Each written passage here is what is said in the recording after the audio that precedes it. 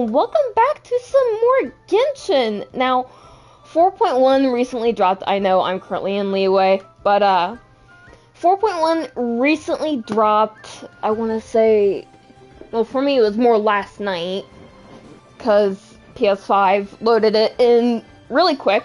So let's go ahead and get this started up. You know, we've been walking around for a while now. Why don't we go back to the Spina di Rosula base in the court of Fontaine and have a rest? Nadia said something about having a place ready for us there. Didn't she? Come on, let's go! Alright, let us go ahead and go through some of these real quick. So, Nuevillette is currently out. I am praying I get him. And, hello! I am praying, I'm streaming. I'm kind of really hoping I can get Nuevillette. I would really like to. Ooh, the stuff with Homa is up. You know, we'll go for that. Even though you don't need, I've heard that Nuevillette is only good with his weapon, but I've also heard that the Wriothesley is a good spot for it. Oh.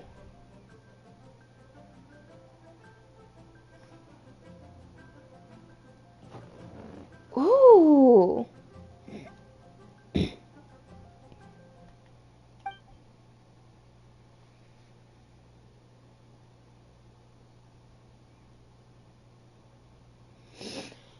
Okay.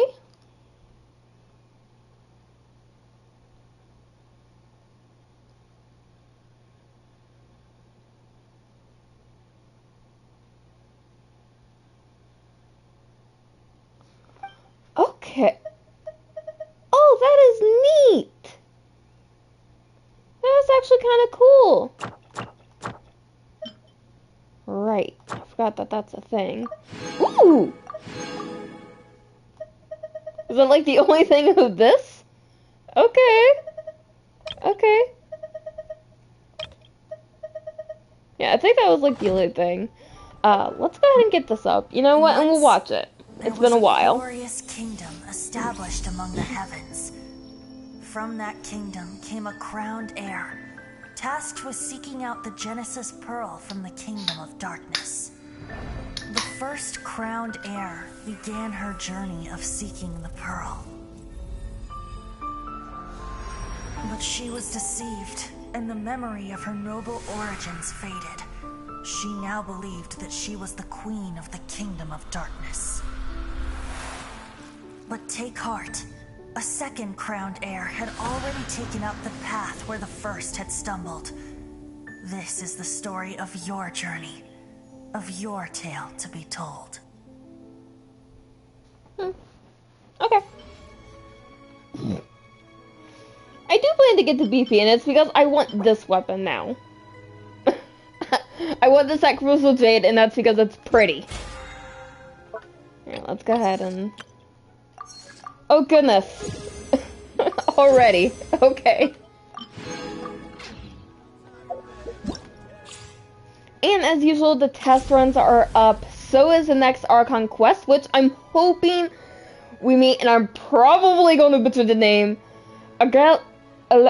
Arelicina. I'm pretty sure I butchered the name, but the woman with white and black hair. I'm hoping we meet her. There's Nuevillette. I'm definitely going to unlock. So the next area in Fontaine, the Fontaine Research Institute, has also been unlocked. And apparently you can swim in those blue cubes. I don't know how to feel about that. And I'm terrified to fight this. My brother has already told me it's a pain to fight. Alright, so let us go ahead and get the test runs out of the way.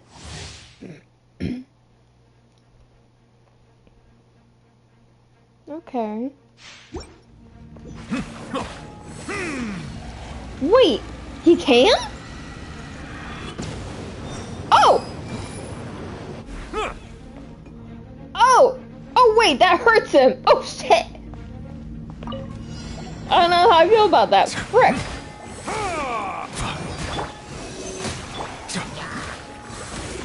Settle down. Let the mighty be humbled. Oh, dude!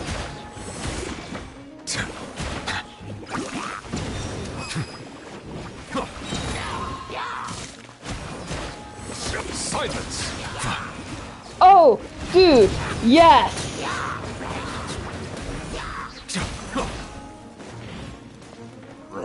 Be sanctified.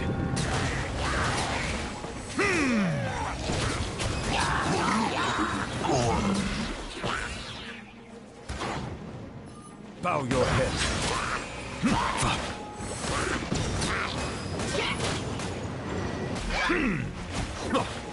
The tides beckon.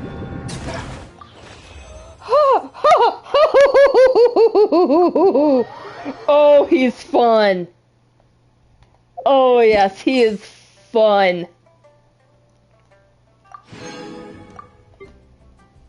I like Nuevillette a lot. He is a lot of fun. Am I going to try and get him? Yes. Go!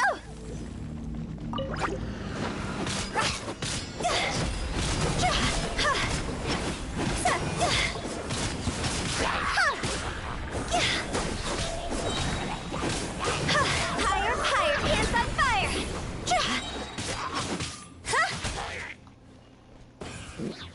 Let's see. Witness the power of go.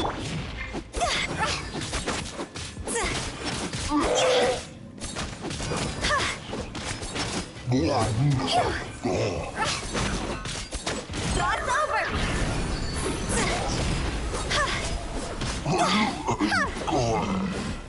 Oh shit!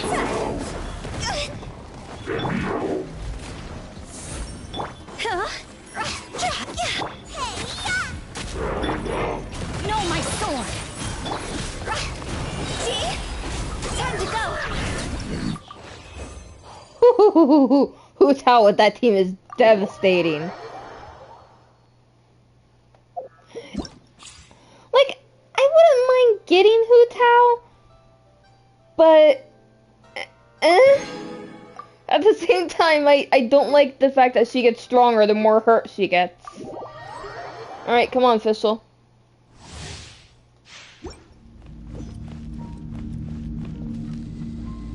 Oh, they have the stringless on her. Okay. By royal decree.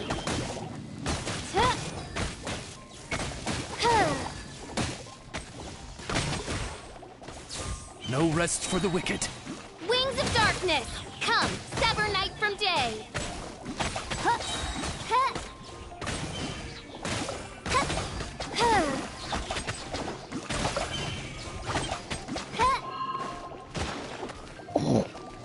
Come on. Oh, damn it. As you wish, main Fräulein.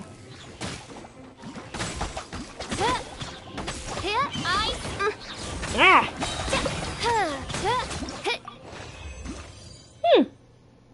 That's an interesting look.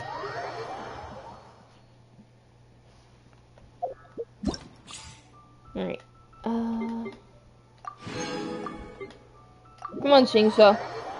And will you please come home for a C6 when I start pulling for Nuevillette? I only have you at C4.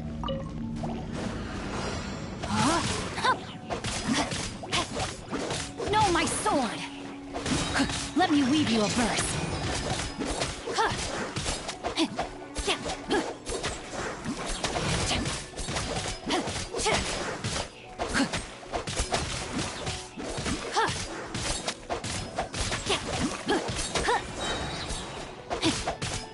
Body and mouth.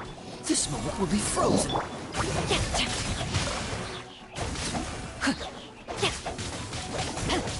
Rain cutter. Cool it.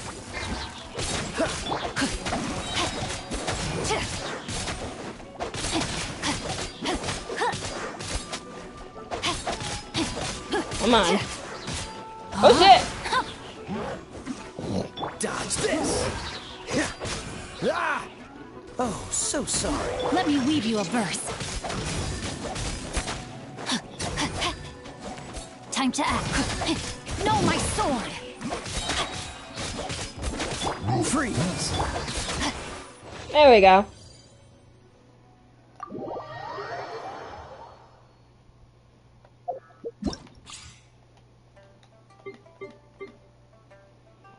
Flame.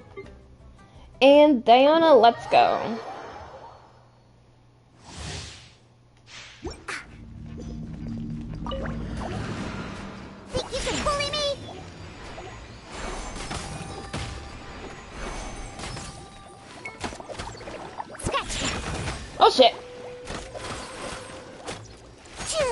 She's not exactly strong. You're in for a little shock. You've been a naughty boy.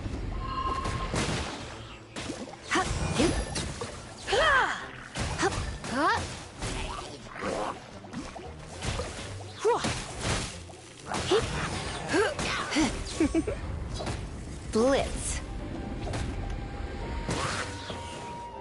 Damn, Lisa. Shake his hand, stir. Let's spark things. Don't get frostbite. Diana special.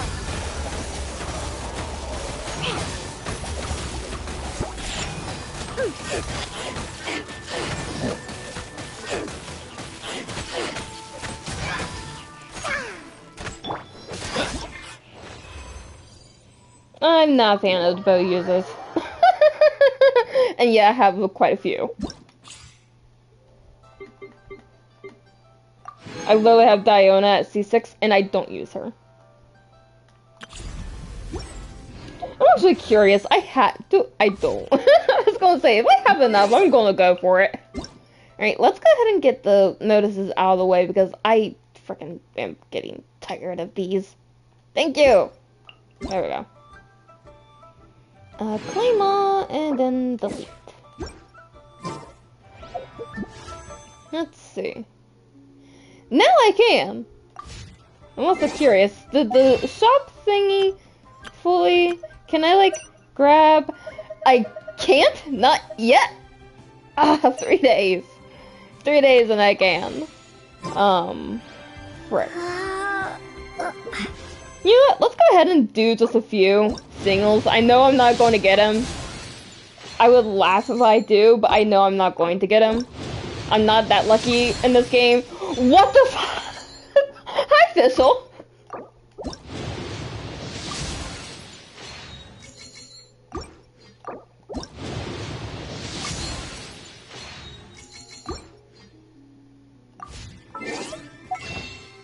And I got enough to grab another one, so you know, why not?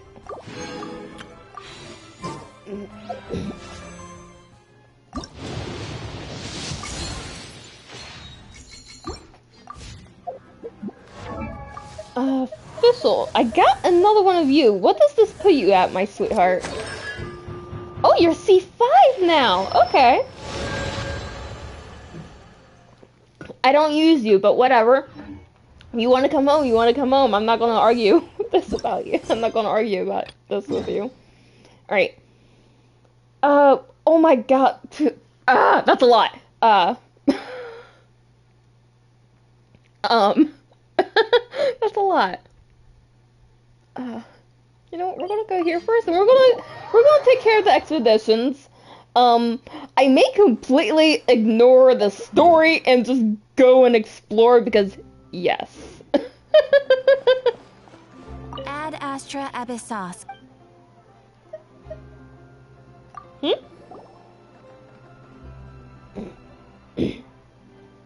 Did something happen?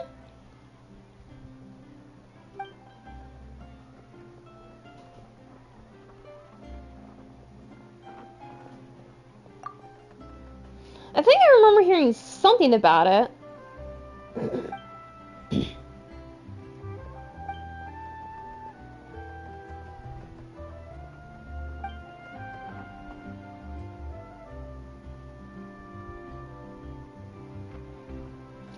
Oh.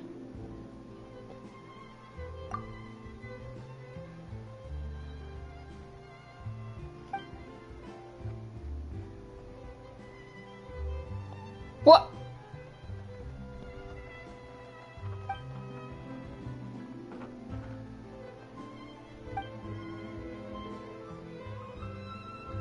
Damn!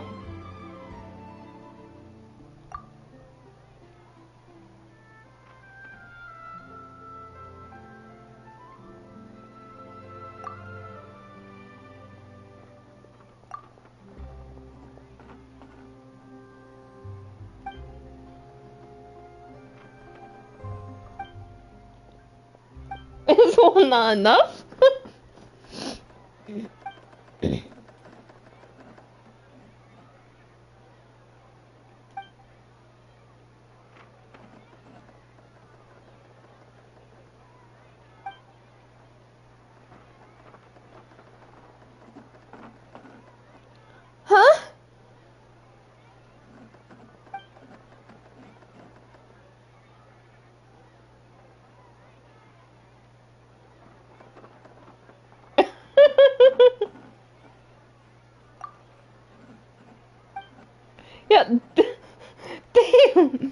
Catherines help you start filling out the forms, alternating between hesitance and doubt. You use up bottle after bottle of ink, but the stack of forms also gradually shrinks. As you finish the last form, both Catherine and you breathe a sigh of relief. It hasn't even started.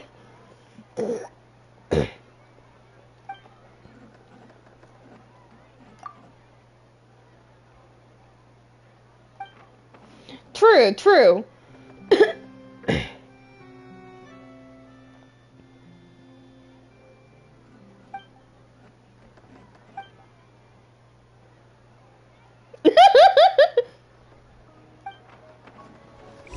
Alright, first, let me go ahead and do my friggin' expedition stuff.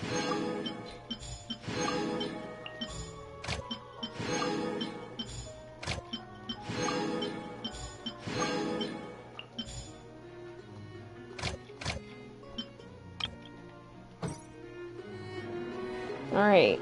Wait, what? Oh, right, mining. Alright. So I did get this.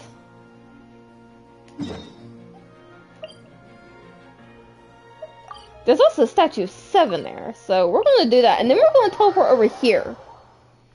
Generally, the first thing I tend to do when a new area comes out is automatically, there is a hydroculus here. What? Aha! Mine. No, no, no. Damn it. Oh, wait. I don't have the stamina for that.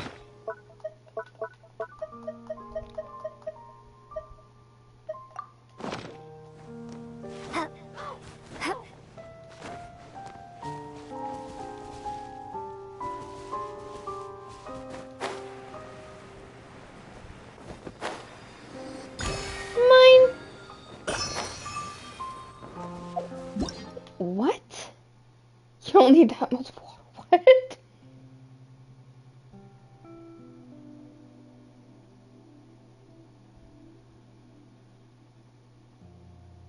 What? Huh. Okay. Shit.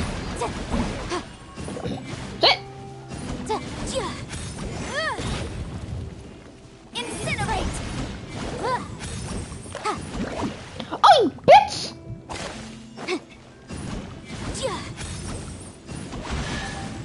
There we go. Okay, so that's a little interesting. We can definitely write this off as incidental gains. Was not entirely expecting that.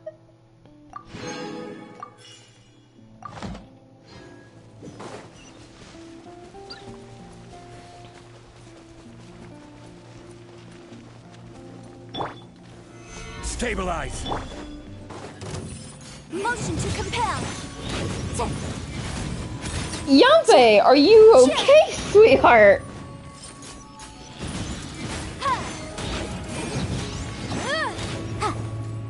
There we go.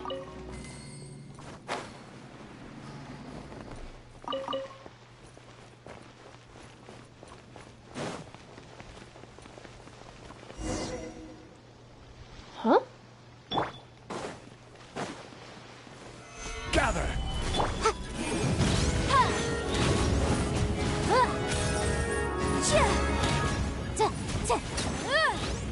There we go.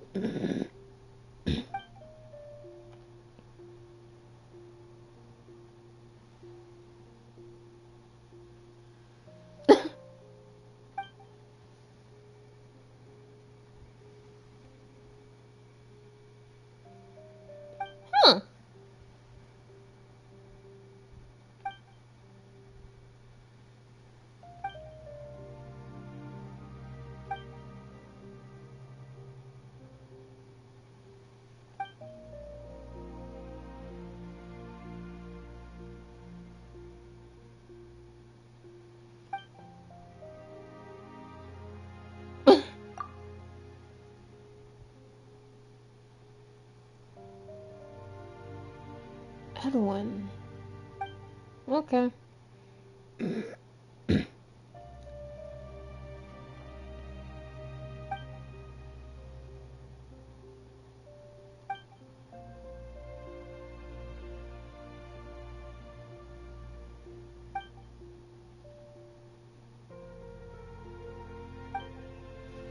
Poor guy.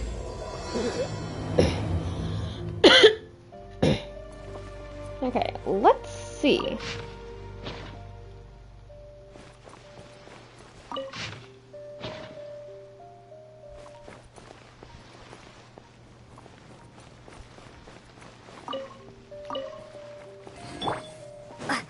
Ooh.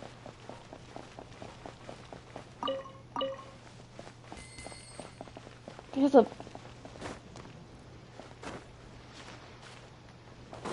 I'm blind. There's a staircase right here. And there's a hydroculus nearby too. Must have.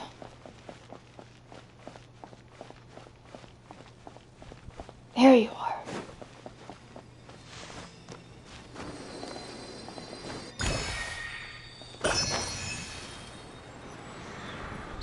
Mine.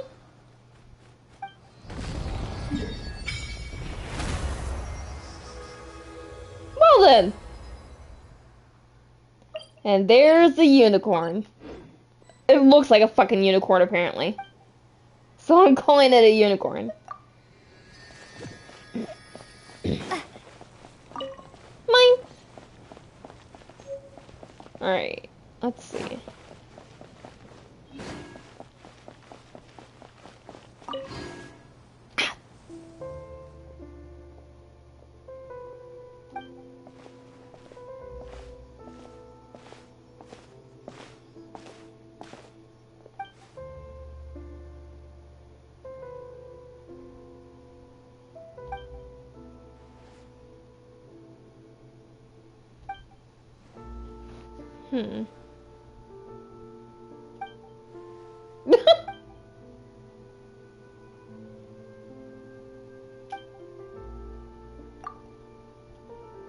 Oh, so he's Mr. Knacker. You introduce yourself to Knacker and describe the final review situation. Upon mentioning Death Notes, you remember what he last told you. Before formally arriving at the Fontaine Research Institute for the final review, Mr. Death Notes has first tasked me with being your guard and ensuring your safety.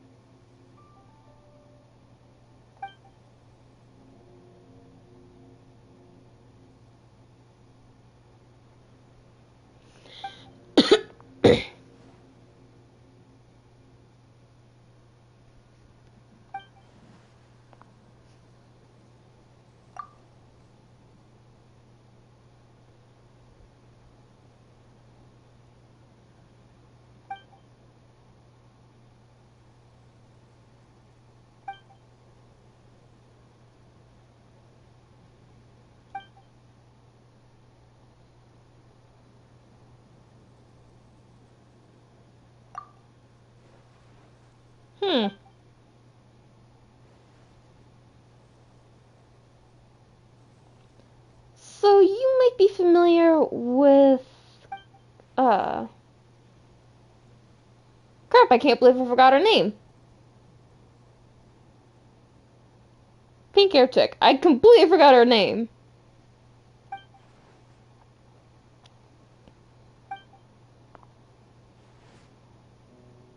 Huh?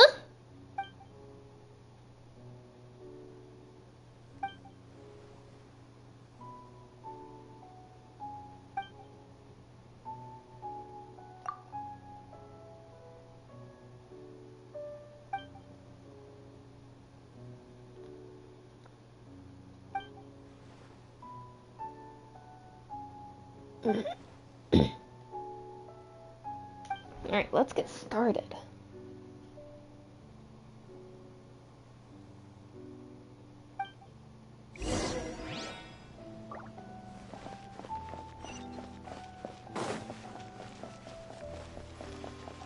And whee! If only stamina wasn't a thing in this game, I could run indefinitely.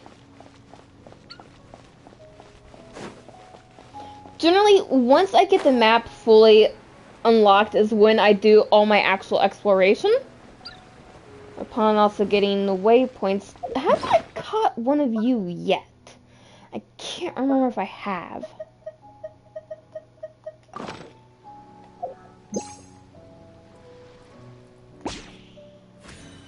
Oh, bitch.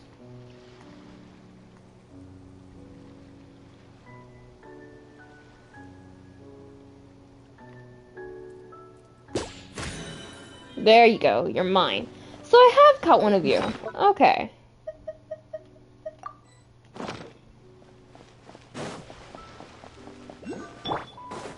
There's an old Hydroculus around.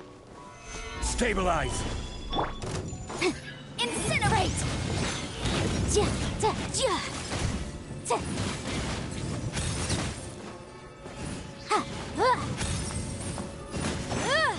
Boom boom!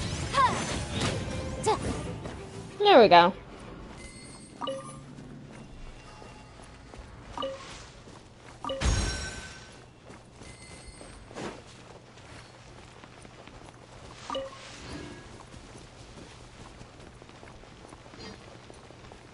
I can do it. Come on. Come on, Yelpe. There we go. I want to just go ahead and explore right now, but I do all my exploration later.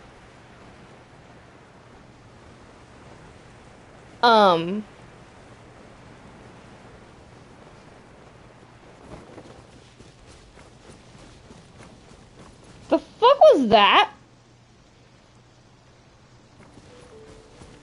Okay.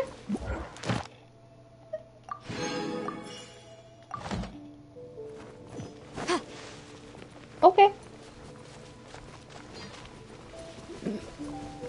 Incinerate! No, Yanthe! Actually turn towards it.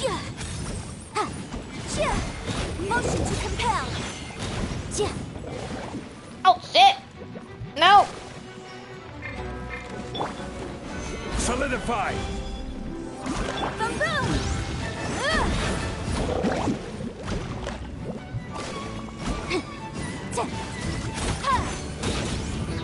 Motion to compel!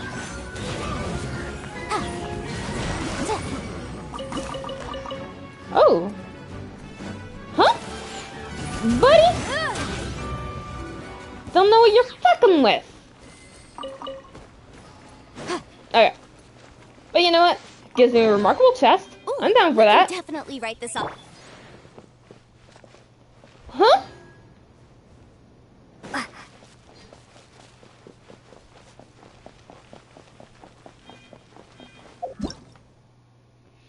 Stabilizer. She's stable, but it's in fact not. Oh.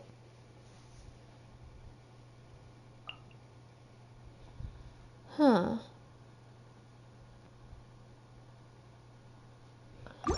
Okay, so is this like for this?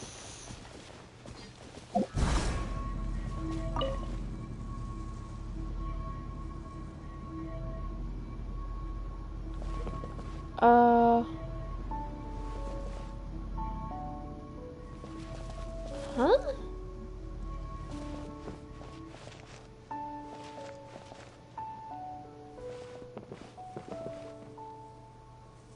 More of the TCG stuff?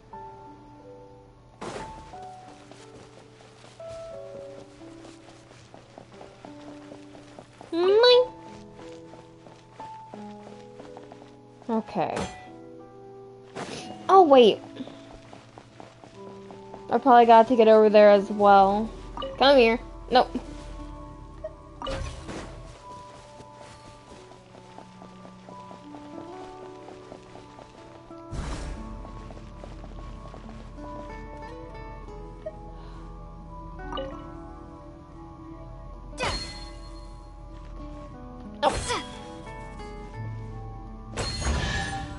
There we go.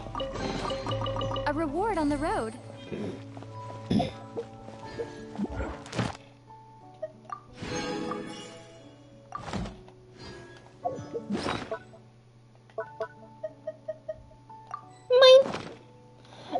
kind of curious.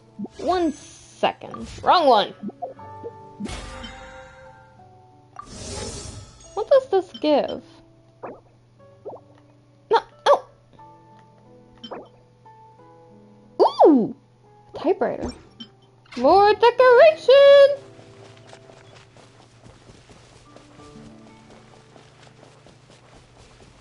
Of course, my teapot's pretty much already filled to the brim.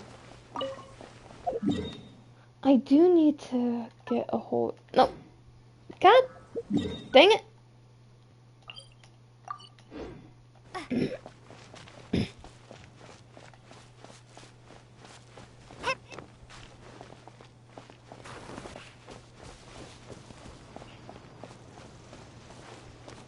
Don't mind me, Whooper Flower. I don't exist in your eyes.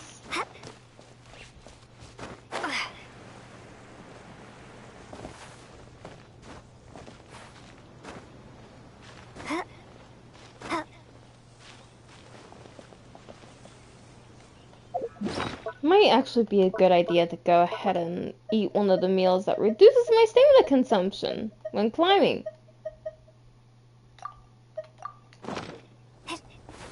No! I mean...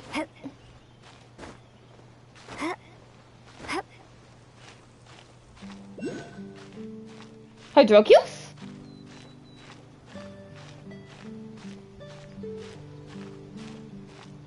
I don't see it. I'll see it eventually.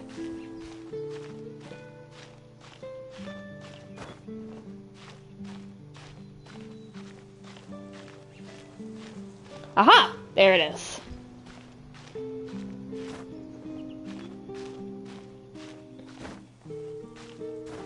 There we go.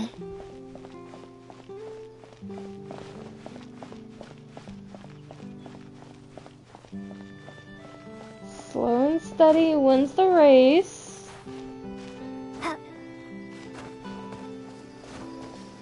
Mine!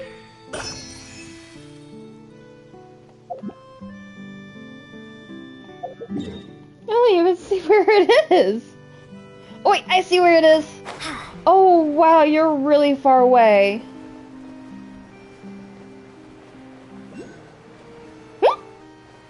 Hydroculus?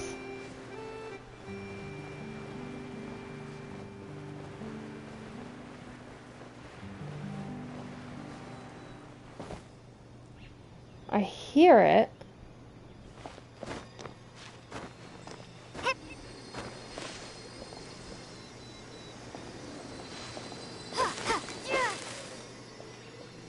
Aha!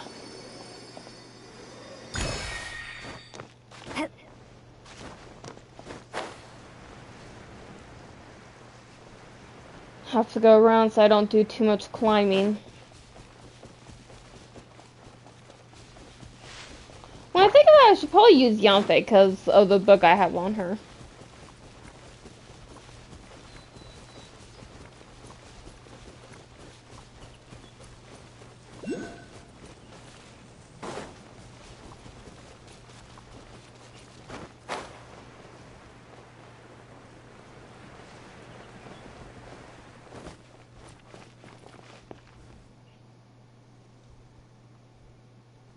You're up above. Because of course, you always have to climb. You have to climb everything you come across.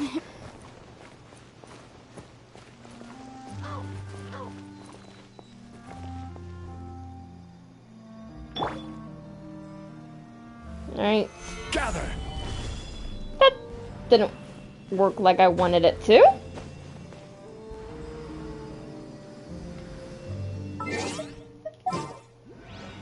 Uh-huh.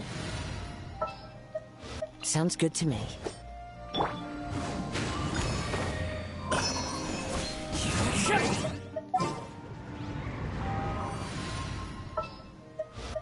As soon as Kazuha is, my Lumine's overpowered as it is.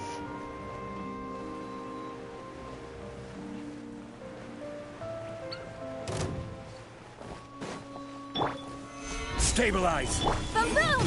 Ja! Ja! Ha!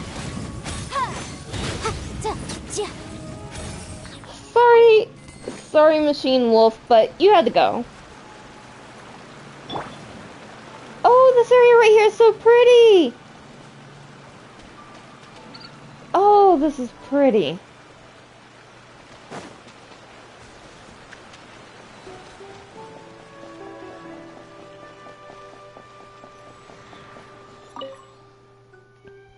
The world opens itself before those with noble hearts. There we go. Oh my god, that's a lot.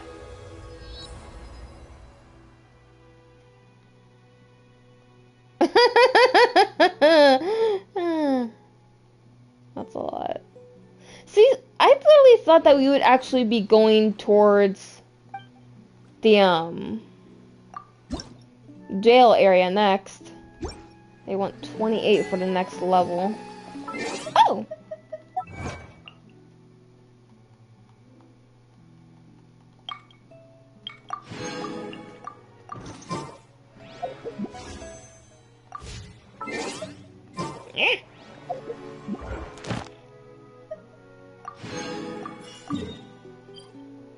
Might as well. Kinda sucks that you can't just grab it from the commission book. Ad Astra Abyssosk.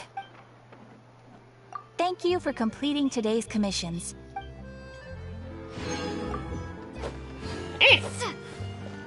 So used to pressing like circle to exit out of everything.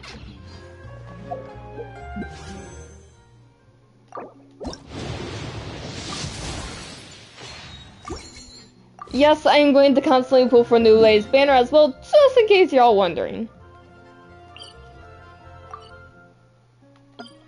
Oh shit. Alright, now we go for the waypoints.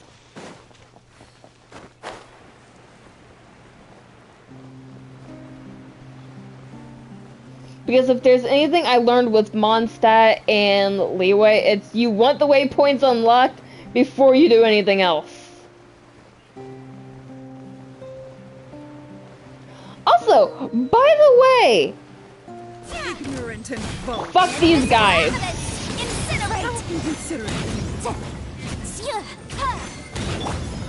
Solidify. I will have order.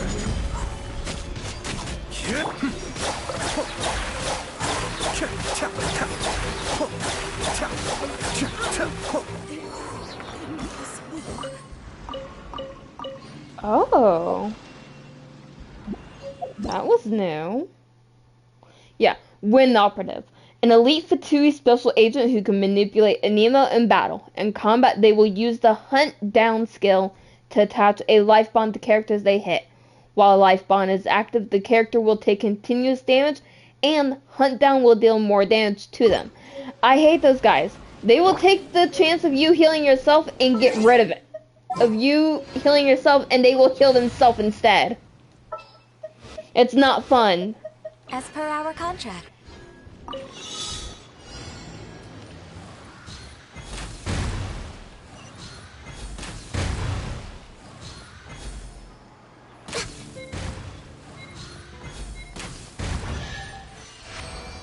There we go. There's nothing wrong with reaping a reward every now and then. And yes, I put the actual weapon on Ganyu. This world is full. Because, see, I was originally looking to keep that weapon on Goro. I ended up switching their weapons to where he has the Ibis Piercer and Ganyu has the Amos Bow. I also got Polar Star, Tartaglia's weapon, so I decided to add it to Venti, and you know what? Venti is more OP than usual. Where the heck is the... It didn't seem that far away.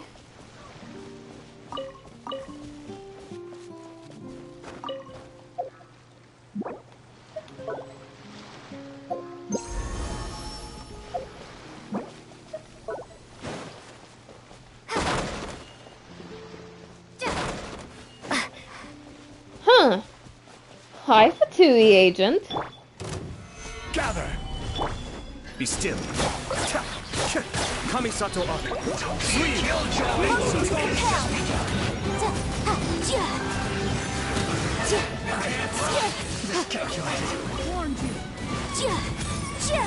Incinerate!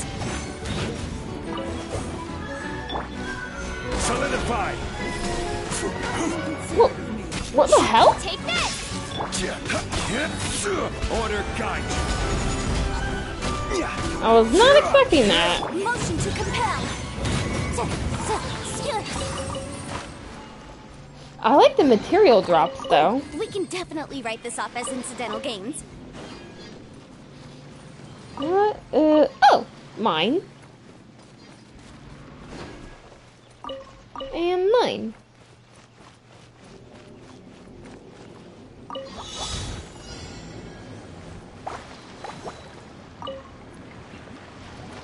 What? Oh.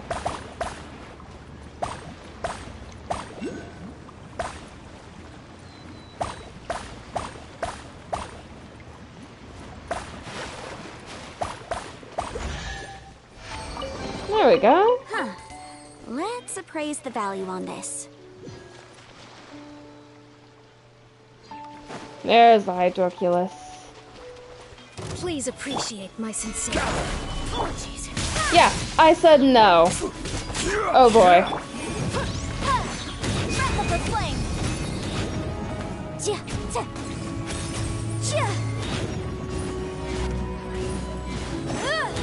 Incinerate! Which is nearing its end. Oh shit! Bond of Life will absorb healing effects that a character receives, and this will prevent them from recovering HP.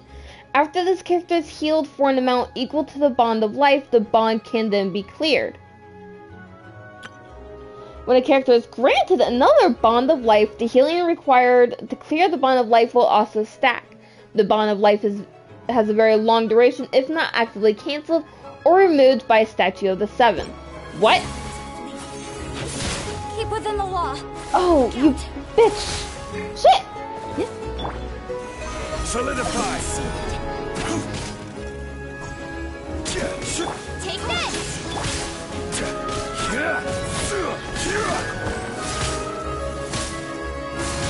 Fuck! Quake! Motion to compel! Started raining and that was not good. Ah, damn it.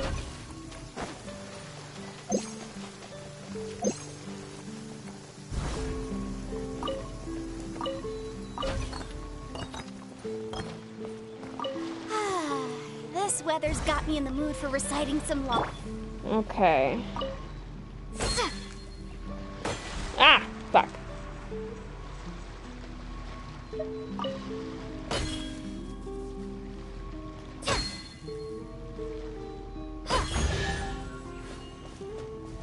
There we go. A reward on the road. Oh boy. Have a load of this!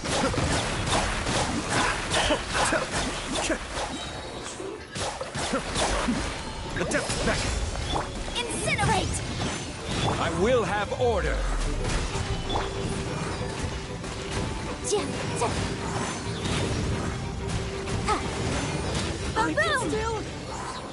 Boom!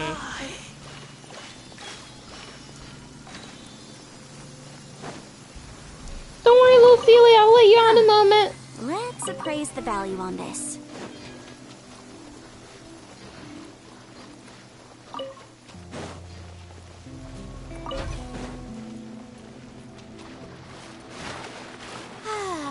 This weather's got me in the mood for reciting some laws. Let's see. Commercial Law of Lila, Chapter 27, Section 6, Article 3 stipulates that...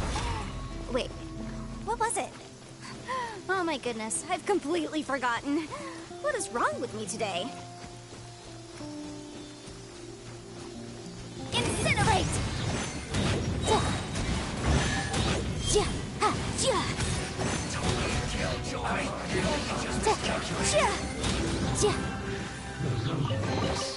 Ooh, we can definitely write this off as incidental gains.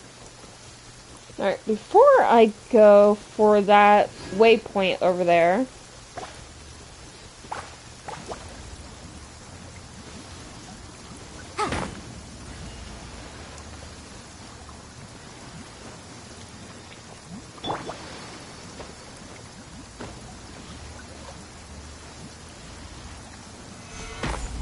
That's it. You know what?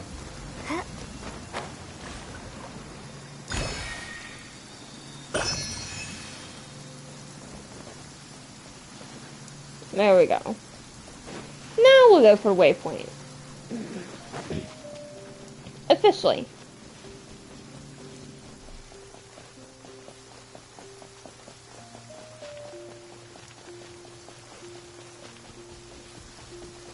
There's another hydroculus. It will be mine. No, I ran out of stamina. I do also need to get rid of those.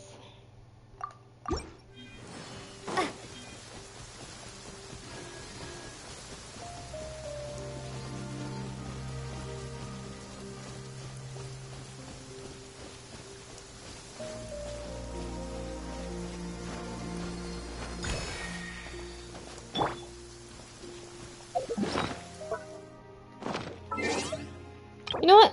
I'm not liking how enemies are actually able to freaking kill me 24/7. So we're gonna do this. Have a load of this. Set.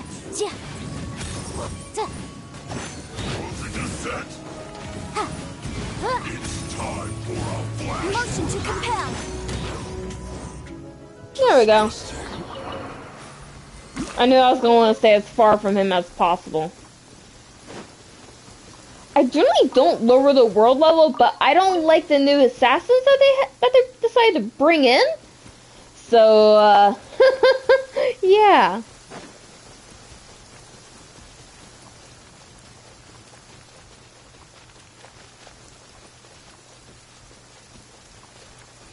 And I don't like how it's constantly raining. I mean, my Yambe does fuck tons of damage, but that's normal for her.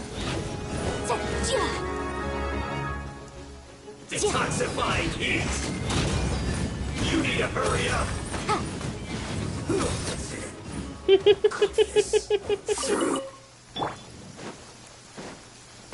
There you are. Solidify. Order guide you. Boom! Looks like I went too far. Huh. Let's appraise the value on this. I thought for sure a hydroculus would pop up over here.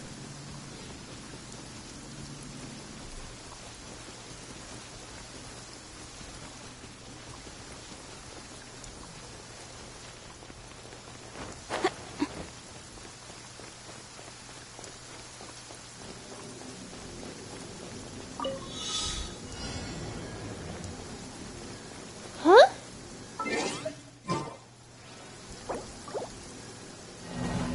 Okay.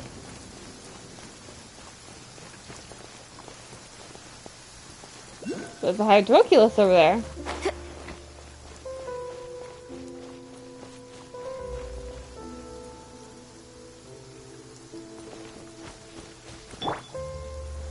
Gather. Alright, let's do this, Lumine.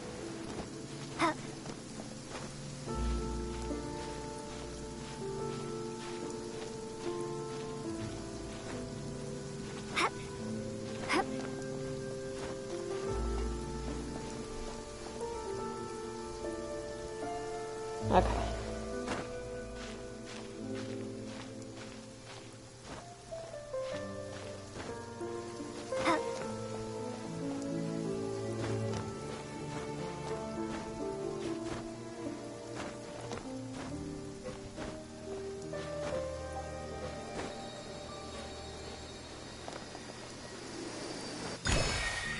There we go.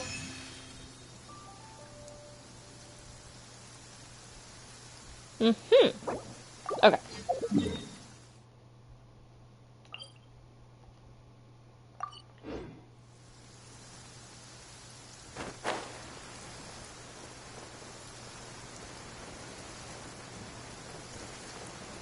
Literally just going for the waypoints.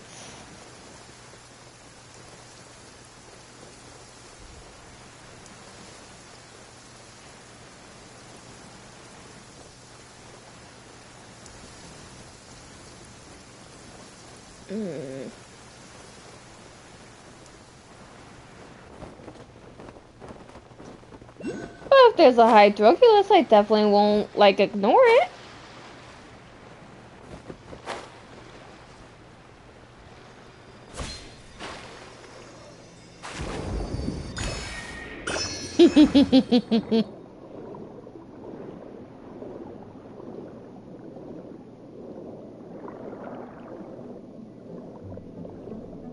Oh, the underwater area is still... No matter how many times I go underwater in this game, it's still so pretty.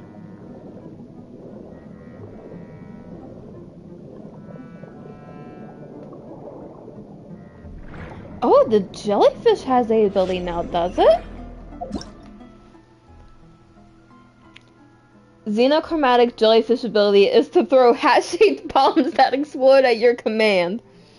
Hold to aim and place the big Bing Bang Hat Bomb, which has a stronger explosion and a wider AoE. Press again after placing to detonate it. Alright, so hold on.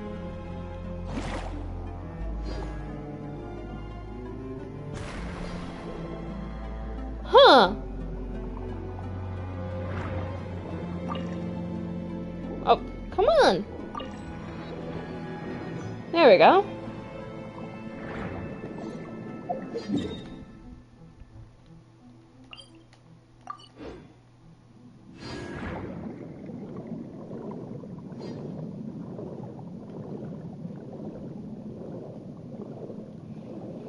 I see something pink and it's quite icy too.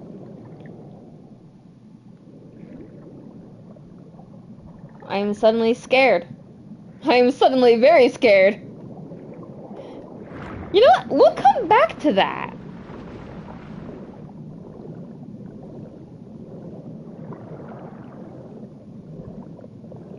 Hello, Steven.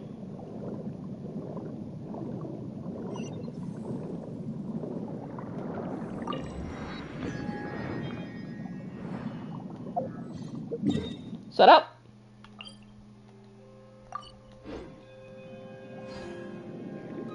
So that's further down. Do we maybe go through here?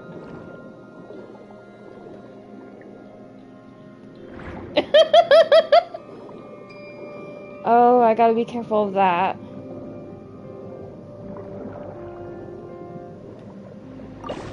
There's nothing wrong with showing a little bit of fear every now and then. It's best to know to choose and pick your battles.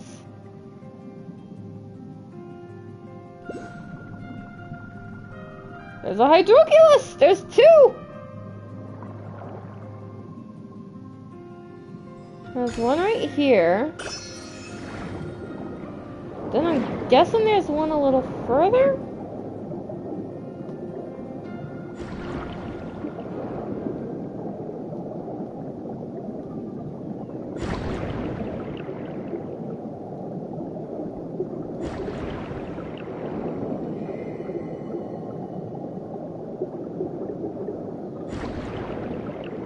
Whee! Or not. So this is how you get to the seahorse thingy-majig.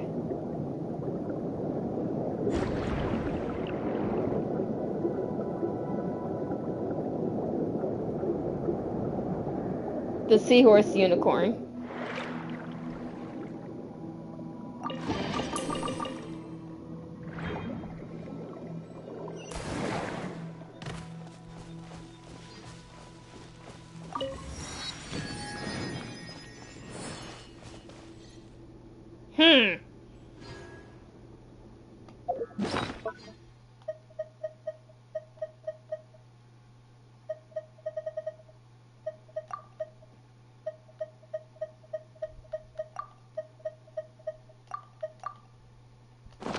Let's go fight it.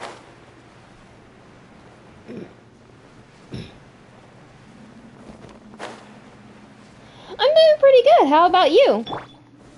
Solidify. Alright, let's see this. Millennial Pearl... I have not... And I'm not going to. Millennial Pearl Seahorse. A lonesome lord of seahorses that has gained the form of a fantastical beast and has surpassed almost all other Fontaine beasts and has... wow. The xenomare pearl beneath its head is a crystallization of electro that will allow it to use more powerful elemental attacks and possess stronger defensive abilities. Other than using elemental reactions to destroy the xenomare pearl, it's Kakali's horse, yes. In the xenomare pearl, you can also destroy the resonant coral orbs it creates while guiding Fontaine Hort Thunder to deal effective damage to said pearl.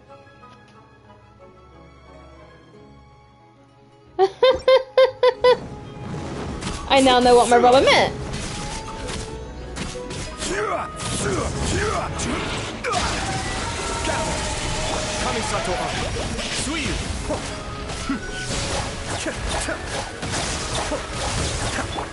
Motion to compel. Why do you say that? Inadmissible evidence.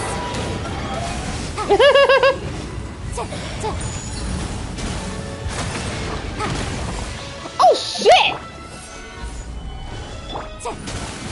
Boom boom.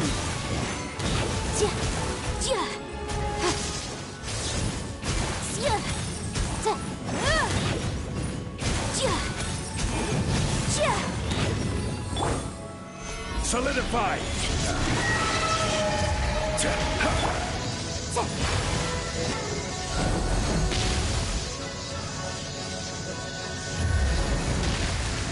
Motion to compel.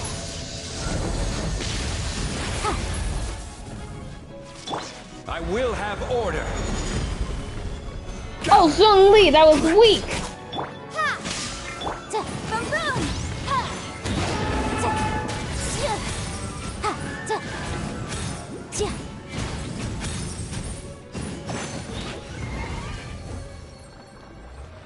I'm sorry. It dies so prettily, and that sounds so weird coming from me. Oh my god, I am a horrible human being.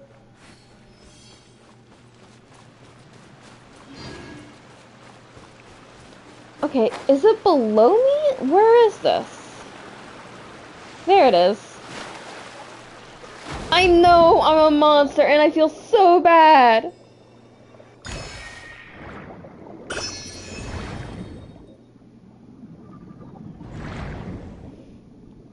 It's mostly me just trying it out and seeing what works.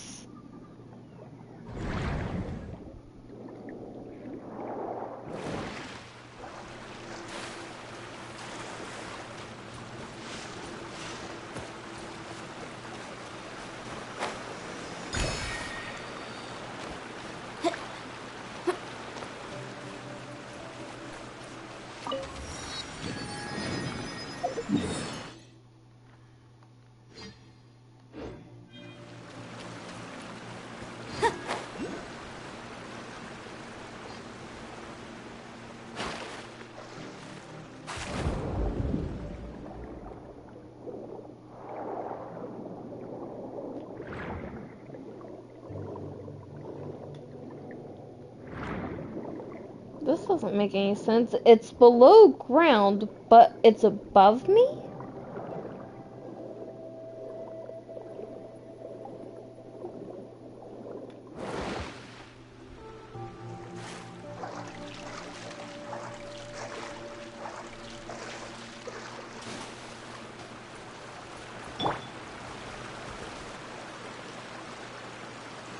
Sure, fight me all you want. We'll see how well that goes.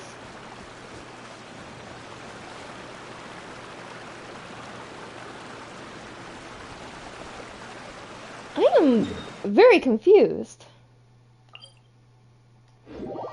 Maybe it's like from over here? Over this way?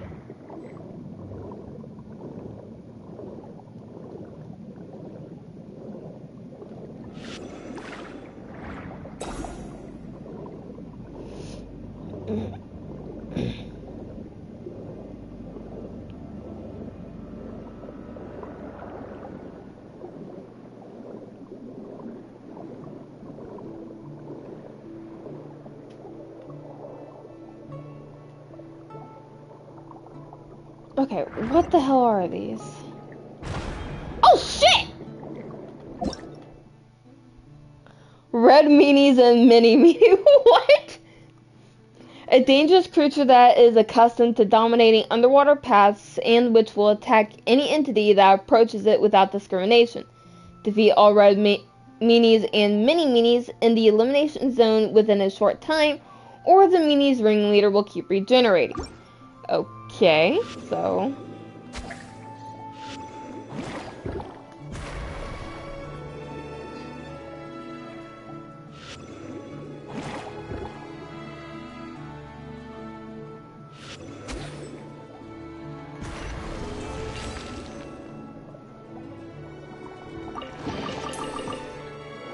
There we go. Oh, wrong one. Okay. Oh, there's a thingy over here.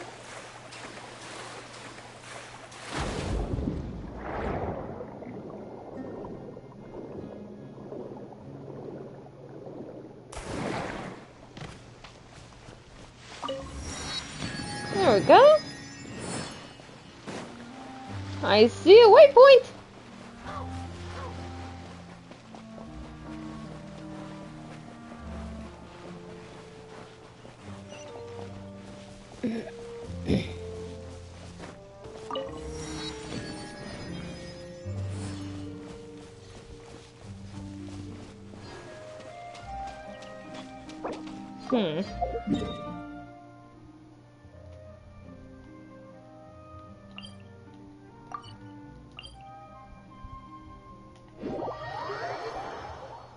I'm really confused about the hydroculus that's behind me. That's over this way. Ooh.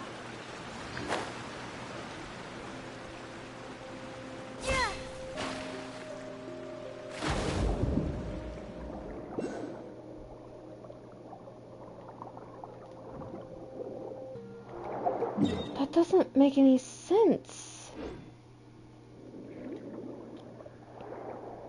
I don't know if it's like further below me or what.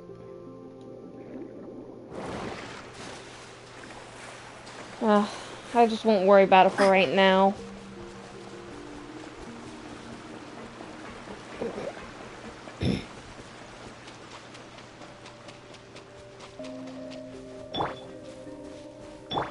Incinerate!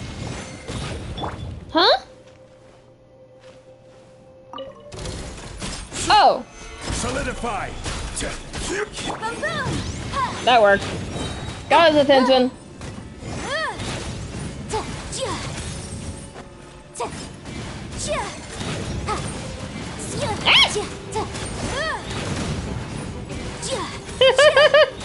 Truth. I should know better by now. Game logic. Motion to compel.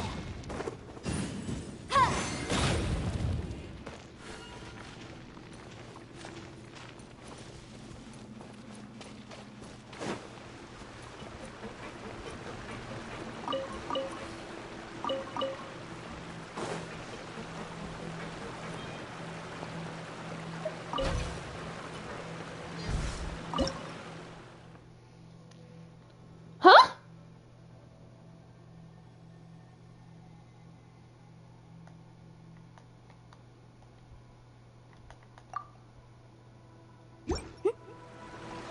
Huh?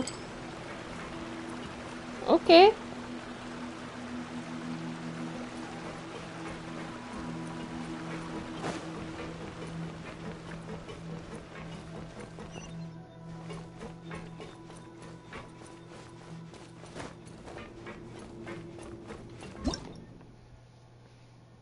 A device that resembles a research terminal. You can access the transfer terminal viewfinder to collect and transfer energy from different storage devices. If there is another transfer terminal within your viewfinder, you can switch to that other transfer terminal's view by aiming your crosshairs at said terminal and pressing it. All collected energy will be transferred to said new terminal. And what did you say?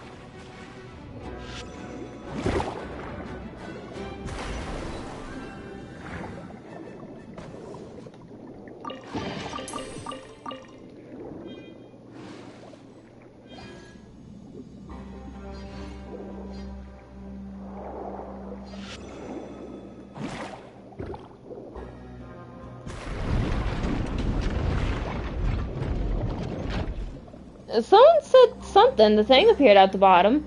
Hydroculus!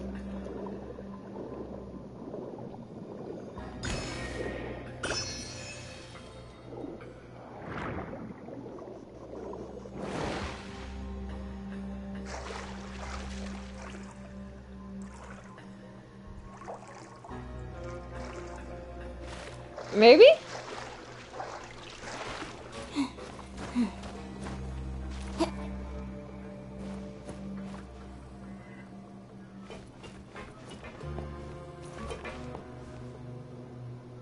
Huh.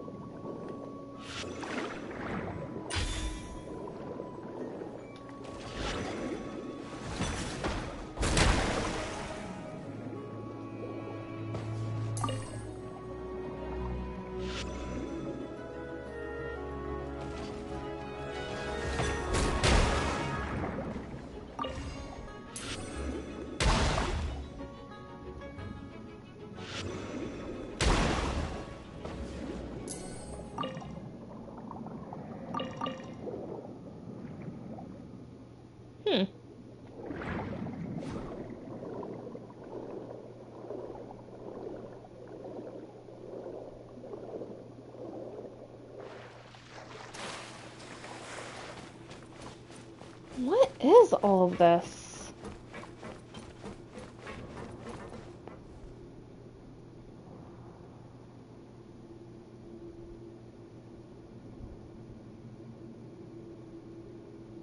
I'm literally expecting just some giant sea creature to suddenly come from nowhere.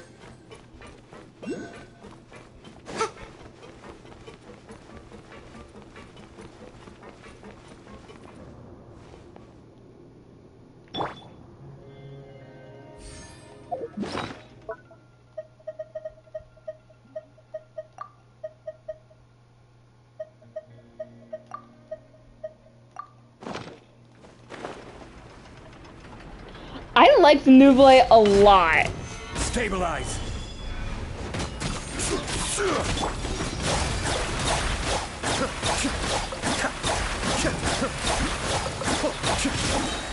Mind the deluge. Cascade. I've been doing singles.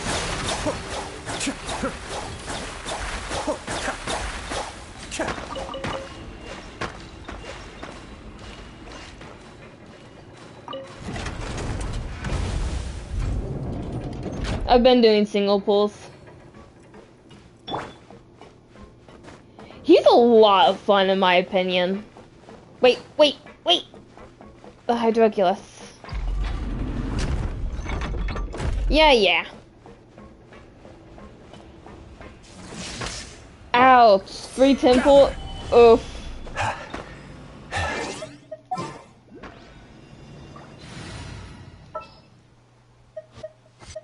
Want me to come along? Ah.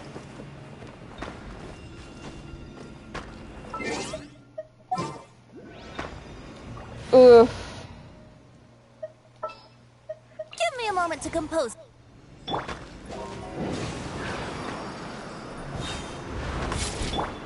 Follow the wind. There we go.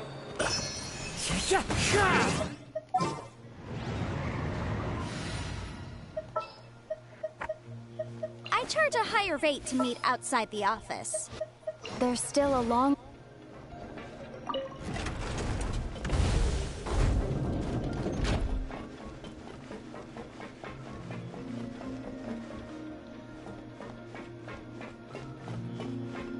What the hell?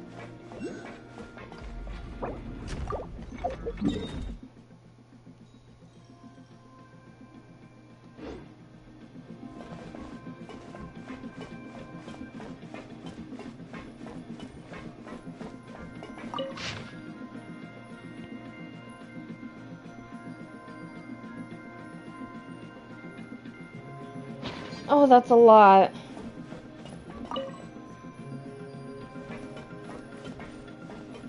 Sure, the pipe pressure is normal.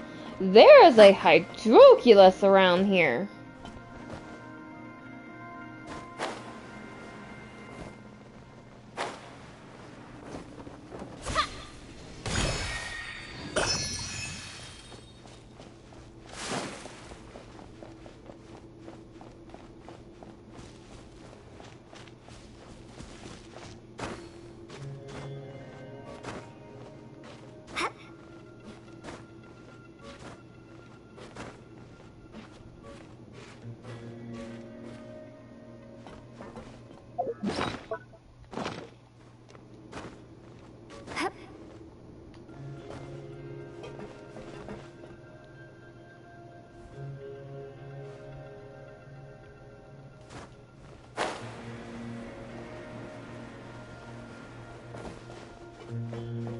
Hmm?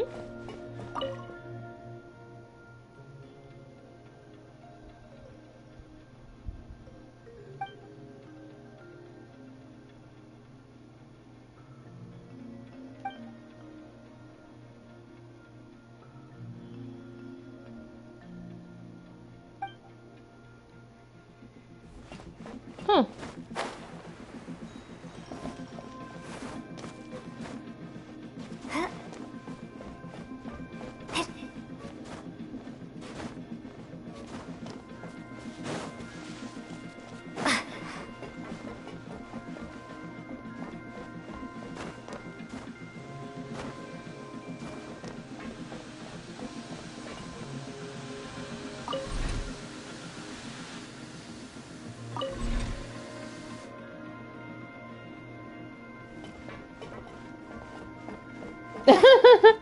Did you get it?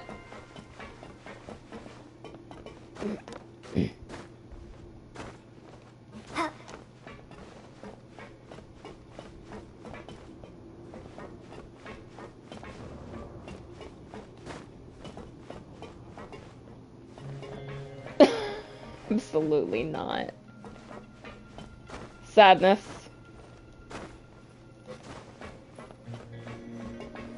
Alright. Do I have... Okay.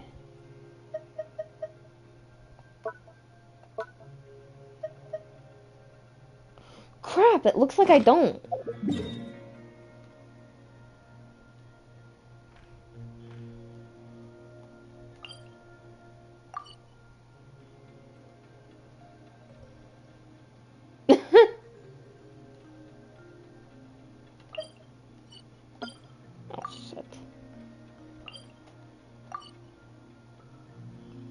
Alright, you know what? We're actually going to continue on with the main storyline. And everything else can come after.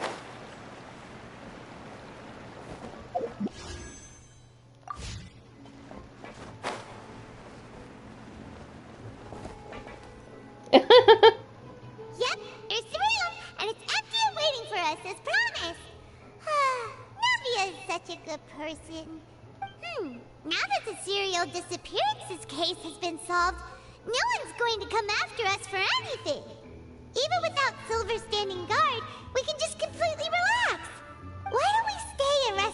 for a while. Even machines in Fontaine need to stop and recharge now and then. Oh, come on! This place isn't that bad. Besides, how often do we get to stay in an actual base? The truth, Paimon. Fine. Remember that detective story Paimon read before? Well, the author is about to release a new book, so Paimon wanted to buy it as soon as it came out and have a quiet place to read it. Come on, let's get some sleep. We'll need to be up first thing in the morning to get in line and buy a copy.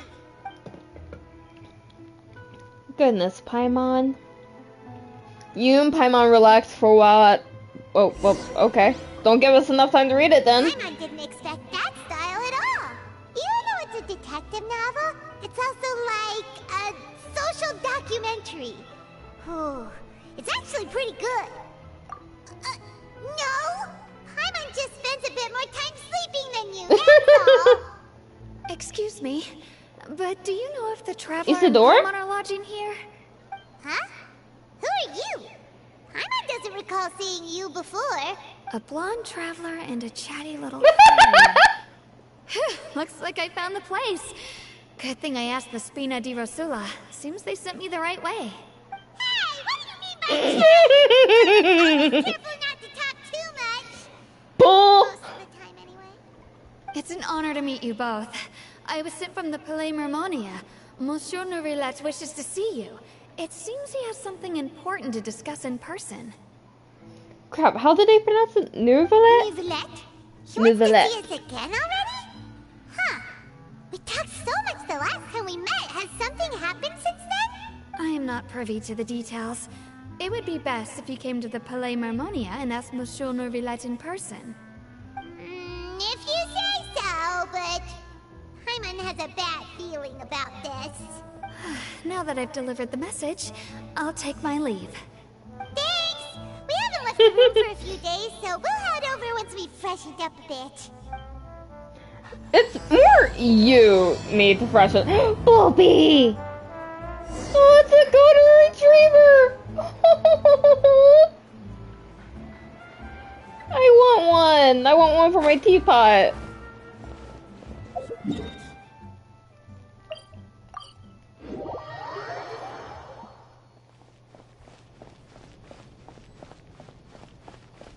Alright, let's see what Nuevillette wants to speak about.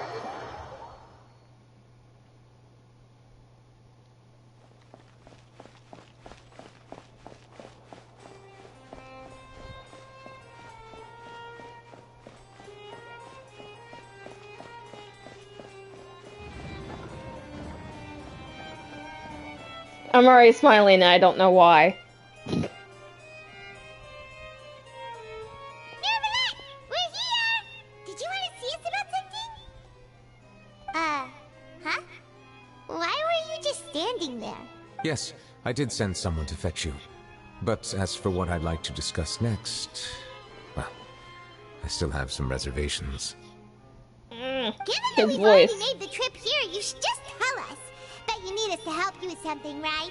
Ah, yes. Most I do likely. indeed have something I'd like to ask you to do. However, you should wait until after I tell you the details, then decide for yourselves whether you'd like to help or not. The situation is this. Well, earlier. It has come to my attention that the Snezhnayan Harbinger known as the Knave wants a diplomatic meeting with you, correct? Oh boy. I heard that she was originally from Fontaine, but for her to suddenly arrive here and abruptly request such a meeting like this, I sincerely advise you to refuse her invitation outright. I'm sure you're aware that her purpose is most likely related to Child's recent predicament. We convicted one of the Snezhnayan Harbingers in the court of law, but we have yet to provide any form of detailed report on the matter. This does indeed provide an opportunity for Snezhnaya to put pressure on us. I believe we should adopt an evasive stance until we can provide a proper explanation and have a preliminary plan on how to deal with the matter. No, we shouldn't. I think we should agree to the meeting. Oh? Well, you see, we are the ones that owe an explanation. If we keep putting off the meeting, it could easily result in the problem escalating, right? It's like Like a fight between two friends. If they don't agree to see each other and talk in person, isn't it possible that the friendship could end entirely? Farina, what's your relationship to the knave? Though diplomatic relations between Fontaine and Snezhnaya could be considered as friendly, it is only superficially so. You wouldn't go so far as to say that our nations are friends, as you did in your example. Every time I listen to this talk, he sounds more and more like Zhongli, and It was just an analogy. An analogy, okay? Moreover, even if we were to talk in person, if we don't have sufficient information prepared, it is quite possible the result wouldn't be restored relations, but a complete falling out. I don't think we should overthink those possibilities yet. Even if the logic of the divine is not immediately apparent, its wisdom will only be revealed with time. Besides, you'll be at the meeting. If any problems do pop up, you'll have no problem navigating them. I must clarify that interacting and communicating with people outside of court is not my cup of tea. It seems you think too much of me. But more importantly, when did I agree to join the meeting with you? You mean you won't come? No, that won't do. I can't go to the meeting alone.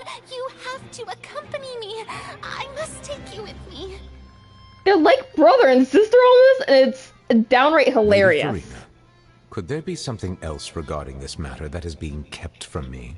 No, not at all. Look, I am the Hydro-Archon of Fontaine, Focalor, the god of justice who is loved and adored by many. So I only hope that justice will be served in this matter. Don't overthink it. I'll go find someone to arrange the meeting. Oh, god damn it.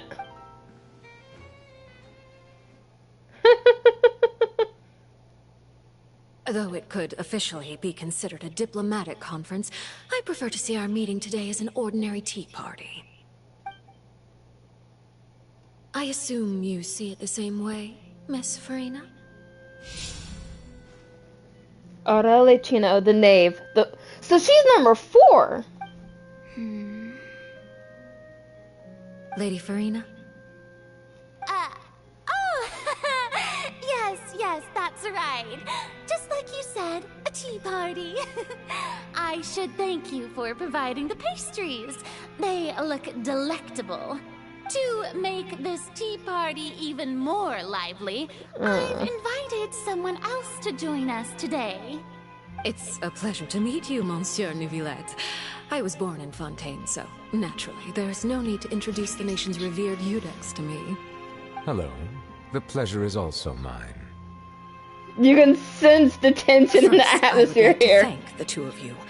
I'm often away on business outside of Fontaine, and I'm told that the children of the House of the Hearth have been well taken care of by you. Oh, I'm not referring to when my children, Linny and Lynette, were falsely accused by you. Please don't misunderstand. The children of the House of the Hearth are often misunderstood, perhaps due to the reputation of the Fatui. There's no getting around that. All I meant to say is that Fontaine has been stable in recent years. The people are well off and the children lead happy, fulfilled lives. That is something truly worth cherishing, and no one wishes to disrupt such peace. Now then, you have come regarding the matter of child, correct? Well, yes. It appears the ever-busy Eudex Nuevillette doesn't wish to waste time with diplomatic pleasantries, and hopes that we can get straight to the point of our talk. Yes, as you surmised, understanding child's situation is indeed one of the goals of this trip. As we are both diplomats from Snezhnaya, as well as Fatui harbingers, Child and I have always been colleagues. Were anything to happen in Fontaine, each of us would serve as the other's attorney to resolve the issue.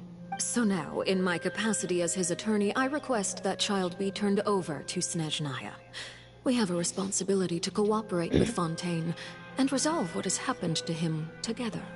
The rules governing attorneys only apply before a trial has concluded.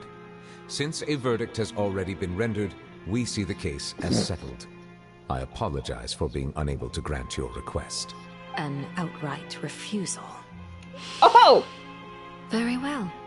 I respect all the rules of Fontaine's courts, just as I respect you as Chief Justice. Okay, why don't we back up a step?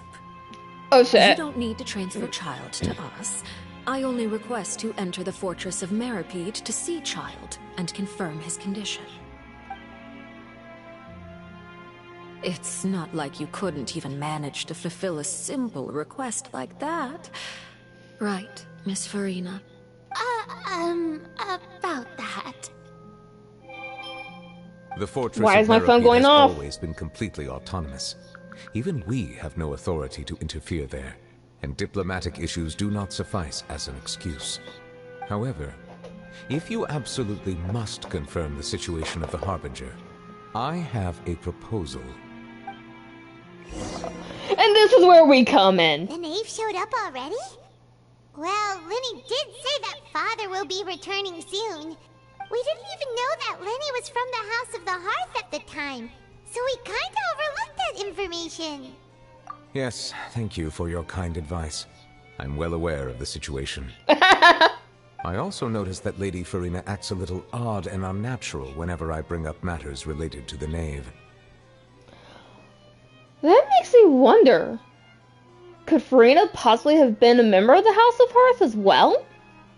Could the knave be threatening Lady Farina or something? Or that could also be a If thing. that were the case, then why wouldn't Lady Farina inform me? And what means could the knave possibly have to twist the arm of an Archon? I mean, she is the fourth of the 52 Harbingers for a reason, Nuevillette. So maybe that's not very likely.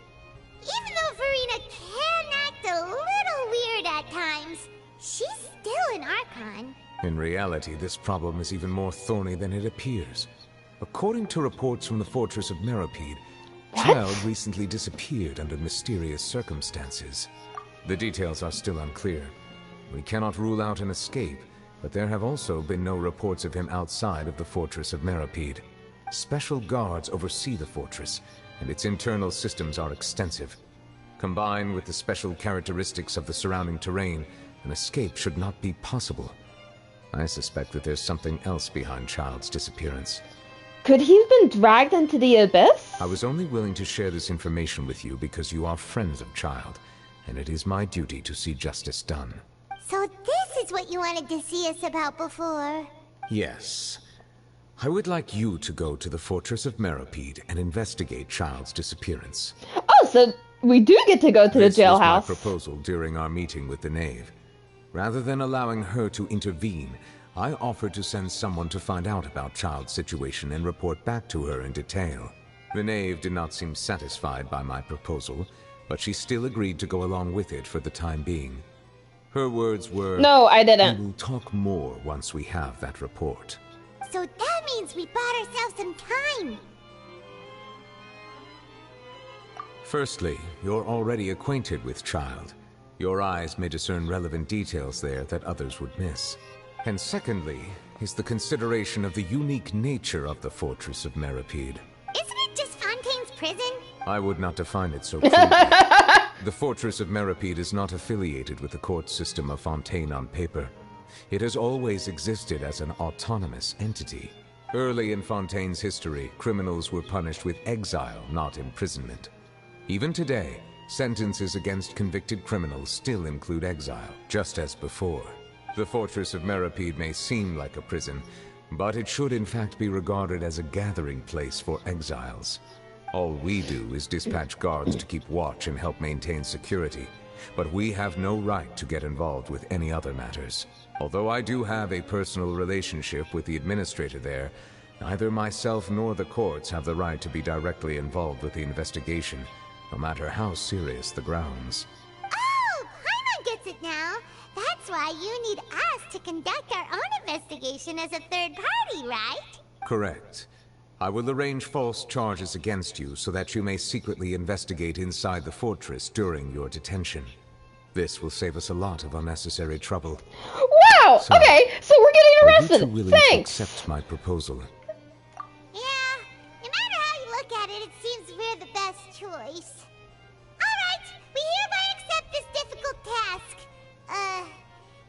instantly.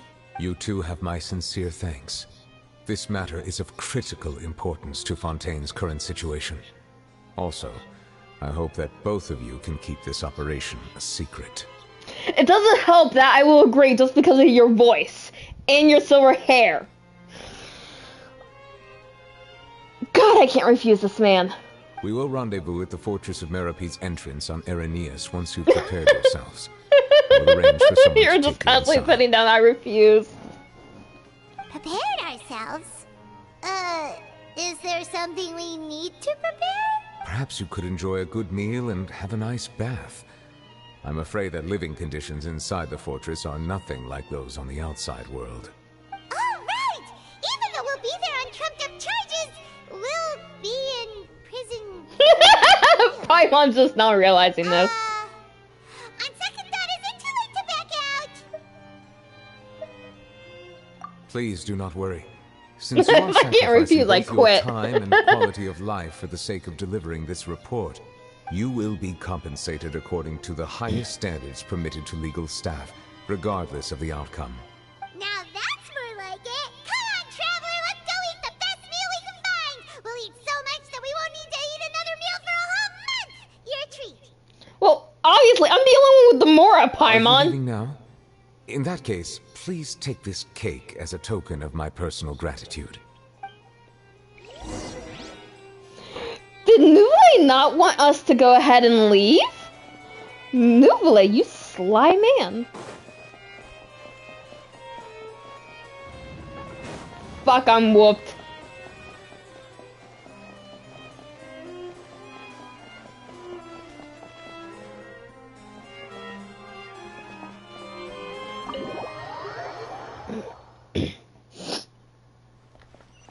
Okay.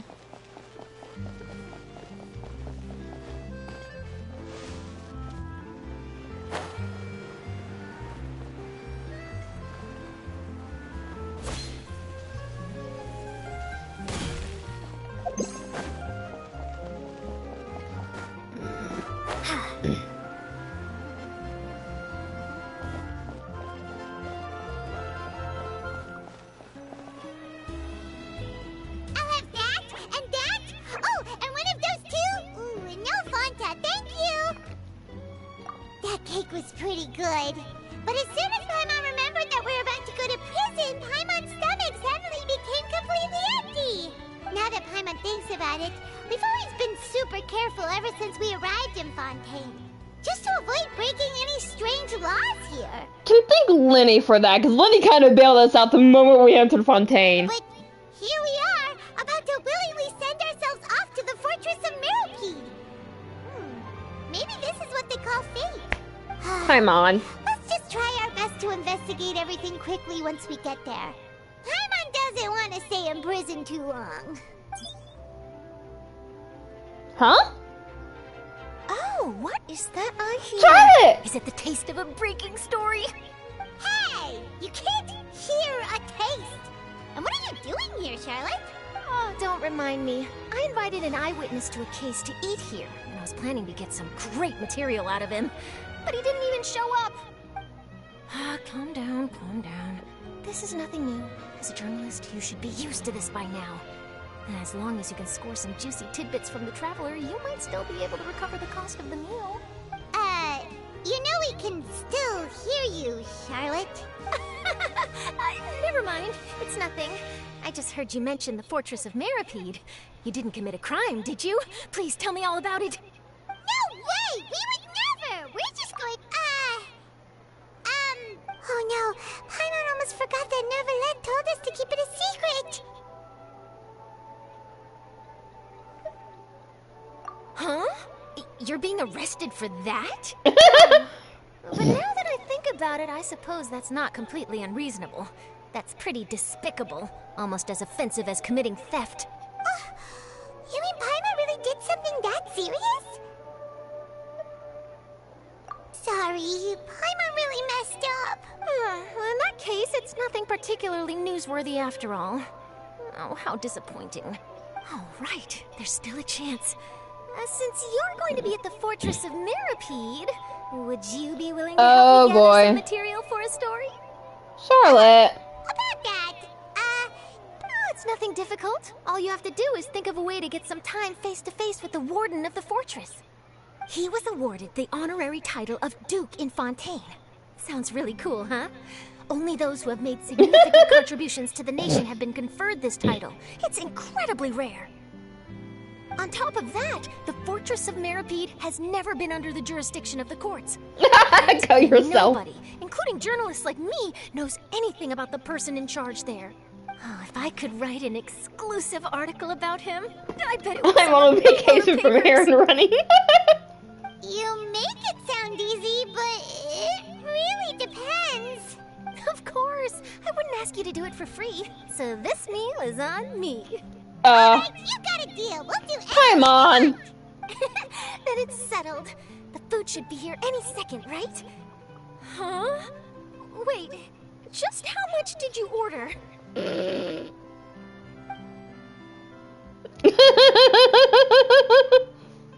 Paimon. Oh, Paimon's so full. Well, guess we have nothing to regret now, so let's get going.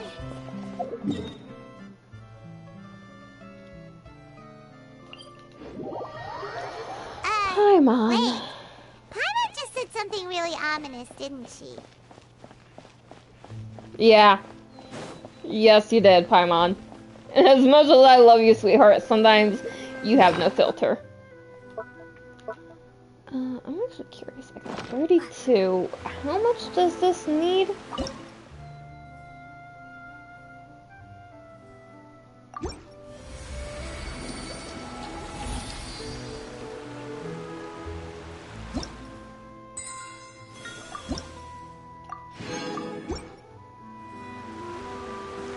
Come on.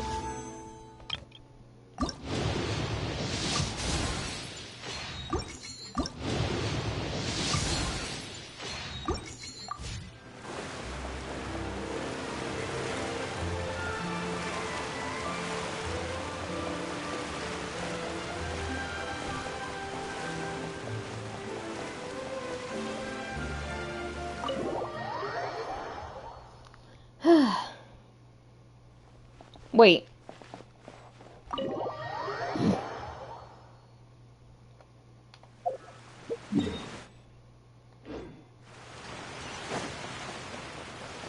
I keep forgetting that there's a back end.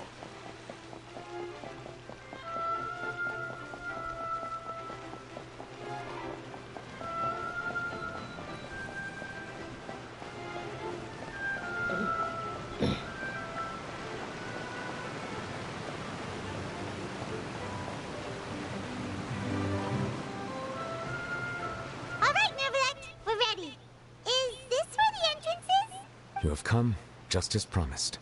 Yes, this is the one and only entrance to the Fortress of Meripede from Araneus. Careful. You may want to step back a bit. Ooh, so you have to go down from here? Is the prison underwater? Utilizing both the barrier of the water as well as the fear humans have of the depths, the Fortress of Meripede is naturally the perfect place to confine and guard criminals. We don't really have a fear of the depths. But do not worry. It is not nearly as frightening inside as you may think.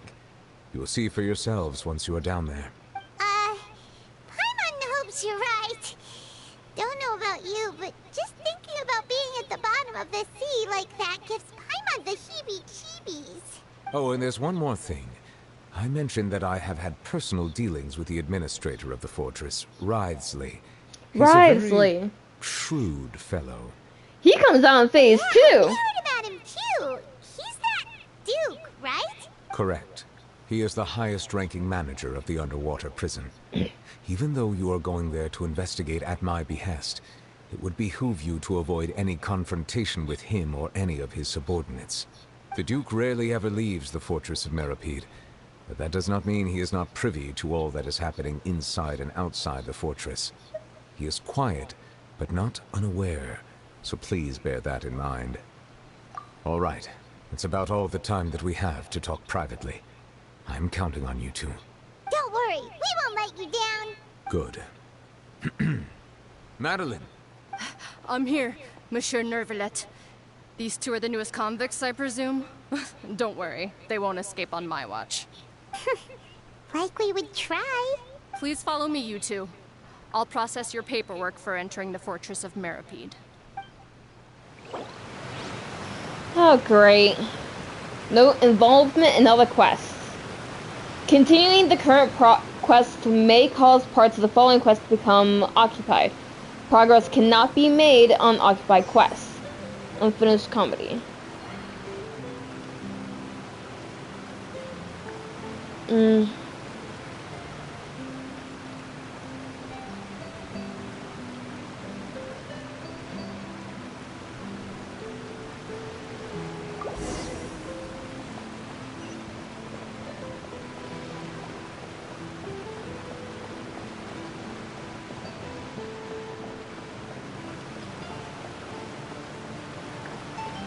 Alright. This is gonna be fun.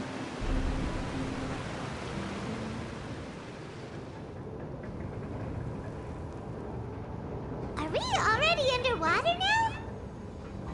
Huh. So this is what it feels like to be a criminal in Fontaine.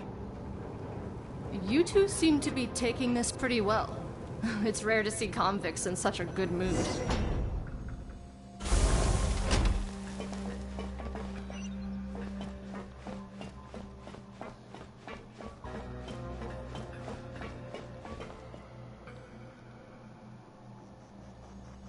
Huh.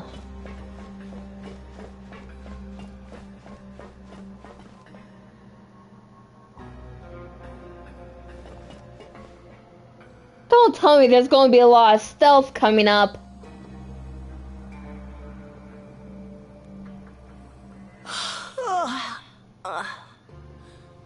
Oh, it's you, Madeline.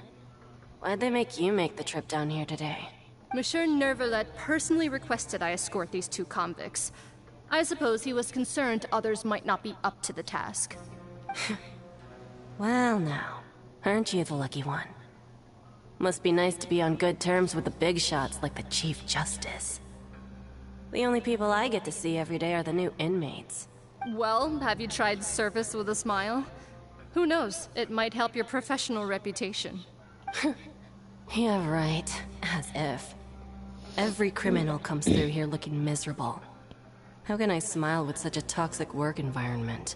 She's got a Even point. if I did smile at them, the convicts would probably just think that I'm some freak getting some kind of twisted enjoyment from their pain. Oh, she's got a point. Well, I've finished transferring you. You two will register here, and Lorette will guide you through the remaining procedures. Just Paimon got a point. Yep, I'll take it from here. You head on back to that bright and sunny world above. Okay, let me see. You are the Traveler and Paimon, correct? That would be us! Let me confirm your charges and sentence. Let's see.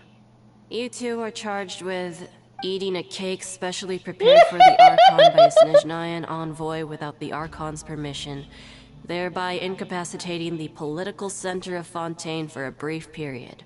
So that's why he wanted us to take that cake. 45 days? Huh? Wait! Just looking at the charges, it seems you two are capable of causing some serious trouble. And considering how fond Lady Furina is of sweets, this crime is tantamount to trying to assassinate the Hydro Archon herself. Now I've seen everything. Anyway, we still need to finish processing you before you can enter the Fortress of Meripede. Please stand in front of the board over there. I'll take your mug shots with my camera. Oh, all right. But be sure to catch Paimon's good side.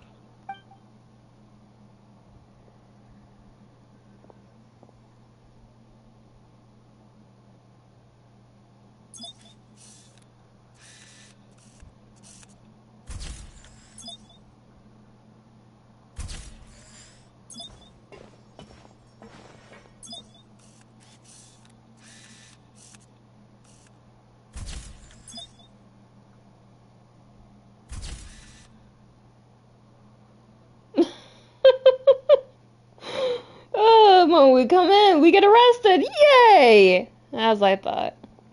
And we're done. Thank you for your cooperation. Next, someone will be along to guide you inside the fortress. Please be sure to cherish this opportunity for rebirth. Huh? Rebirth? Isn't that a little much? You two are the new inmates, right? Follow me. Oh, okay. Paimon is... Save it. Not like I'll remember your names. Move it. Damn. But understandable.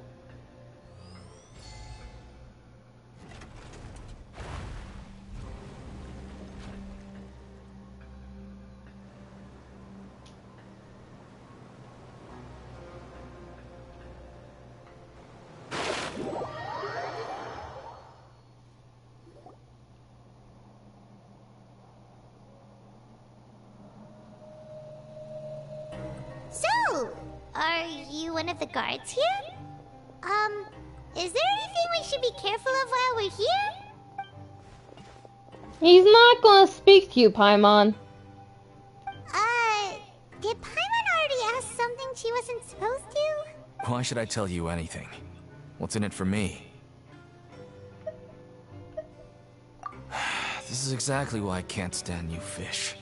I wouldn't even be doing this if it weren't for the credit coupons. Credit coupons? Alright, seeing as you're not the annoying kind that's getting dragged in here crying and blubbering, I guess I can tell you a few things. But next time, it'll cost you some coupons. Mora means nothing here. Here, we use credit coupons. Coupons can get you almost anything in the Fortress of Meripede. Desires? Fulfilled. You want power?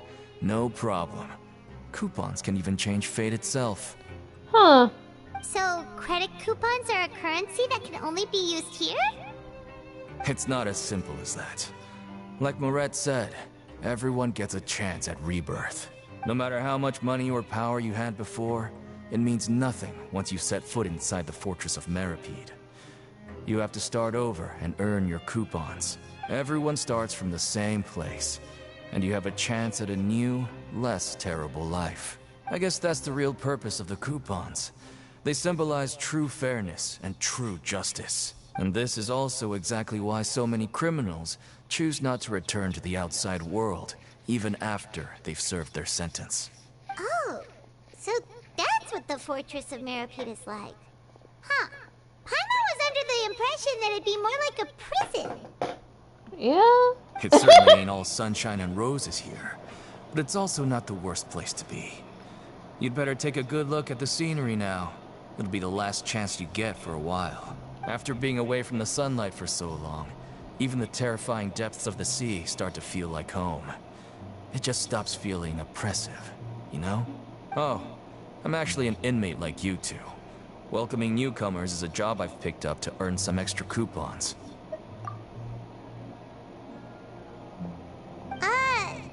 Why aren't you answering us again? I've told you enough for free. Any more info is gonna cost you. So all you care about is Mora! Wait, no. Coupons? Almost there. It's down through here. Your turn to give it a try. Oh boy.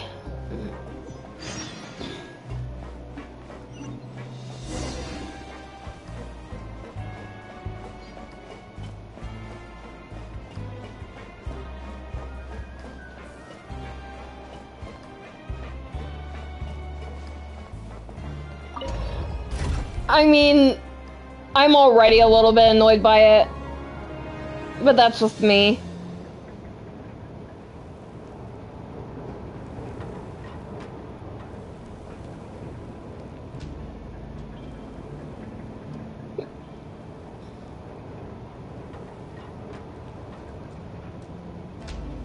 So, we're going even deeper now? Just how deep down are we?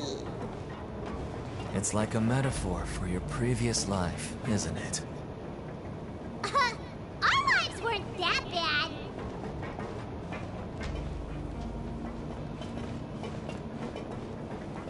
Yep. I know exactly what you mean. And I hate it already. I hear a hydroculus.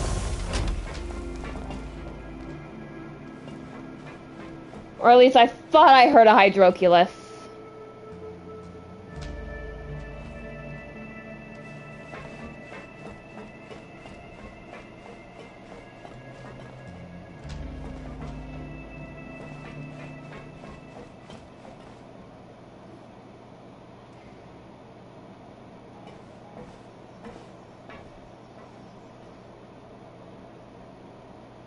So this is the actual entrance to the Fortress of Meripede? Huh. It looks like there are other new arrivals, too. Oh, they sure don't look happy.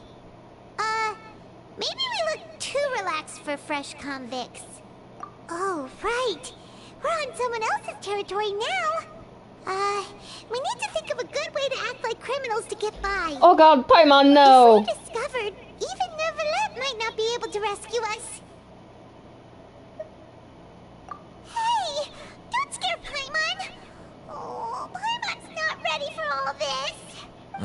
Look, I don't really know you, and I have no idea what kind of crime you committed, but you wouldn't have happened to anger someone important, did you? Someone important? Paimon doesn't think so. Wait, why are you suddenly trying to talk to us now? Now's not the time to worry about that. Anyway, it's over there, so you just go on over there by yourselves. I've done my job, so good luck. Almost everyone is like that nowadays, as sad as it is. Wait a second.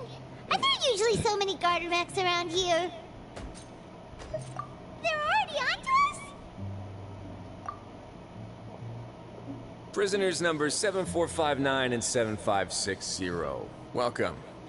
Oh, no need to be anxious. These Gardamex aren't here to attack you. In fact, they're here as your honor guard. Huh? When I heard that you were friends of Monsieur Nuevillette, I had the Gardamex come and wait in formation. Wait, you know about our connection with Nuevillette? The seafloor isn't as cut off from the world as you might imagine. However, I'm afraid that I know nothing more than that you are friends of the Udex. And as you can see, committing a crime means being sentenced here, even if you're friends with the Chief Justice. Quite fair. The Duke! Greetings, Your Grace.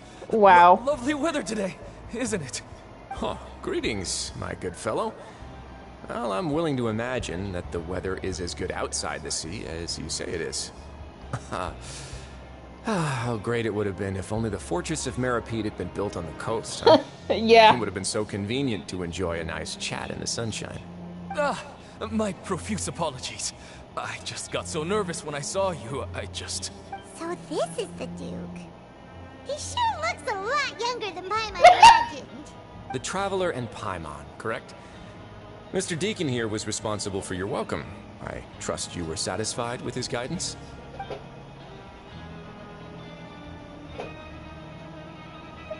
You know what? Why not be nice? Well, Deacon, I recall we discussed fate during our last work meeting, I believe that fate will reward all those who take every aspect of their working life seriously. When you return to your bunk, you'll find the guards have issued some extra credit coupons to you. I have a feeling Deacon will be of use later. Thank you. Thank you, Your Grace. Oh, and you too. I can't believe you gave me such praise. If you need anything in the future, anything, please, come find me anytime. No credit coupons necessary. Good, because you're going to be useful later. Well, I believe that concludes the introductions. We've already taken enough time here. Deacon, if you would. Yes, Your Grace. I'll take my leave now. Please, follow me. To make you feel more welcome, I'll show you around the various facilities of the Fortress of Meripede. I hope it'll help you adjust to life here. I don't know why you look at him. He's going to personally give us a cure? Huh. Paimon can't figure out what this guy's thinking at all.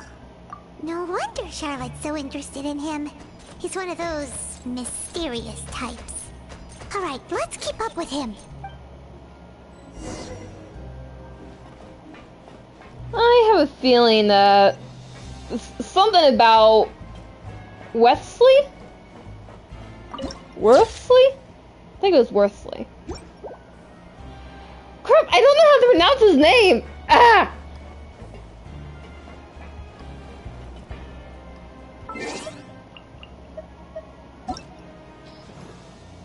Ah, he's not...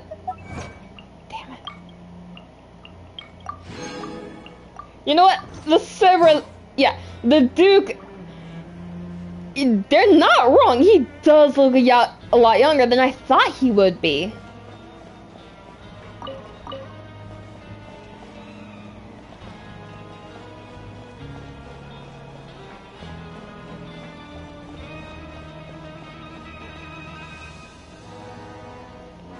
There's no need to be so reserved. The label of criminal is nothing but one of many identities. And being criminally inclined here at the fortress is just one of many ways to survive. Is it really okay for the warden to think like that? We're real criminals, you know. Paimon. We're too difficult to handle. Well, then maybe you'll be able to carve out a name and a place for yourselves in this underwater world, hmm? He has a lot of scars on him, I'm realizing. But before you go in swinging, please remember that in the Fortress of Meripede, it's better to not cause trouble for yourself or for the guards. Now, we've arrived at a very important place, the Coupon Cafeteria. You can come here and claim one welfare meal each day. Welfare meal? You mean it doesn't cost anything? That's right. Criminals are essential to fortress operations, so we must guarantee that they at least have the basic means to survive. But that's not how it was. Back in the day, it cost your reward coupons just to get a cup of water here. For fish like you who just arrived with nothing, you'd have to go to work hungry until you earned enough coupons to eat. It was only after His Grace became the administrator that we got the free meal rule. Now everyone gets a square meal every day. Even no-good slackers who've never picked up a wrench in their whole lives. Nobody starves to death here. In the Fortress of Meripede, credit coupons are the only currency, and everything must be purchased. In some sense, you could say using the coupons is a form of trade. But trade is always conducted by people. So if we want trade here to prosper, we need everyone to work hard and live their lives. If nobody could even afford a meal, then the whole fortress would be up in arms. That would only make things more difficult for me. So, rather than saying that we're giving everyone a free meal here, you should say that everyone's hard work has improved the living conditions in the Fortress of Meripede. Your basic reasoning is correct, but what I said is also true. Whatever the case, hard work is rewarded here. You'd be hard-pressed to find anywhere else as fair and reasonable. Right! Paimon sees your point. By that logic, this place doesn't seem so bad after all. Paimon. Oh, wait, no. We shouldn't drop our guard so quickly. But it seems the inmates really respect the Duke because of his attitude, right? We should still try to verify the truth with our own eyes. Let's continue this way.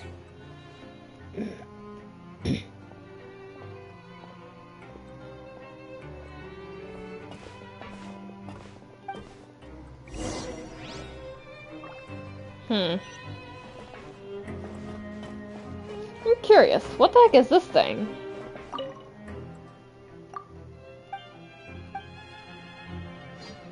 Oh, so there's no, like... Okay. So it's not like it has, recipes to learn from. Okay.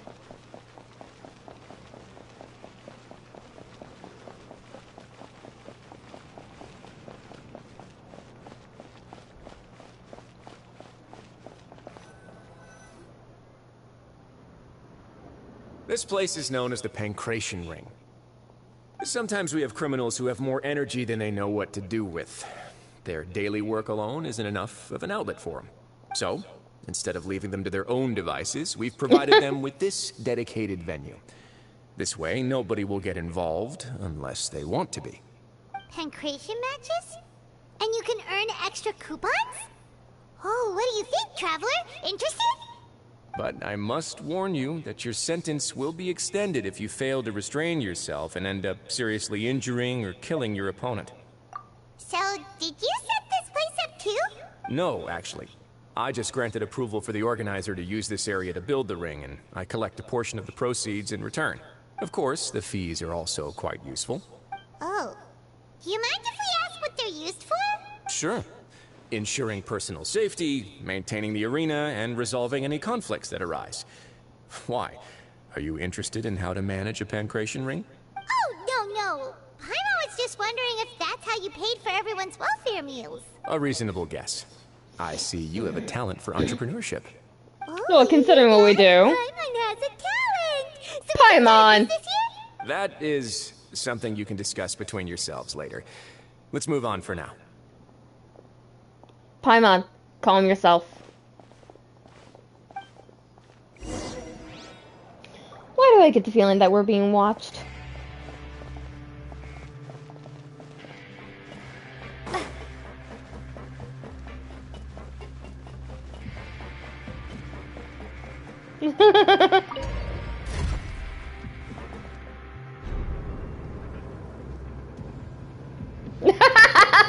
Talking and eating.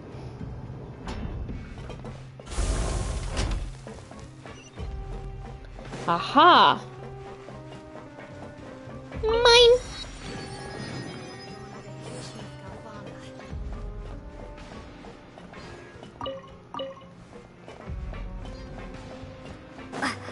I do like Paimon. I may poke fun at her every now and then, but I adore Paimon.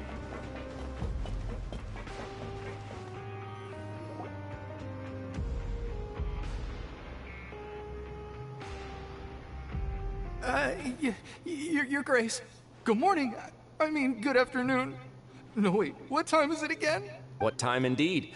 Time waits for no one, so it's best to keep an eye on it. My apologies, Your Grace. Jeez, that guy's so nervous he almost forgot to breathe. Sorry, forgive my manners. These are the dormitories, which is where inmates sleep. The guards will inform you where your bunk is later. In the Fortress of Meripede, criminals usually spend most of their time in either the production zone or the sleeping areas. The production zone? What does it produce? Is that where we'll be working? A lot, to be honest. Not necessarily. Though working in the production zone is the most reliable way to earn credit coupons. If you have other skills, you can skip your shifts to earn them in other ways. Wow. Wait, you're the manager of this place, and you're just telling us to our faces that it's okay to skip work? The fact that the Fortress of Meripede has continued operating completely autonomously is proof enough that most people are willing to work honestly and earn a stable income. As for what we produce, many of the clockwork machines seen all over Fontaine originate from our workshop. Really? Therefore, the Fortress of Meripede is not only a place where criminals serve their sentences, but also a giant machine factory. There's no need for me to get into specifics about the production process now. You'll experience it all firsthand when you report for work tomorrow.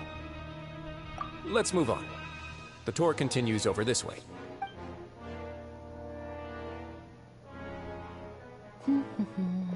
Lenny?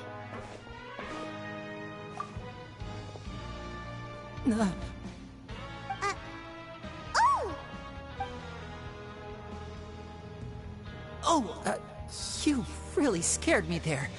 I didn't expect to see you here, Your Grace. I thought maybe I was so tired from work that I was starting to see things. The only thing you should be seeing is the work in front of you. Stay focused and keep up the pace. Oh, what's Lenny doing here? Something the matter? It's nothing. Paimon's just worried about how hard we'll have to work tomorrow. Lenny, what the fuck are you doing here? What?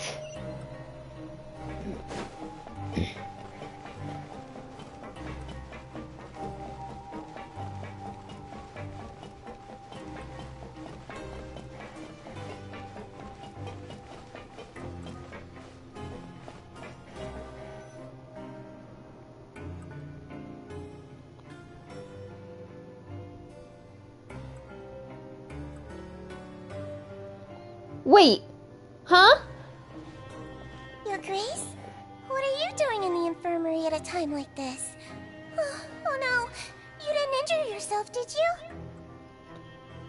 Is she a Melusine? Human? Robot? Thingy?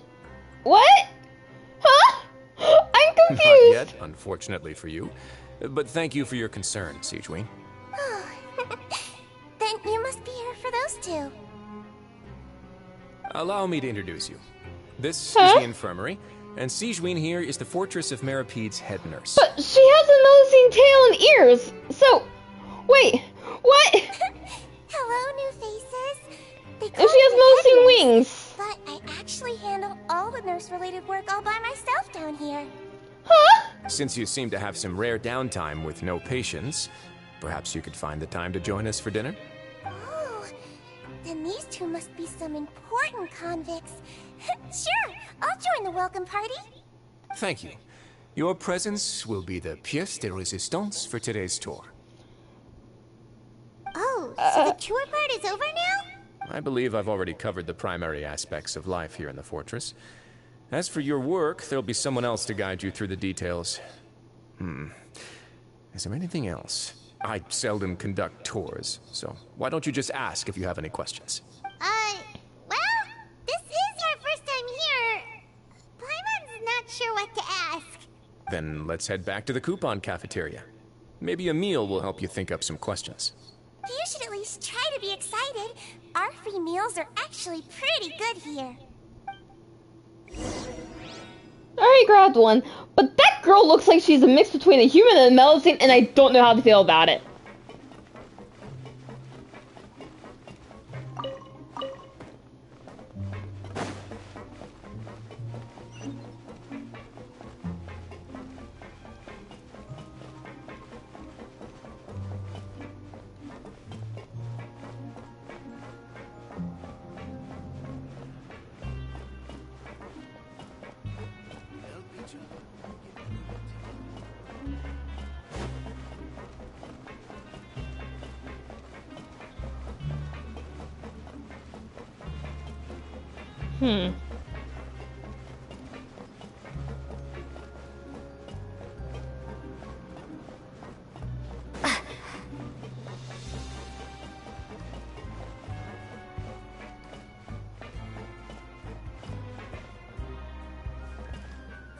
Yes, we do.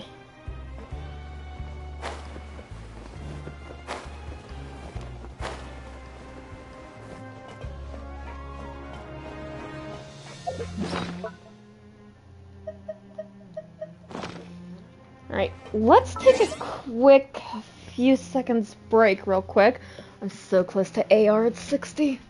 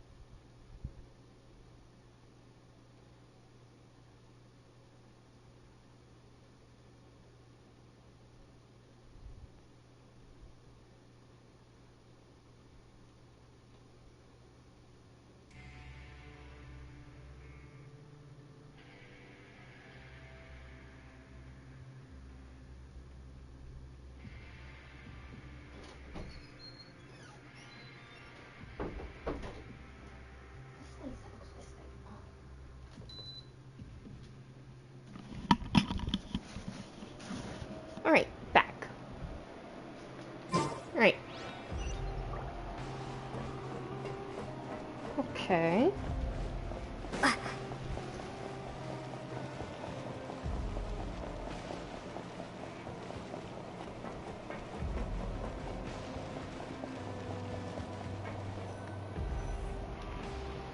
I said I'm back. What do you think of the food? Does it meet your expectations? Wow, it looks delicious! Nuevillette made it sound like living conditions in the Fortress of Meropide wasn't very good. Who would have guessed that criminals get to eat tasty food like this every day? Oh, isn't that the meal box that only super lucky people manage to draw? Seems like you two are quite fortunate. Oh, I mean, it looks like I'm close. It actually has nothing to do with luck in this case. I had a word with Wriothesley, so you didn't have to draw lots like everyone else. Buddy! What are you trying to do here? Oh, you mean the meals are random? Yes, what you get to eat depends completely on your luck. You could say that it's a distasteful little game that Chef Wriothesley likes to play here in the cafeteria. I knew it! If criminals got to eat tasty food like this every meal, the crime rate in Fontaine would skyrocket for sure. Excuse me, did I hear you mention Nuevillette just now? I've been wondering how he's doing. Is he busy with work? Has he been taking care of his health? He seems healthy no matter how you look at him. But he works so hard all the time, so it must be really tiring. Sounds like he hasn't changed a bit. Looks like you can stop worrying so much, Sigewinne. Oh, that's good. But I still feel like it's been too long since I've heard any news about him. No news is good news. Maybe next time I've got something to discuss with him, I can invite you to accompany us. But isn't the Fortress of Meropide independent from Fontaine's court system? What do you two have to discuss? Well, we provide all kinds of mechanical products for official use, and some essential goods have to be obtained from the overworld, so we naturally have to stay in touch about this and that. Monsieur Neuvillette's character is unimpeachable. No matter the question, you can discuss it openly and freely with him. Talking with him feels quite effortless. He's got a point there. In light of that, I am quite willing to go out of my way to show respect and accommodate him. In fact, right now, I'm treating you two as guests invited by Monsieur Nuevillette. But unfortunately, I can only do so until the end of this meal. After this, you two will just be inmates here. You're very welcome. Well, your new life awaits. Oh boy. But, yeah. I mean, I am already in the 300,000s that is needed. And I'm only like 20,000 off. Actually, now that I say that. Oh, whoa. True, it looks like a little, but it's actually a lot.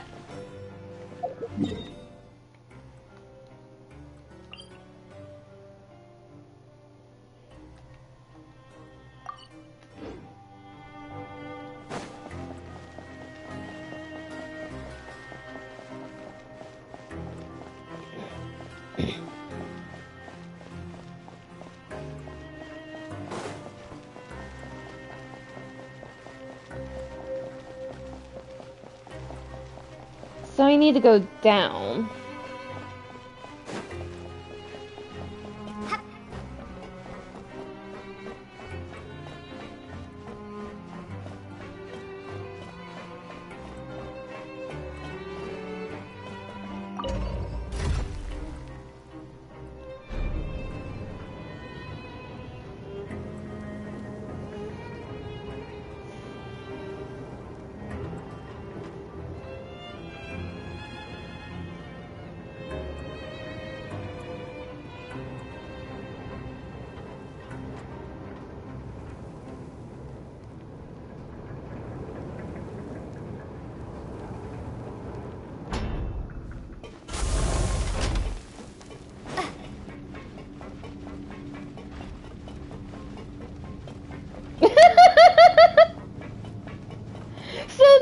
You watch streams just to speed run through everything.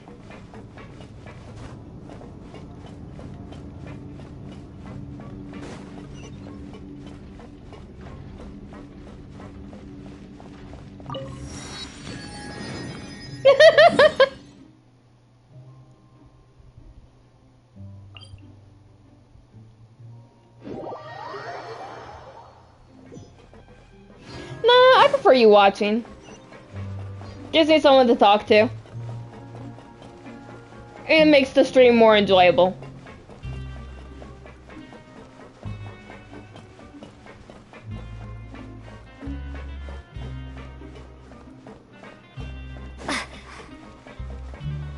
The Traveler and Paimon, right? Listen up. As new inmates, the only thing you need to worry about is what to do and when to do it. Don't make any extra trouble for yourself. Your bunks are right over there. Follow me. Sure, Mr. High and Mighty.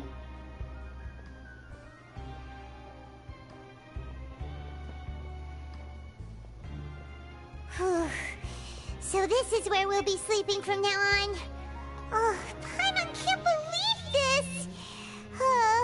The days of staying home and reading detective stories are like a dream now.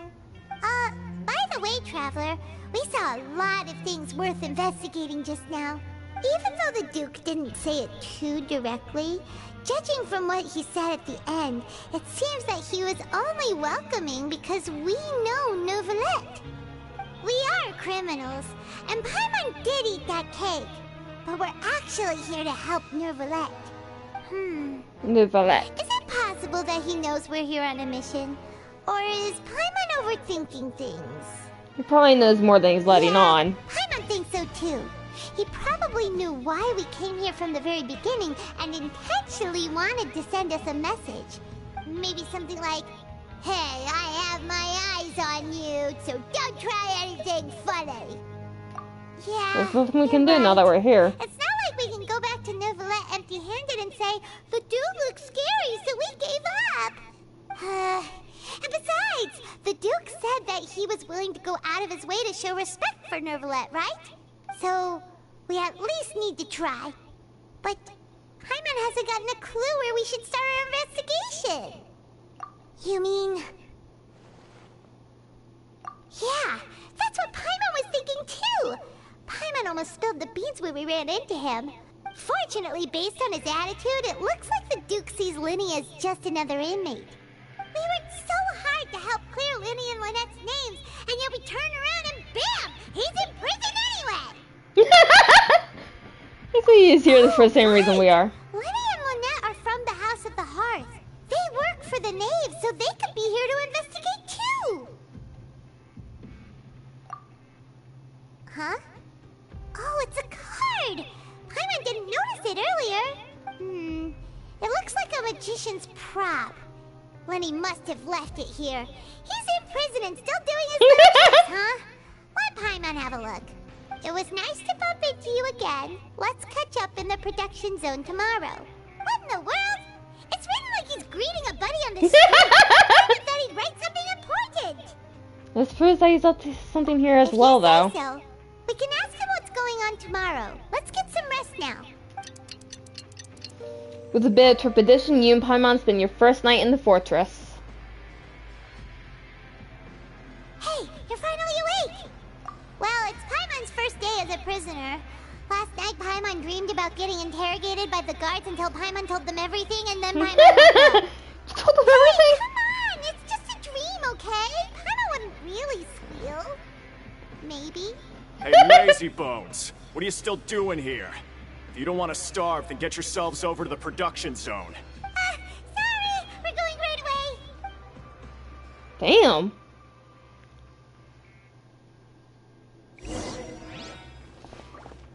Alright. Wait, I can just teleport there since I grabbed the... Yeah.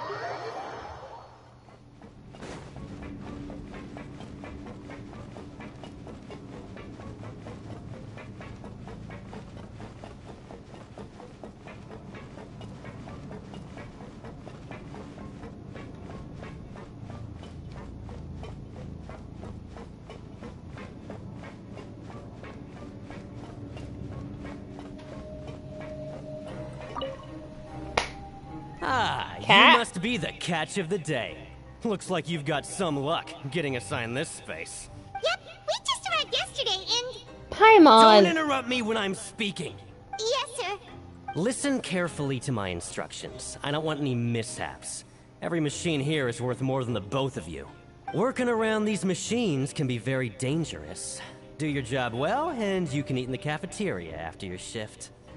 Get sloppy, and you dine in the infirmary. Anyway, the Fortress of Merope doesn't want to lose a single one of its machines.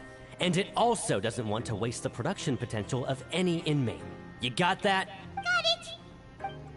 Your job is to use the machine over there to process widgets. Watch carefully, and make sure you step on the pedal at the right time. If the machine gets jammed, then give it a little maintenance with your fist. Here, take Oh, yay. this. Bring me the processed widgets, and I'll give you some credit coupons in exchange. Hiccup! Sorry, my cat's kind of causing some trouble right now.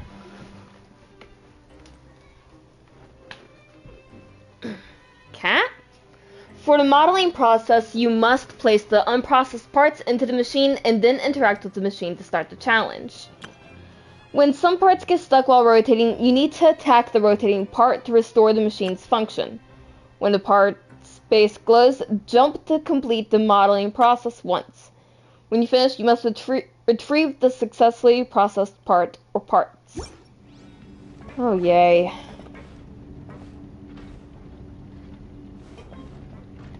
Need to make sure I'm doing this correctly. So it's red, attack, gold, jump. Got it. Alright. Once the widget is hot enough to glow, jump to step on the pedal and... Oh, shit. If the machine gets jammed, you just need to attack it to fix the problem.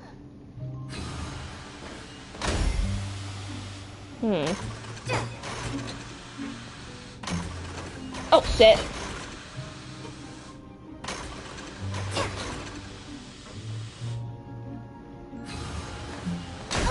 You got this! Great! Now we can report back to the foreman and give him the processed widgets! I messed up a few times. This one is tolerable. Though since the processing is done by machine, the product is all pretty much the same anyway. Alright, I'll pass you for now. And we'll count up how many credit coupons you've earned.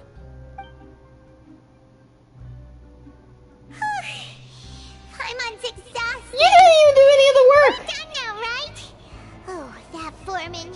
He's so scary that Paimon couldn't even speak. Ugh. Even though Paimon's starving and wants to head straight to the coupon cafeteria, we still need to meet Lenny first, right? He probably just finished up his work, too. He should be around here somewhere. Knowing Lenny, he may find us first.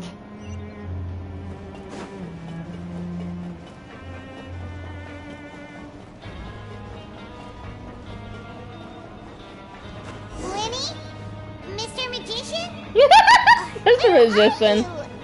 Oh, this had better not be some disappearing act. It doesn't seem to be around here. Let's try looking somewhere else.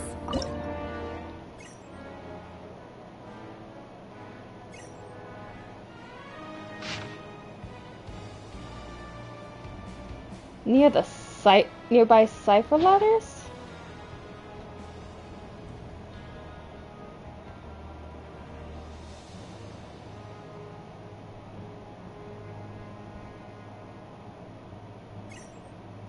What did it say again? Try your luck near nearby cipher letters. Okay.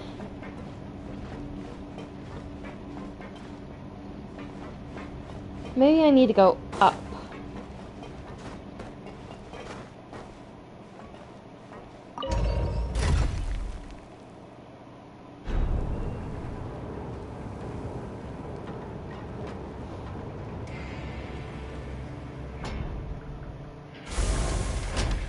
Yeah, he's up here somewhere. Where could he be? Did he decide to slack off and sleep the day away? I don't think Lenny's like that.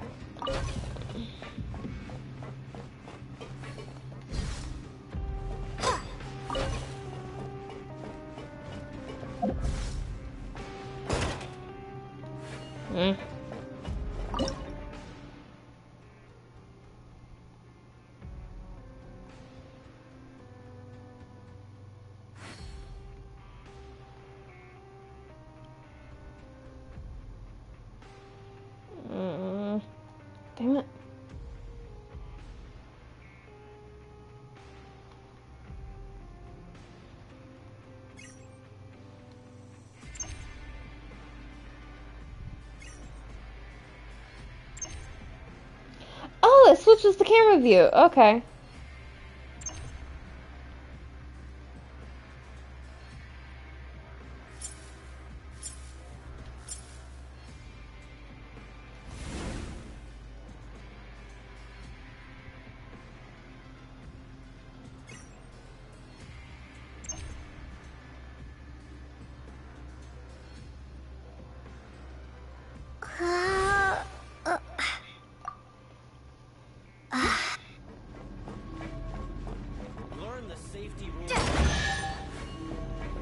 Okay. Is this an answer from this world? Okay.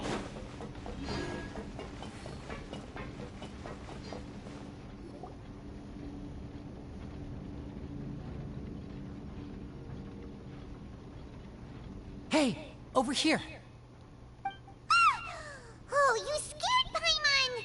How did you appear out of nowhere like that? Oh, you scare so easily now? Is there something worrying you these days? You little... The only thing we're worried about was trying to find you. Sorry. Come over here and keep it down.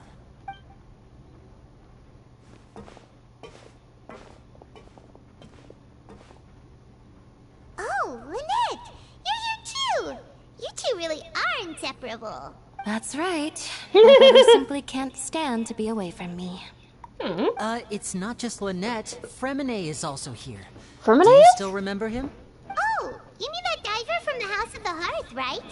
Pyro remembers seeing him in the court of Fontaine before. Now hurry up and tell us, how did you end up as criminals this time? We fought so hard at court to prove you were innocent, but now it looks like our incredible court battle is for nothing! Sadly, even the teeniest of things can land you in prison these days. I put together a street performance and used the popularity we gained from the Opera House incident to attract a big crowd. And then? Next, I invited several audience members to participate in the show. And then, with the entire audience watching, their wallet suddenly disappeared. My brother was charged with theft, and I was charged as his accomplice, having assisted him in his crime. It really isn't that bad. The missing wallets are all in the leftmost drawer of the Maison Gardiennage's big filing cabinet. We just need to see how long it takes to discover them. Yep, we should be released then. In terms of the magic trick itself, I think the performance went perfectly. Leave it to Lenny to magic himself. Indeed. Last time I hid my identity from you, I promised that I'd tell you absolutely everything if you were angry about it. No more secrets. So I don't plan on keeping anything from you this time either. At the moment, the House of the Hearth's interests don't conflict with yours at all. We were instructed by the father of our house, the Knave, to come here and conduct an investigation. Told you so! See? Paimon guessed right. As for what we're investigating, perhaps you haven't heard, but the fortress of Meropide hides a secret. Some even say that the entire fortress exists just to protect it. The House of the Hearth has been investigating this for a very long time, trying to uncover its mysteries. So that's why the Knave wanted to go there personally. But recently, not just for that, including the ones that had infiltrated the guards, suddenly vanished and have not been heard from since. Could that be how Child disappeared? We believe that this is a direct provocation, and it's the reason why we came here. Father has somehow managed to confirm that Focalors does not have Fontaine's gnosis. Wait, she doesn't? Huh? How did she manage to learn information that important? Wait, that's right. The gnosis is what's working the court thingy-majig. Father has her ways. Many of them are beyond our imagination, and we've never had the chance to see her at work. But we trust her conclusions. It was this information that led us to suspect that Fontaine's gnosis might be in the fortress of Meropide and is related to that secret. I don't think it's in Meropide, but I'm pretty sure it might be in the court thingy-majig. So it's all about the gnosis again. Well, that's about it from our side. How about you two? Did Monsieur Nuevillette send you here? Bingo! The Knave has been applying a lot of pressure. She wants to know what happened to Child, so we came here to investigate. Traveler, are we allowed to tell them? You've already said everything. You don't need to worry too much about that. She's just asking for a report on Master Child's predicament as a means of pressuring you. Father used this situation as a pretext to negotiate with two high-ranking officials in the court of Fontaine. She actually just wants to be able to make concessions on this matter for gains elsewhere. Almost like a bargaining chip. Sometimes you need an excuse to do things you otherwise couldn't. And a harbinger is more valuable than you might imagine. Of course, it's not a complete farce. If we do manage to find out what happened to Master Child too, hearing then that's so weird. Relations with Fontaine could improve, and Snezhnaya might even be able to adjust its stance a bit. Is it just Paimon, or does it feel like we're the only ones who actually care about Child's situation? The relationship between the Harbingers must be as bad as ever. I wouldn't go that far. Father just has different standards than we do when it comes to what can be sacrificed for an advantage. By the way, I have a suggestion. Why don't we team up? Even though we have different objectives, we're both here to investigate the fortress of Meripede. It would be more efficient for us to work together. It actually would be. As you know, the House of the Hearth has many reasons to seek the Gnosis, but our highest priority remains resolving the prophesized crisis. You can trust us on that. See, I told you. Oh, what? Wait, Is what? That so? Sure enough, it won't be easy to convince them to cooperate with us. Lenny seems to be thinking pretty hard about something. Of course he is. Lenny has been looking forward to a chance to reach an understanding with you ever since last we met. Or, I should say, we were really looking forward to teaming up with you this time. Ouch! Lynette, just tell them everything, why don't you? It's okay to open up a little.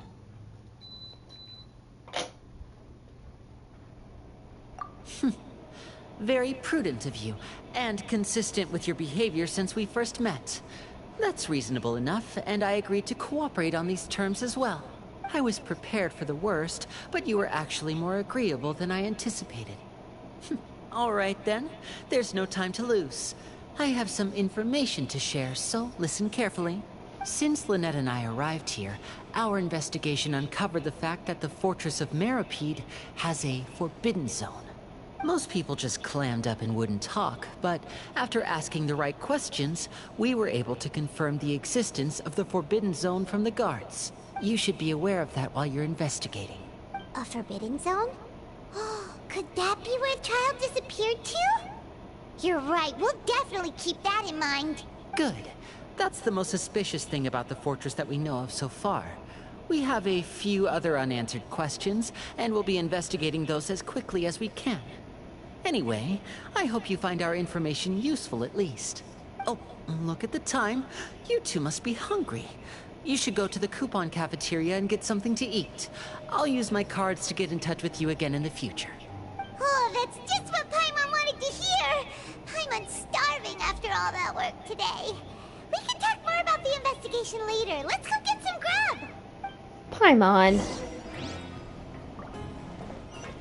You gotta remember, Paimon, I'm the one who did all the work here.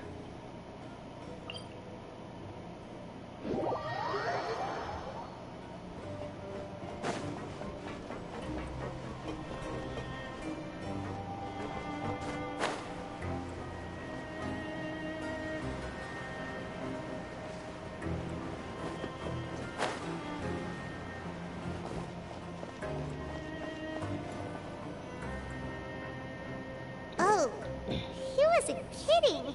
Today's meal is nowhere near as good as last time. Oh, who knows how long it'll be until we're lucky enough to get that super tasty meat. As long as you're here long enough. Again. We'll just deal with the regular food for the time being. Let's just get out of here as soon as possible. But life here doesn't seem all that bad. Other than the foreman being kind of mean and the work being pretty tiring. You think so, mate? If I had a coupon for every fish who said that. Seems you fishies still haven't learned your lessons from your life up on the surface. If you take things at face value, then by the time you reach a dead end, you won't even know how you ended up on that road in the first place. I like your attitude. I can, let you in on a little something. Everyone's been telling you to just follow the rules and not cause any trouble for yourself. Am I right? But what they don't tell you is that the rules aren't exactly what they pretend to be. The rules for being a prisoner. The truth is, this place has a lot of hidden rules. Huh? Hidden rules? What do you mean? Not everyone knows about those rules, but whether you know them or not, once you break one, you might encounter something even worse than death. Really? Oh, now you're really scaring me. Of course. And I'd say that just disappearing would be one of the better outcomes. Automatically sus of you. Oh, you mean that if there really are hidden rules, then Child's disappearance might have something to do with that? In that case, would you tell us some hidden rules? We definitely want to avoid breaking them. Come on, mate. This is Paimon understands, but... Yeah, I know. Not like I'm going anywhere. Just come talk to me after you've saved enough. Moreover, you're new fish, freshly caught, and completely out of your element. What'd be the point in even telling you anything before you've gotten a handle on your new lives? Come and find me once you've been here longer. I'm usually around the Rag and Bone shop. Just call me Vidoc. Bye-bye now. Instantly sus, but still useful to know. Just like that. Huh. Do you think he's just trying to scare us into buying fake information from him? Yeah. Still interested. It might be a good place to start in our investigation. Hidden rules, huh? But, like he said, we don't have any coupons, and we're still not familiar with this place. Oh, there's nothing we can do about it now. Ah, we were so busy talking, we almost forgot to eat. Even if it's not the best, it's probably better while it's warm. Come on, dig in before it gets cold. After your meal, you spend some time getting familiar with the fortress, before long it's nighttime.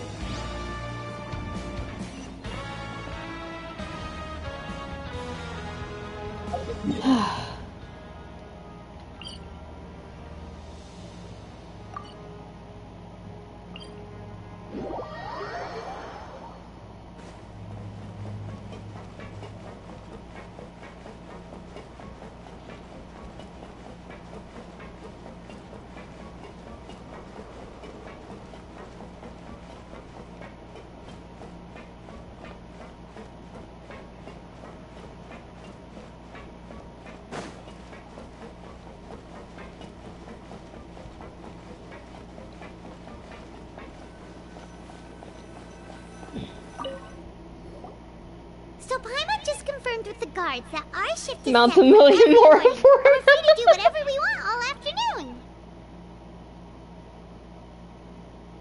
But it seems like most of the other inmates choose to continue working through the afternoon to earn more credit coupons. Oh, and they also said that you can use coupons to skip work in the morning and free up your time. They weren't kidding. Credit coupons really can be used to do anything here. Paimon's so tired. And we'll need to wake up and go to work in the morning. Without any credit coupons, it's not like we can really do anything else.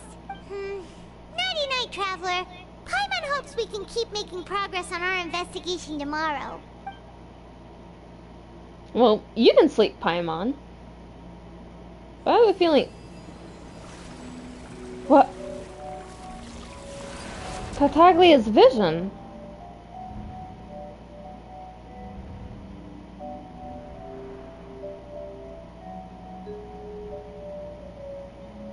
What's going on?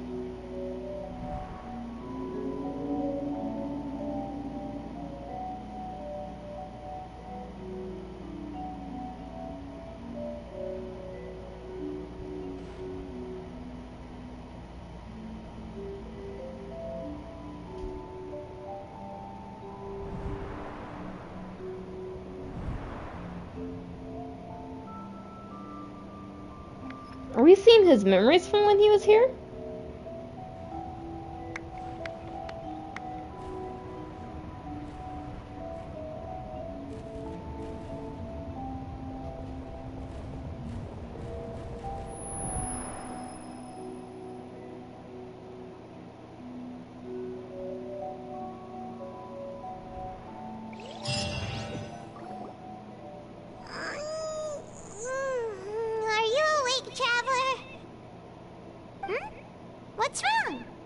You seem to have something on your mind. Did you dream about something last night? Is that even possible? Unless it wasn't an ordinary dream? Oh, Child's vision! So you had it with you this whole time? Maybe the vision connected Child's consciousness to yours. And our investigation has its first major breakthrough! Good thing you brought the vision with you here. So well, of course, I wasn't gonna let it. Do you know where Child went? I wasn't gonna let something happen to it. Huh. Okay. Well, hopefully it'll be a bit more helpful in the future. What's more important now is that it's the start of another new day as prisoners. Let's do our best to earn more credit coupons. Paimon's so excited about being a prisoner, and I'm just sitting here like, yeah, great. Let's go! It's time to start working. If that guard Fielding catches us skulking about, he's sure to give us an earful. We don't have many credit coupons like she said, so we do need to earn some. Look who decided to show up. Get your butts in gear and get to work. Time's a-wasted. Good, here you go. Remember to give me the widget once you've finished processing it. So red attack, orange or gold to jump. Okay.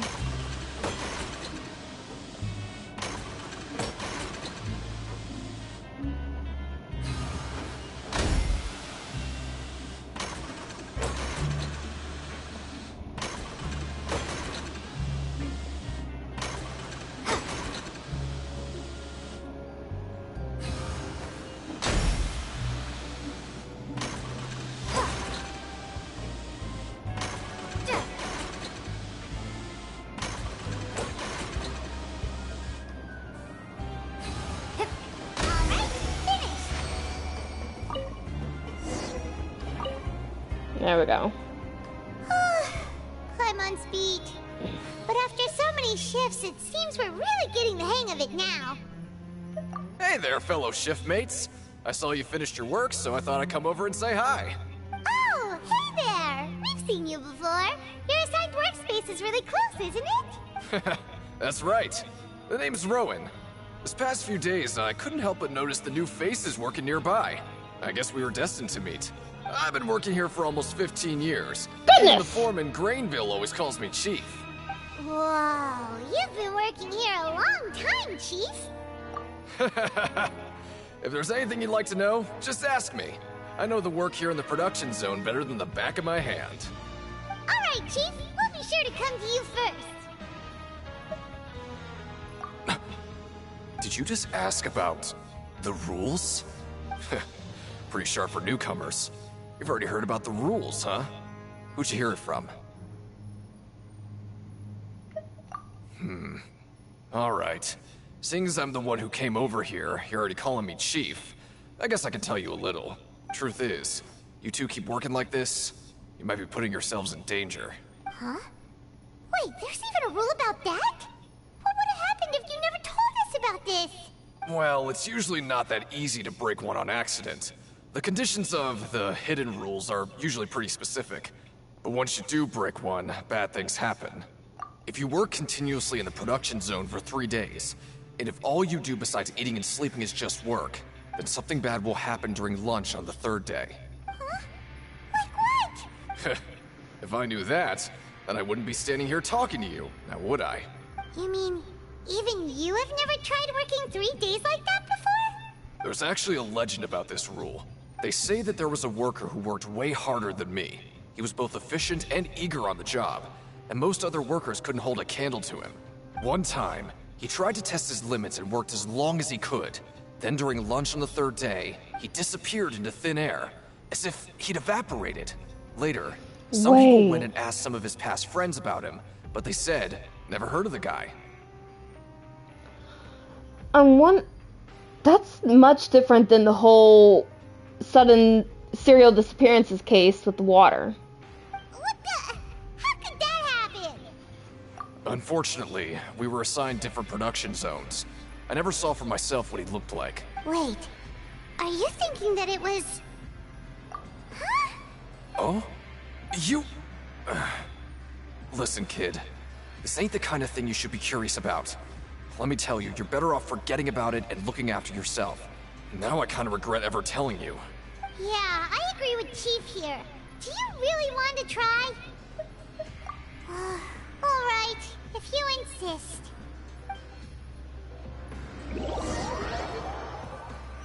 Oh, wait! There's areas to explore! Oh, just a regular meal set.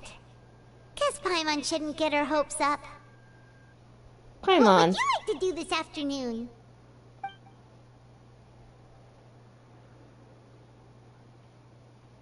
But Paimon really hopes the foreman will be in a better mood today. There's a few things I want to look around in the area. Look who decided to show up. Get your butts in gear and get to work. Time's a-wasting. Good, here you go. Alright, 1 second. I noticed something over here. I'll keep this close. Yes, yes, I know.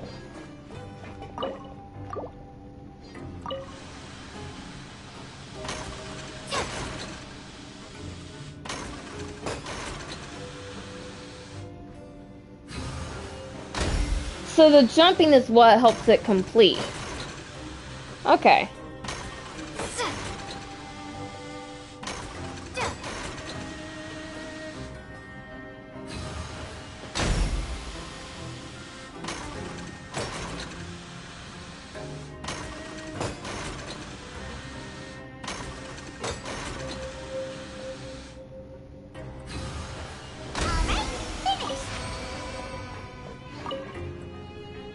Let me have a look. Not bad.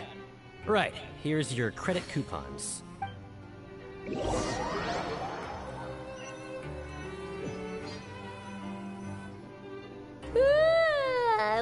up so early today that Paimon... Huh. Okay. It's been nodding off all afternoon. Good thing it's finally time for bed.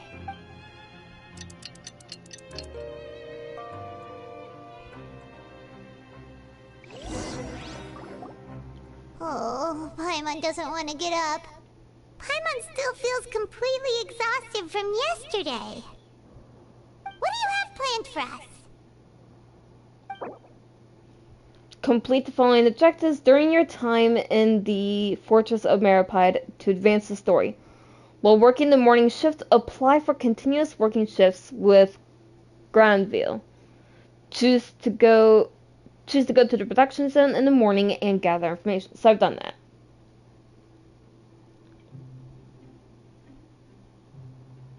What does that mean, apply for continuous working shifts?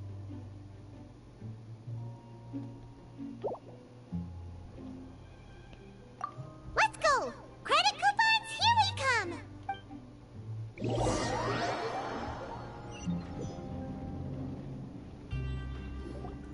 Look who decided to show up. Get your butts in gear and get to work. Time's up. Oh? What's with suddenly wanting to work so hard? You need coupons that badly? Sure. Let's just say we really want to test our limits. To investigate the hidden rules, you and Paimon start working to light the lack of something. Nice! We did well today. Let's keep it up!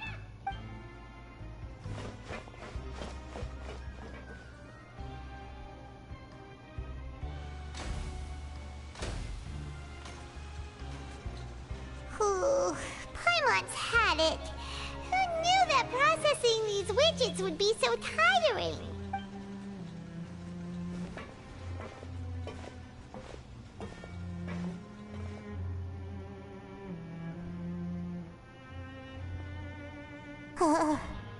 That's it.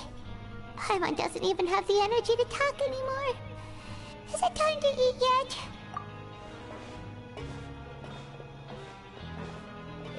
Poor Paimon. As bad as I feel about that. Oh, Paimon's exhausted. It's just work, work, and more work. Paimon's little body can't handle this much longer. Wait a sec. Now that Paimon thinks about it, haven't we been working non-stop for 3 days now? And, oh, Paimon feels a shiver going down her spine. She's been really spooked by that. But it doesn't seem like anything's changed at all. And we made it to the coupon cafeteria safely. Are the so-called hidden rules only a rumor after all? Well, there's no use to just guessing all day. Paimon's stomach has been grumbling the whole time. Let's just eat already. Paimon wonders what we'll get today. Wait, what? What in the world is this? What's with Paimon's food? And yours is the same. Is this stuff meat? But it looks and feels so bizarre. What kind of chef would make food? What do you think is going on? Is this the bad thing that Rowan was... No, stop right there. Paimon gets what you mean. Just don't say it. Hey, isn't that Woolsey over there? He must have made the food, right? So let's just ask him about the food and be done with it. Hey, Woolsey, have a moment? What is it? I'm about to go report the numbers for today's free meal, so you'd better... It's about the meat in our meals. Look, does it seem normal to you? The meat? Oh, that. Looks perfectly fine to me. Totally normal. You better hurry up and shout out. Instant sus. How could this be fun? Hey, don't leave! You barely even looked at it! Hey! Ugh, what should we do now? Woolsey wouldn't even give us the time of day. Yeah, looks like we have no other choice. Paimon was positively famished a minute ago, but now she's lost her appetite.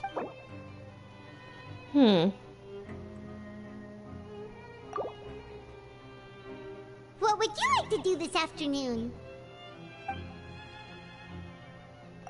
Since we have time now, let's focus on investigating some more. Okay.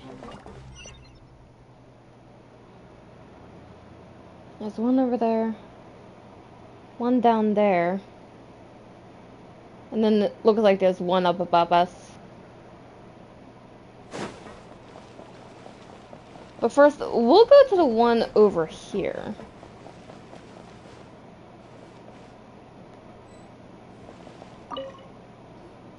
Oh, hello. You two are the ones who were with His Grace. No need to be so nervous. Sorry. I couldn't help but think of His Grace once I saw you, and well, it's hard to say. Maybe I am. He's got a very overwhelming presence. It makes me feel like I'm just some insignificant little bug. Wait, seriously? Oh, I'm always indecisive, and I tend to make a mess of things. It's like a reflex. I just instantly start to tense up the moment I see a smart and capable person like His Grace. What? Please, don't say anything like that out loud. How could you possibly think something like that? I mean, it's what I would think with you.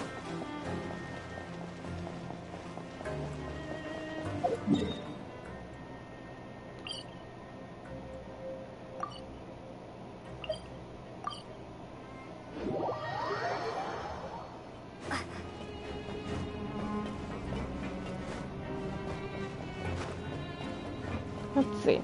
As for food for Paimon, I have more than enough.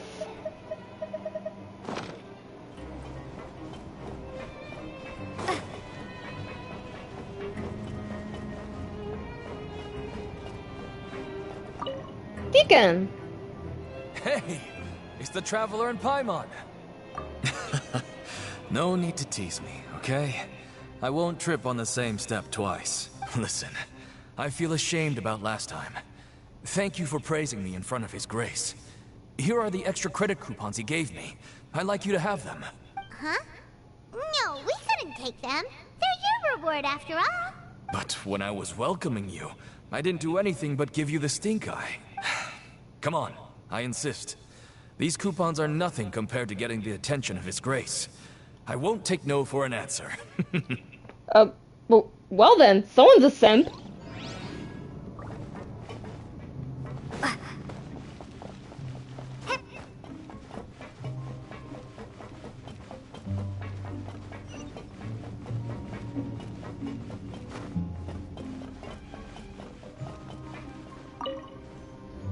Siegewing!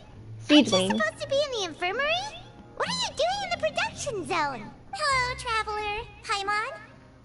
Yeah, she has Millicene accessories, but Everyone's someone's usually weird. busy around now, and we don't have any patients to look after in the infirmary. I thought I'd come here and enjoy the sight of everyone hard at work. Enjoy? What's there to enjoy here? It's really worth watching. I often stand here and observe everyone. Humans are just so interesting and adorable. I like to watch your expressions while you work. Are you talking about pets or people? Oh, I can see why you think that, but you shouldn't jump to conclusions. See, we Melazines are a different species, and we see the world very differently from humans. It's very easy for me to observe everyone's condition. All it takes is one look, and I can tell which workers are exhausted. So I was correct. You are a Melusine, but with the human body? I mean, how did this... And how did... Were you... I'm not even going there. Melazines can see that? Huh. That does sound useful for being a nurse. But why is she in the form of a human? Yes. Running around tending to everyone's health is very fulfilling. But I'd much prefer it if you're all happy and free from exhaustion and pain in the first place. Take care of your body. Make sure you eat well. Always rest when you're tired from work and don't push yourself too hard. We'll definitely take care of ourselves. Thanks for the reminder. We often see Miss Seguin observing the prisoners at work near the protection zone. It seems like she can perceive the general state of a person's health just by looking at them. Okay. Next is still up above. Oh, damn it.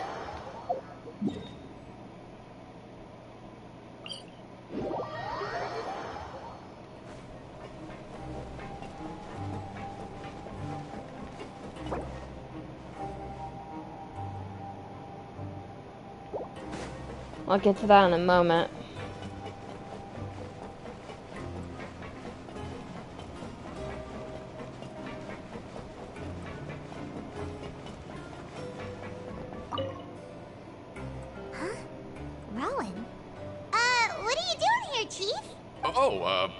I was injured a bit just now. Nothing major, I think I just pulled something. Little mishaps like this are unavoidable at work, you know? Huh. Paimon wouldn't have thought someone as experienced as the Chief would still get hurt on the job. I just knew you would say that. This is pretty embarrassing. Where's Siegewing when you need her anyway? The one time I need to make a quick trip to the infirmary. Oh, you mean she wasn't in the infirmary? Yeah. The rumors say that there's never anybody in the infirmary in the half hour before lunch, and nobody knows where Siegewing gets off to.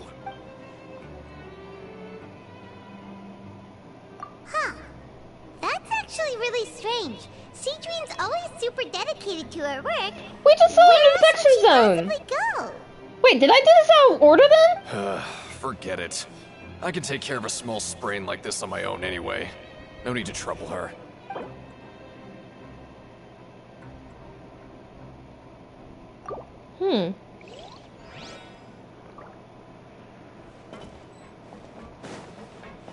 Lynette.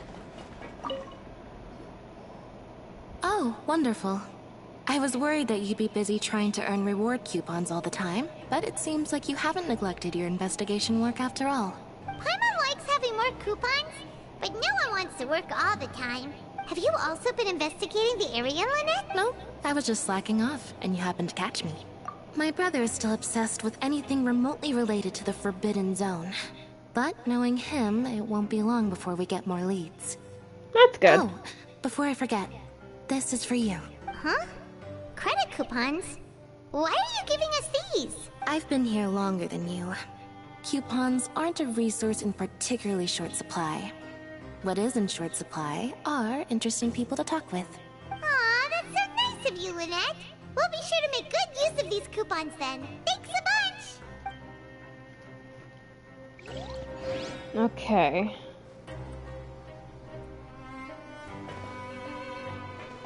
Looks like there might be someone in here. Yes. Like I thought. Hey, look! There's something here! Looks like a research notebook. That suspicious guy peeking into the infirmary just now. Are they a fan of Siegewing? He must have dropped this. Let Paimon read it real quick. The Melusine perceive the world very differently from humans. There are significant deviations. As a result, their sense of aesthetics and beauty is also very different from that of humans. This must be taken into consideration when giving gifts. Ooh, this all sounds pretty serious. He sure did his homework. And as for the notebook, let's take it.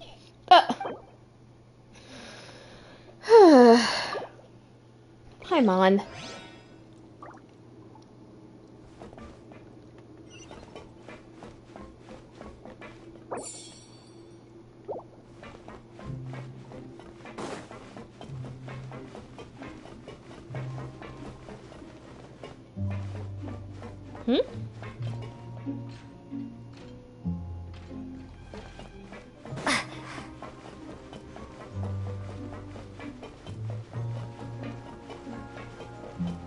Okay.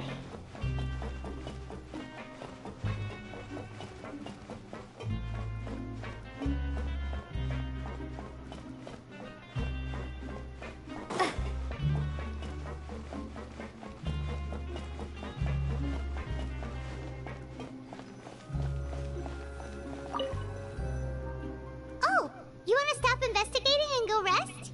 There's not much else we can do. Okay, you should rest up. We'll be back at it tomorrow. Let's see if we get another. After working a few days straight, we got some strange meat in our lunch. What was that all about? Has our investigation turned up anything useful recently? Really? Then it looks like that part of the investigation has hit a dead end. Well, we'll keep searching for more clues tomorrow. Good night, Traveler.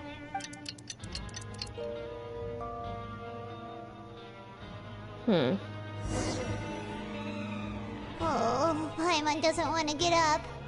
Paimon still feels completely exhausted from yesterday. What do you have planned for us? Choose to go to the Pancration Ring in the afternoon and gather information, so we can work in the morning.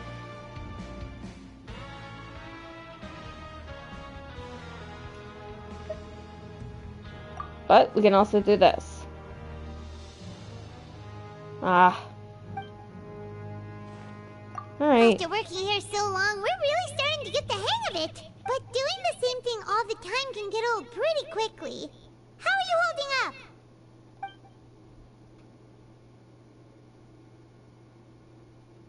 Yeah, it's good to kick back and relax once in a while.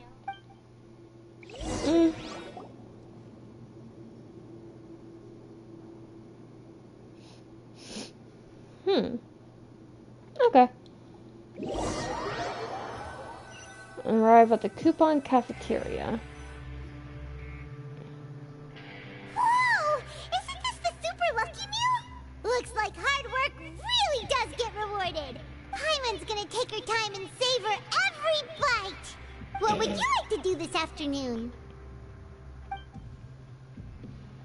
Maybe we'll be able to find some leads there. Grab yourself a welfare meal. You know what? Might as well.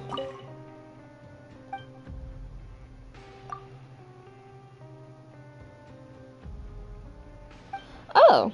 Well, okay.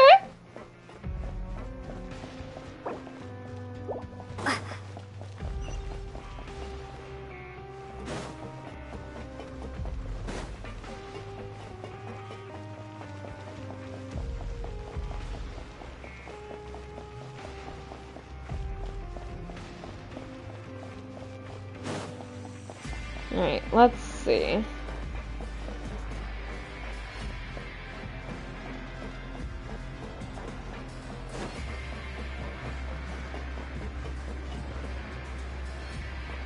Huh?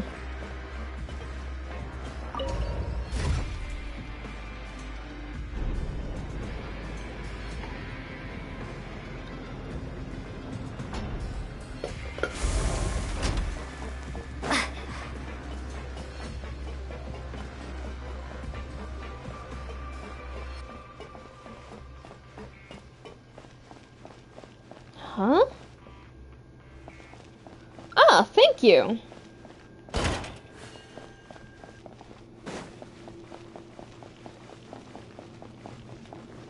I'll get this posted in once I can. Oh, you must be the Traveler, huh? Sorry, mate, but competitors as strong as you are prohibited from participating. I don't make the rules, mind you, but I was given very specific instructions. Even convicts value their lives, don't they? I hope you can understand. But we have a game here that'll let you show off your strength, and you'll even earn some credit coupons in the process. What do you think? Interested? And if we lose the game, will it cost us credit coupons? Of course. That's the cruel reality facing every competitor in a place like the Pancration Ring.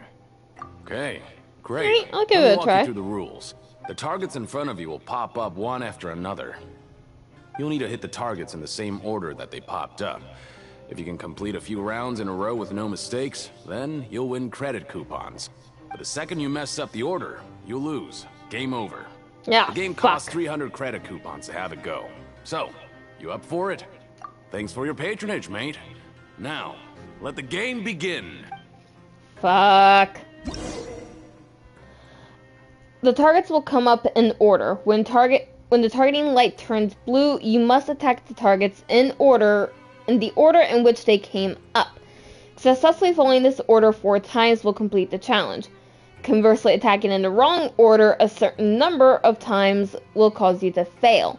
Manually interrupting the challenge or leaving the challenge area will also cause you to fail. Frick. Okay, do your best to hit the targets. Just 1, 2, 3.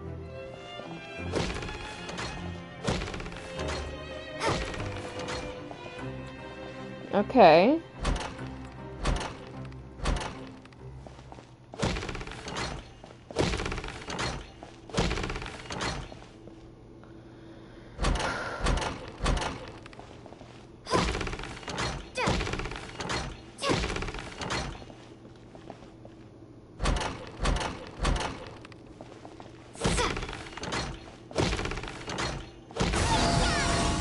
Okay. That wasn't too bad. We'll see how long I say that.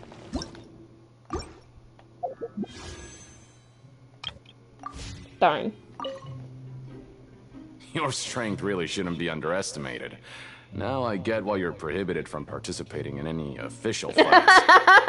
Nobody who values their life would be willing to get in the ring with you. However, you two haven't tried betting on the outcome of a Pancration match yet, have you? Pancration match. Just go talk to Rusimov. Buy a ticket for whichever fighter you think will win. There's a big payout if the fighter you support comes out on top. But we don't know anything about the fighters. How can we possibly know who to support? That's normal. Just watch a few matches and get a feel for the fighters. It won't be long before you can pick winners in your sleep. He's got a point. Why don't we give it a try? If we have enough coupons, we could probably bet at random until we figure everything out. Huh. Bet at random, huh? Well, how should I put it? It's not like you can't do that, but I'd advise you to give it some more thought first. Huh? We shouldn't get too carried away. What's the problem? What? I never even picked a boxer before, and you already know about the rules? You're not just strong fighters. Seems you're pretty perceptive, too. Might as well tell you about it, since you already know that much. Plus, I think you've got the potential to be one of my greatest customers. I think I can let you in a bit. Besides, I don't want to risk ever losing a customer like you. Is it that serious? Okay. The hidden rule here is, if you buy both boxers' tickets and support them both, something bad will happen the next morning. So the rule is that we shouldn't pick both boxers in the same fight. But if anyone actually did that, Wouldn't they be guaranteed to lose coupons? Who would do that anyway? And what do you mean by something bad will happen? How would I know? Not like I'm stupid enough to do that. But I've heard a story about the rule. According to the rumor, there was a masked boxer who possessed incredible skill and power. None of his opponents even stood a chance against him. However, in the final match, the organizers told him to take off his mask. He refused and never showed up to the fight. And after that, he was never seen again. Some say he died, or that he was taken care of by the event's organizers. But everyone remembers that he was someone who cherished honor above all else. In his eyes, supporting both boxers in a match would dishonor the competition itself. So you mean it's like a curse? He'll take vengeance on anyone who does that? No, he was always wearing a mask, like he was intentionally trying to hide his identity. I don't even know anything about his past. Traveler, do you think that boxer was... Huh? We will? You're not serious, are you? Look, here I was just trying to be nice and warn you, yet here you are trying to break it on purpose? Yeah, it sounds pretty scary to Paimon.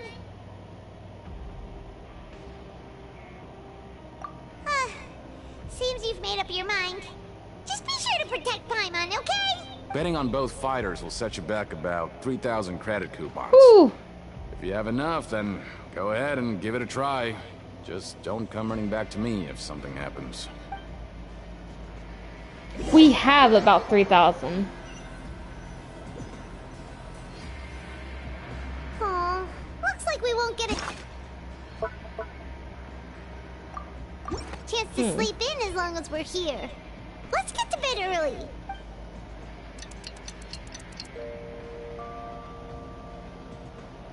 No, nothing else about Pythagoras' vision? Oh, Paimon doesn't want to get up.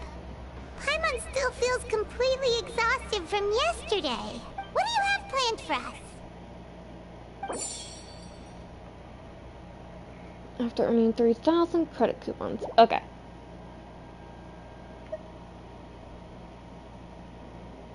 Oof. After working here so long, we're really... But doing the same thing all the time can get old pretty... Yeah, it's good to kick back and relax once in a while.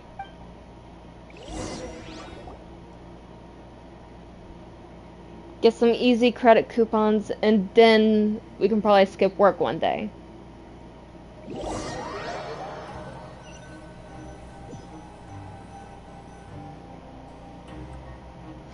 Oh, just a regular meal set. What would you like to do this afternoon? Knowing Child, he must have been there all the time. Most likely.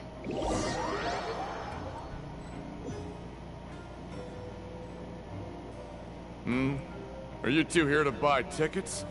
Better be quick about it. Another match is about to start. Who are the boxers in the next round? We have the reigning champ, Le Grappler, versus a contender from the Eastern Prison Block, Demon Horde. Are those their nicknames, or did they choose those names themselves? Since you're new around here, I'll help you out and give you a little suggestion. Even though Le Grappler is the crowd favorite, Demon Horde is a first-class dark horse with incredible potential. Anyway, for this match, I recommend that you... Huh? For both fighters? I can tell you're new to this, but I didn't think you were completely clueless. Maybe you don't quite understand the rules, no? Let me try to explain again for you more clearly. You see... Oh, no need, no need. We're aware that we're going to lose coupons. Alright then, if you're absolutely sure. Remember, no refunds once you buy the tickets. Yeah, we got it. Just shut up. Paimon!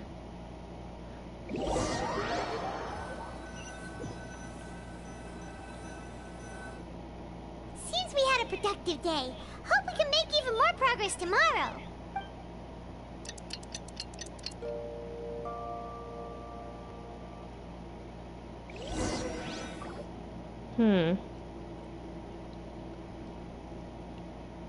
Hey, Traveler. Paimon. Package here for you. The next time you buy something, go pick it up yourself. I'm not a delivery man, you know. Huh? Huh? A package? For us? Did you buy something, Traveler? Paimon's not quite awake yet, so why don't you go take a look? Ah, right! Yesterday we broke the hidden rule and bought tickets for both boxers. Oh, maybe this package is the bad thing that Colin said would happen. Paimon suddenly feels wide awake. Wait, maybe let Paimon go hide somewhere first. Just call Paimon after you opened it. Hey, wait! Paimon's still here! Don't open it! Ah! Huh? What is it? Are you okay? Let Paimon take a peek too. Oh, it's just a small bottle. But the color of the liquid inside looks so wrong. Almost like... Alright, that's enough of that. No need to say it out loud. Paimon already knows what you're trying to say. Ooh! Step away from Paimon! Paimon thinks we shouldn't open the bottle until we figured out what's going on. Just trust Paimon on this one, okay? Obviously. The strange blood-colored fluid. The strange package received the next day after violating the hidden rules of the pancreation ring. I keep wanting to say plankton. What do you have planned for us? Though it feels nice to slack off a little, less work means less coupons. Let's make the most of our morning.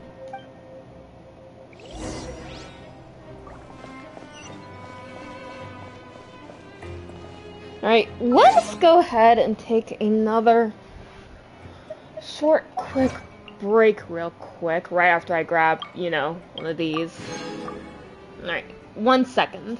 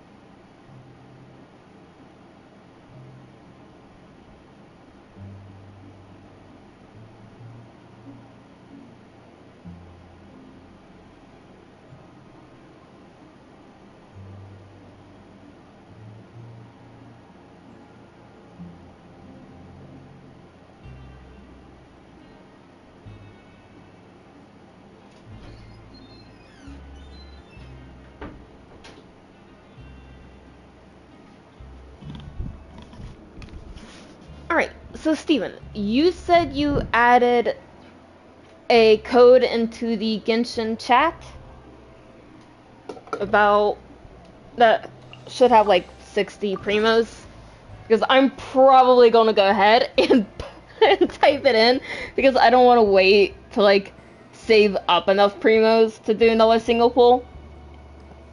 Mostly because I'm not that lucky. Okay.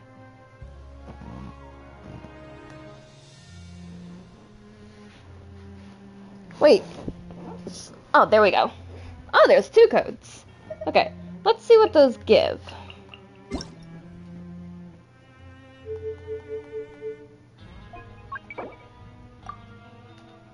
I keep forgetting to do that.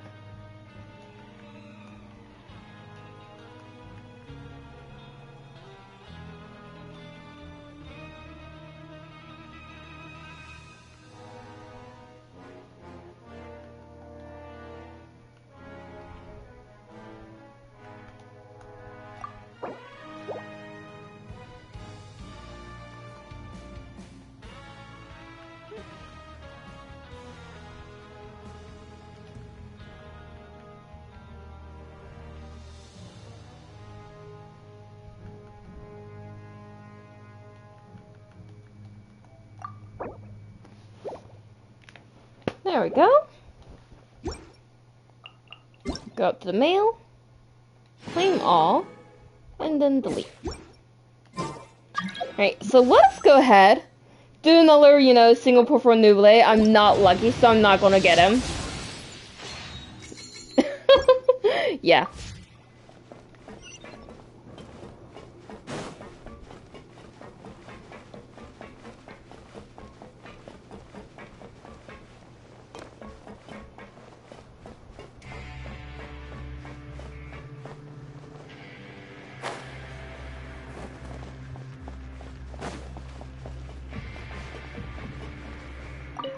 Oh, is this guy okay? If there's no way to send it all out, then maybe I'll never get a chance to leave. Who are you? We've never seen you before, and you don't look like a fellow convict. I'm not! Of course I'm not. Please, don't mistake me for a criminal. I'm a good, law-abiding citizen. Then sorry, you are. What are you doing here? I'm a promoter for Fontaine, and I'm usually responsible for promoting our drink products. I thought I could complete my task here quickly and return to headquarters, but I've been here way longer than I anticipated. Oh, a promoter from Fontaine. So what kind of problem did you run into? I'm so upset. It's all because of that Duke. After discussing the company's promotional plans with him, he told me outright that my project was worthless. However, in light of our long history of successful collaboration, I still tried to patiently explain the details. However, to my surprise, he just cut me off while I was speaking. Let me take a moment and recall his exact words. I'm just gonna stop you there and say no. If anything, I'm saving you time. It seems you don't fully understand the value of credit coupons here, nor do you understand the value of your own products. The former is because you are from the overworld. That's understandable, and I don't blame you for that. But as for the latter, only someone monumentally stupid, so breathtakingly stupid, that they were completely ignorant of the value of credit coupons, despite living in the underworld, would ever possibly consider buying your drink. Let's just forget it. Anyway, that's how he rejected my proposal and asked me to come up with another solution with the condition that it doesn't cause any trouble for him. Can you believe that guy? Well, he is the head honcho here. Not much you can do about that. We met him too and could tell that he's the kind of guy that's hard to pin down. Fine. I know, I should just let it go. I'm on his turf after all. His house, his rules. Huh.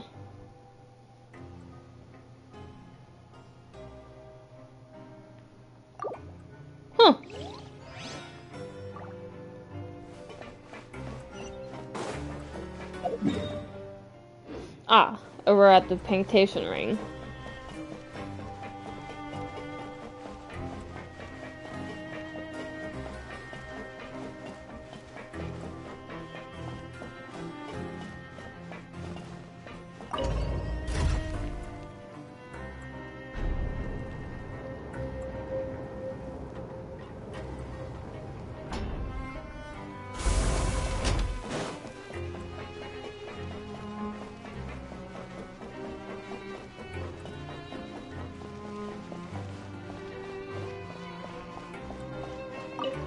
My good man. Hey, I heard you crazy fools really did it. You bought tickets to support both fighters, didn't ya? Well, did anything happen? Well, the next day we received a mysterious package, but we still haven't made any sense of the contents. So it is real. You didn't become cursed or anything like that, did ya? Are you both still okay? Wait, are you sure that it's still you controlling your bodies right now? Paimon's not sure. What do you think, Traveler? Is Paimon still Paimon? Oh, okay. Well, that's good. Yeah, you two don't seem to have changed at all. But I wouldn't let your guard down just yet. Still, I didn't expect you would actually do it.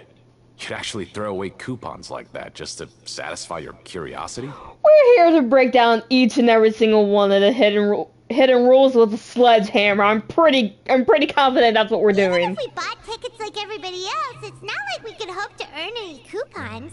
When it comes to things like this, it's always the organizer who makes the real profits. Hey, just what are you trying to imply? The Pancration Ring is an honest business, and we really don't make much from selling tickets.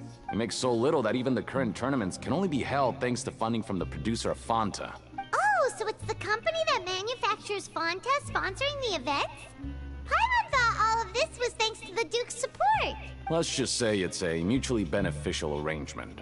They reached out to us first, hoping to promote Fanta products in the Fortress of Meropide. Anyway, you try and take extra good care of yourselves these next few days, you hear? Okay.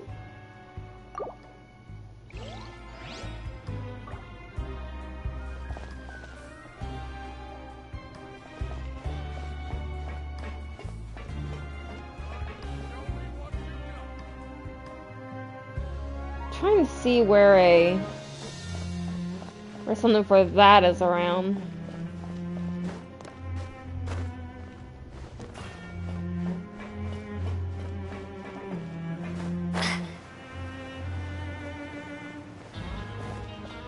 Aha!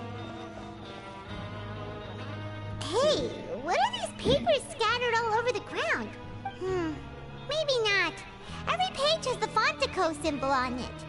Maybe it's some flyers from the company. Okay. But if someone catches us, they could accuse us of trying— Oh! You're right. Guess there's nothing to worry about then. Let Paimon have a look here.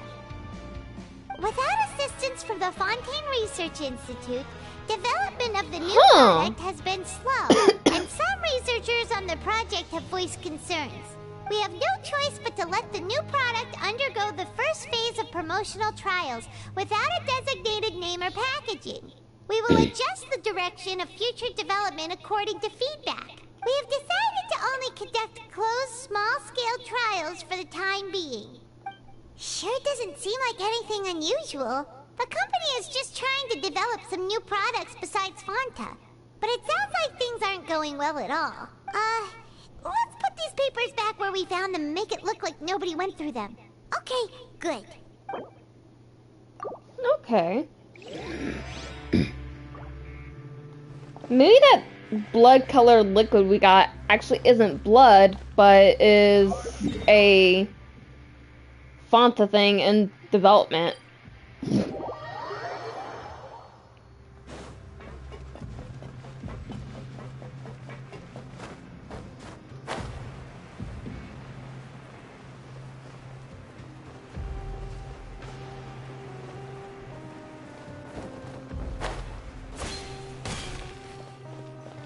The fact that I still have my weapon here.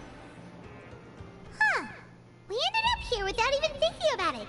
Wanna grab something to eat? Alright.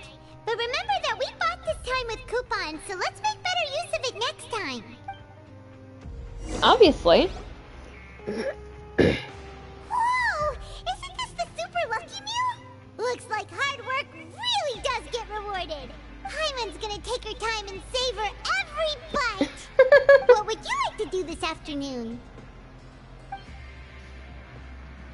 Let's get some work done. After working here so long, we're really starting to get the hang of it. But doing the same thing all the time can get old pretty quick. Yeah, it's good to kick back and relax once in a while.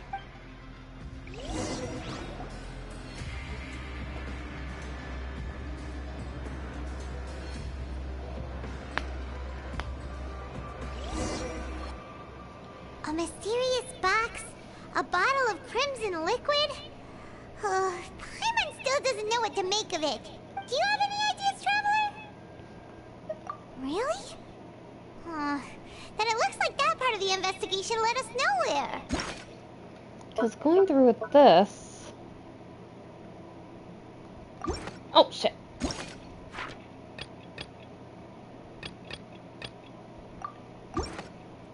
Well, maybe we'll have better luck tomorrow.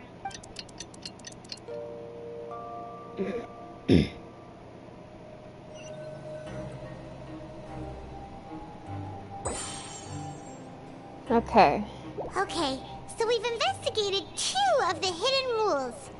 Paimon didn't think this prison would have so many weird things going on. We'd better pick up the pace with our investigation, otherwise we'll never get anywhere. Yeah, let's skip work for now and put our time to good use. Okay.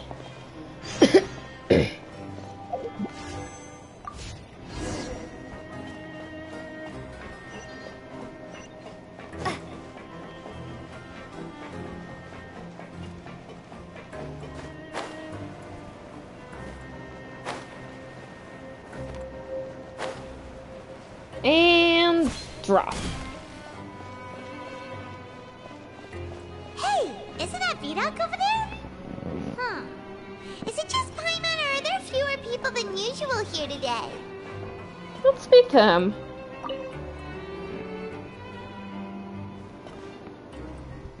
Ah. Seeing you at this time must mean you've already saved up a lot of credit coupons. Or at least enough to skip work. Seems you're getting into the swing of things around here. Impressive. Very impressive. So, now can you tell us about the hidden rules you know? If that's what you want to know, I guess you couldn't have come at a better time. Huh? What do you mean it's a good time? Leonid and those other pesky broke urchins have all gone to work in the production zone. I wouldn't want them listening in without paying up. We get it, just tell us already! So, you know those pipes that make strange sounds? Don't ever, ever go near them at night. Even if you manage to avoid the guards, you might find something even more terrible there. Something even more terrible? A group of cannibals. Cannibals? In the Fortress of Meripede? Every month, they meet a few times in the dead of night. Rumor has it they might be connected to the people that have disappeared here. But what's even scarier is that they have a special proclivity. Since they have no way to dispose of the leftover remains, they have ways to transform them into other forms. And keep them in the fortress forever. Paimon might already know what you mean by other forms. So that's what's going on here. Oh, Paimon's stomach. You two look pretty skeptical. No matter. Learning the truth behind dark secrets isn't necessarily a good thing. I hate the fact that I may have jinxed it. I suggest you just act like I never told you anything. Traveler, can we just trust him on this one? Oh, Paimon doesn't want her blood and flesh entombed. Oh, so that's how you see the situation. Huh. You know, Paimon does feel a little better about it now. When will all the secrets end? Burning with curiosity, you and Paimon eat lunch and then head out to investigate the hidden rule.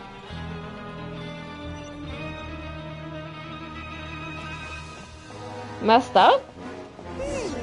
Vidocq isn't here. But the guys who went to work in the morning are back. Let's go ask them! Oof. Just stay away from me. What? What are you saying? You shouldn't go around saying stuff like that. Huh? What are you talking about? Listen, you should keep your nose out of other people's business.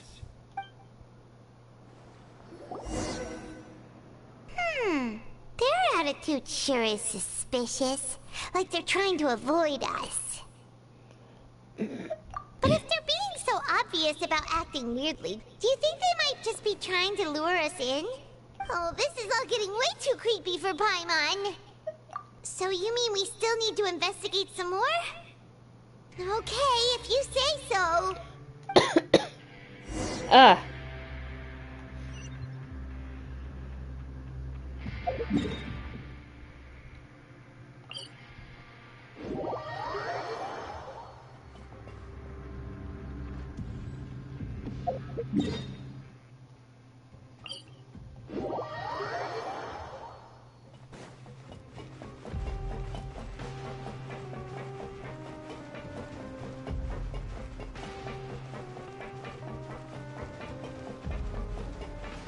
You know, this place was not what I was expecting.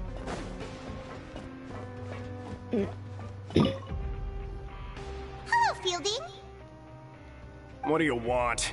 Criminals like you ought to be... We just want to ask you a simple question. Have you ever discovered anything odd during your nighttime patrols? Why are you asking about something like that? Whatever happens at night isn't your concern. All you need to worry about is getting enough sleep. Well...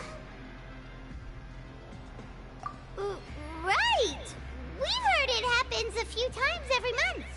Paimon has sensitive ears, so it makes it hard to sleep. Really? I see. But it's not like I'm on duty every night. And now that you mention it, I recall my colleagues talking about something like that before. They say that strange things tend to happen at night on pipe cleaning days. Lots of us don't willingly take those shifts. So, what happens at night on pipe cleaning days? And they just conduct regular cleaning of the fortress's drainage facilities. There are 3 pipe cleaning days per month. And it just so happens that today is one of the scheduled days. You can try to confirm the sounds tonight if you want, and if they're real, then I can report the issue to my superiors for you. Oh, okay. Then we'll keep both ears out tonight. If that's all, then I'll be leaving now. I advise you not to try anything funny, though. Even if I'm not on duty tonight, someone will still be watching you. Don't worry, we don't want any time added to our sentences. Oh, he left. So what do you think about the pipe cleaning days he mentioned? Right, both are a possibility. But Fielding did say that. Paimon knew you would say that. Alright, sounds like we'll be up all night tonight then. I hate stealth missions.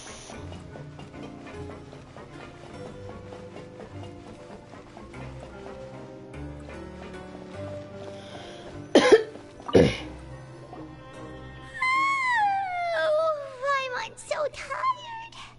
But we can't sleep yet. They'll be cleaning the pipes tonight, so it's the perfect chance for us to investigate. Whatever. Just be sure to wake Paimon if she dozes off. Paimon's worried something might happen if you go alone. Huh? Traveler? Did you fall asleep already? Division. I was wondering when we were gonna get another one.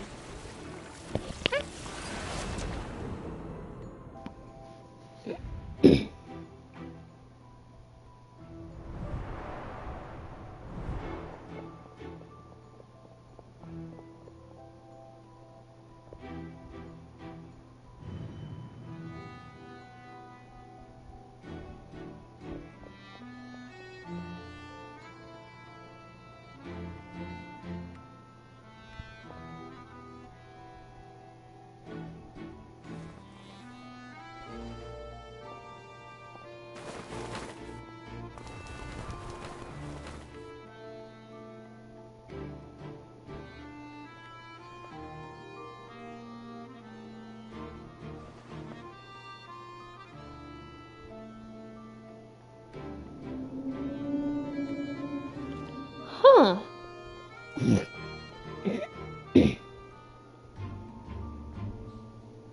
So there is a way out.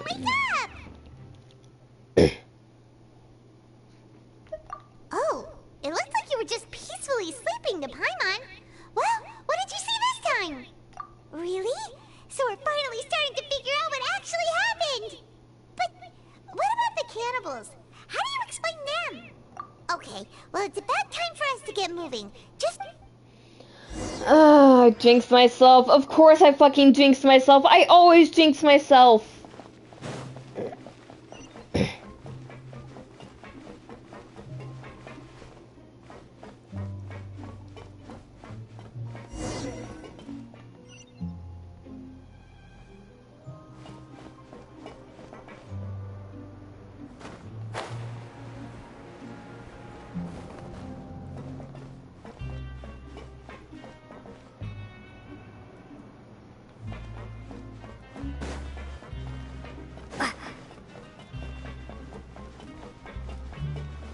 Do we just seriously run in front of this? Okay, good.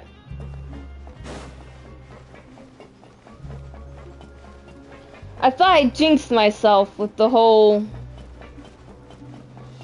interesting situation. This should be the place.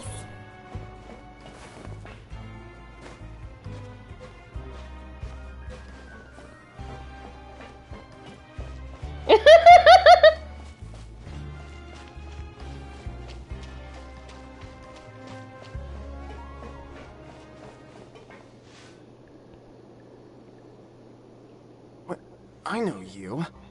You were the ones we saw. Huh. You've got guts showing up here. You know who we are, right? You'd better leave now. Ain't nobody coming here to save you. What'd you say? Yeah, so what if they were?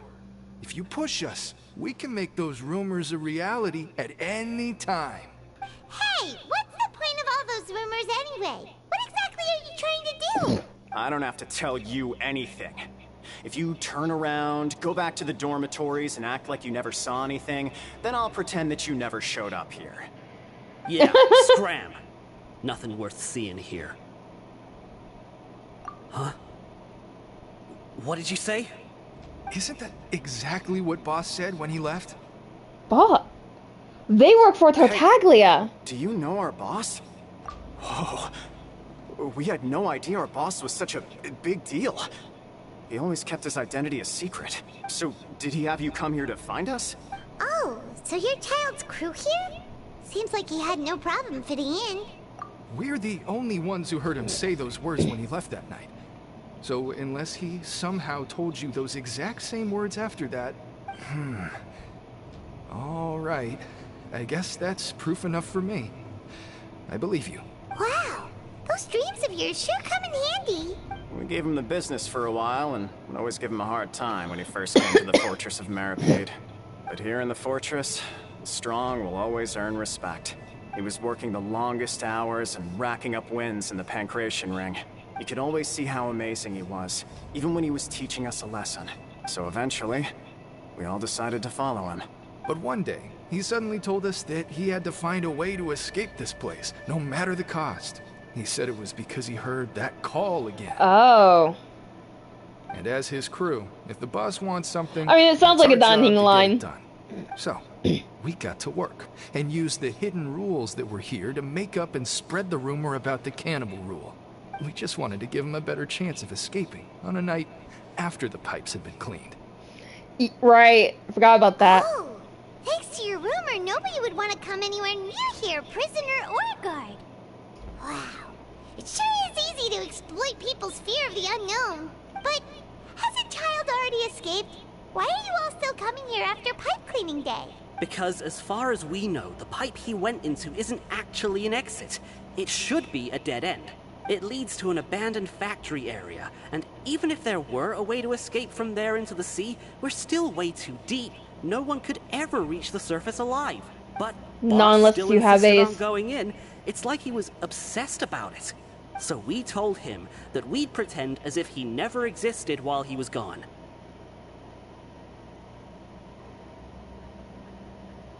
And that if he wanted to come back, he should wait for nighttime on a pipe cleaning day. That way, we could meet him here and help cover the whole thing up.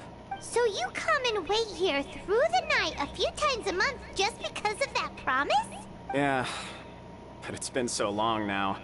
We already know in our hearts that he must have managed to escape somehow. Is it also possible that something unfortunate happened to him? Nothing could ever defeat Boss or slow him down. That's one thing we know for sure. I mean, I can. Okay. Paimon was just brainstorming possibilities. Alright.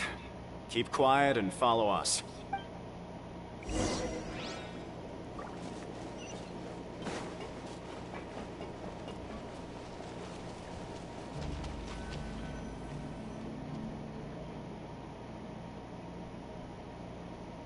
The way up from here has been sealed off. It's impossible to get through.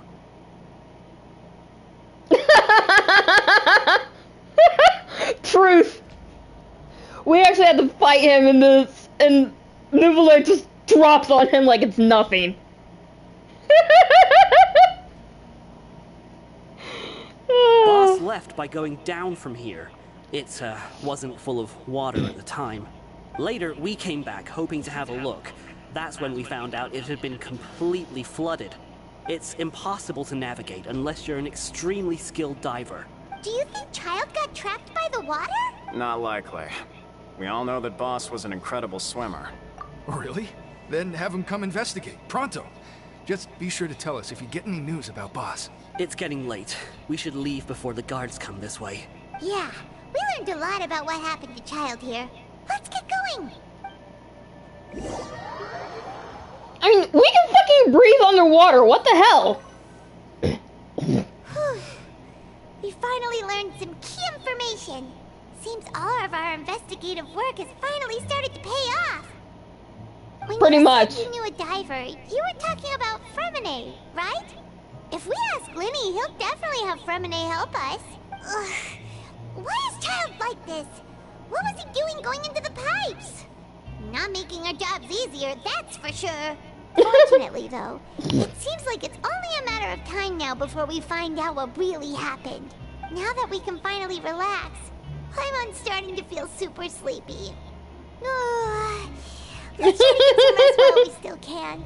Nighty-night, Traveler! Nice. It's morning already? Paimon still needs more sleep. Huh? Wait, look over there! Isn't that... It's one of Linny's cards! Let Paimon see what's written on it. Maybe you haven't heard, but today is the monthly free day. Everyone has the day off today, which makes it the perfect time to do some investigating. It's been a while since we last talked. Have you been making any progress lately? Let's meet at our usual spot in the factory area before lunchtime. I have new information. So do we. Ooh, today's our lucky day. We have the day off. From the sound of it, Linny's been making progress with his investigation. Wonder what he's discovered. We still have some time before we meet up. Let's talk with the people here for a bit more before we go. But I don't wanna. Oh. Okay. Act 3 complete, go straight into Act 4. That is very, very likely. He may be looking for the Gnosis.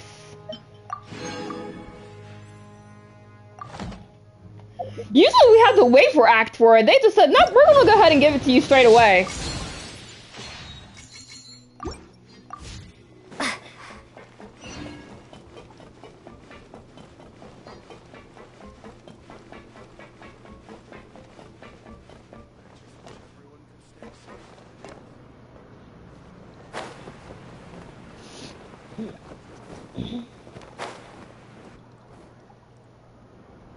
I know. Look, there are some people talking over there.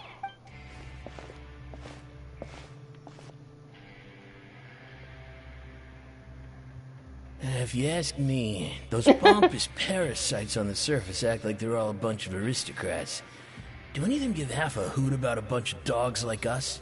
It should be. Hey, speak for yourself, mate. I'm no dog. Oh, you think you're special or something? If you're here, then you're just a convict like the rest of us. I've heard that even if you're released after serving your sentence, going back to life on the surface ain't any better. Once a criminal, always a criminal. We're marked for life. That starts on the 28th, I believe, so tomorrow. I don't buy that. Hey, how cool would it be if the whole world was destroyed by a giant flood and everyone had to start over from nothing? What kind of filthy bilge water you spewing? I have family up there. You best shut your sewer hole with talk like that. Listen, things ain't so great on the surface, but who says that you have to leave? I've heard that you can still stay here and work even after you've served your sentence. Not bad if you ask me. Who wants to live in the ruddy overworld anyway? What makes you think they'd want to hire someone like you? That's one of the great mysteries of the universe, how someone as useless as you is so confident. Whoa. Sounds like they're really unhappy about the overworld. Speaking of which, Paimon never heard anyone use the words overworld or underworld when we were living up there. Is it only something the inmates down here say? Steven, I just found the Star Rail reference. Overworld and Underworld. That's true.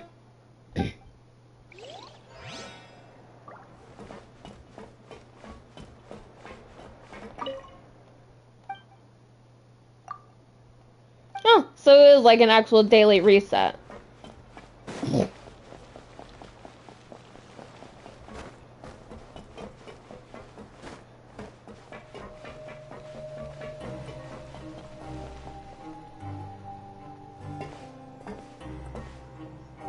There's a group of people over there.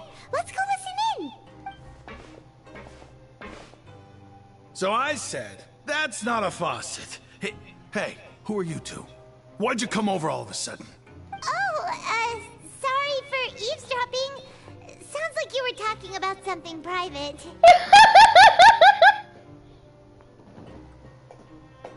Why do you blame me? What's the matter? They're just looking to join in on our fun, that's all. Hey, don't pretend like it's okay for them to just interrupt us like that. Fine. You're lucky we don't mind extroverts that much. You hear that, Quisto? What nice! Your expressions tell me you're looking to hear some juicy info, am I right? But before that, it just so happens that I know you two. Really? Are we that famous? Paimon. How often does anyone get a personal tour led by His Grace himself? Practically everyone was talking about it.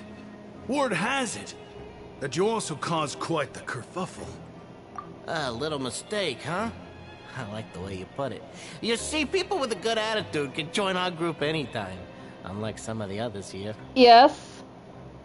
You said my name. What's up? Your group? I'm Quisto, and this is Lavaroon. People usually call us the Bombshell Bros, but don't worry. We're not playing with bombs or anything. It's just that our information is always so explosive, and we blow minds on the regular.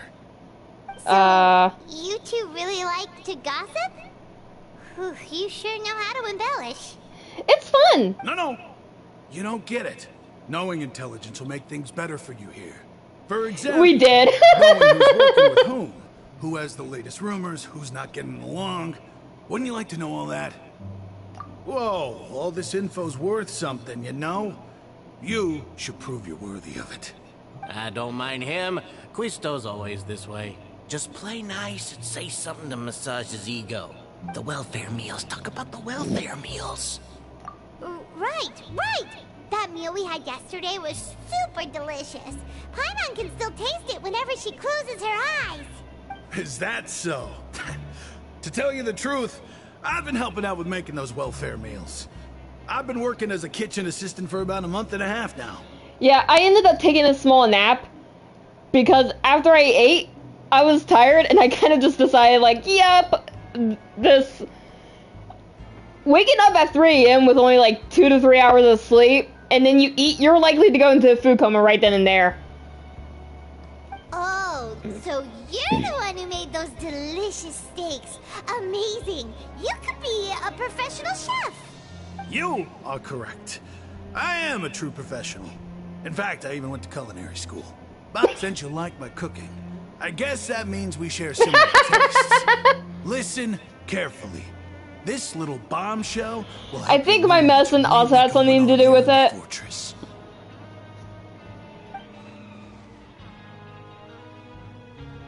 Listen, kids. The power structure within the fortress is quite complicated. The overworlders couldn't care less about us down here. We're basically dogs to them. You've already met the one person here you should never cross, the Duke, Wriothesley. He knows more than you think. And if he doesn't care about something, then he often doesn't bother dealing with it. Those who have the Duke's attention get all kinds of special perks. Even better treatment in the infirmary. I know who you mean. It's that Jurier character, right? I don't think there's anything useful about him at all. Why does he visit the infirmary practically every day? Is it normal for anyone to be going in and out of there so often? If you ask me, he's just faking it to get out of work. But did you know that Churia was a talented researcher from the Fontaine Research Institute before he came here? So his name was Anjuria. I don't care if he was a researcher that could turn dirt into Mora. Once you're in the fortress of Meripede, you're just another inmate like everybody else. Speaking of which, the last time I saw him, he was passing by in the corridor with Lorvine. I also heard they started arguing in the library and got into a fight, right? Guess that's just how terrible of a guy he is. You mean he hit a woman? Wow, I never imagined he was that bad. But that Lorvine's also quite the odd one, you know? She's always gabbing away, got into a fight with a man, and she also got sent to the infirmary. Come to think of it, I always see her going to the sick bay every couple of days, too. Wait a second. You don't think... Do you think... Could it be that they're secretly meeting there to go on dates? Ah, but it's really hard to imagine. I don't think they're going there for dates, buddy. I don't think they're going there for dates. My mind went to the gutter. I am a terrible person. I am a terrible person. After all, I do remember seeing Lorvine beat Juria to a pulp that one time. And we might be overthinking things.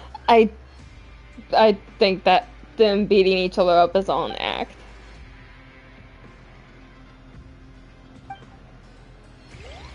I am a terrible person for my mind going straight to the gutter.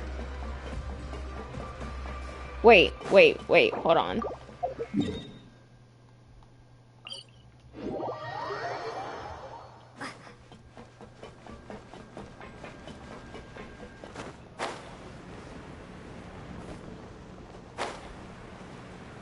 And oh, really? Hey, you okay. over there.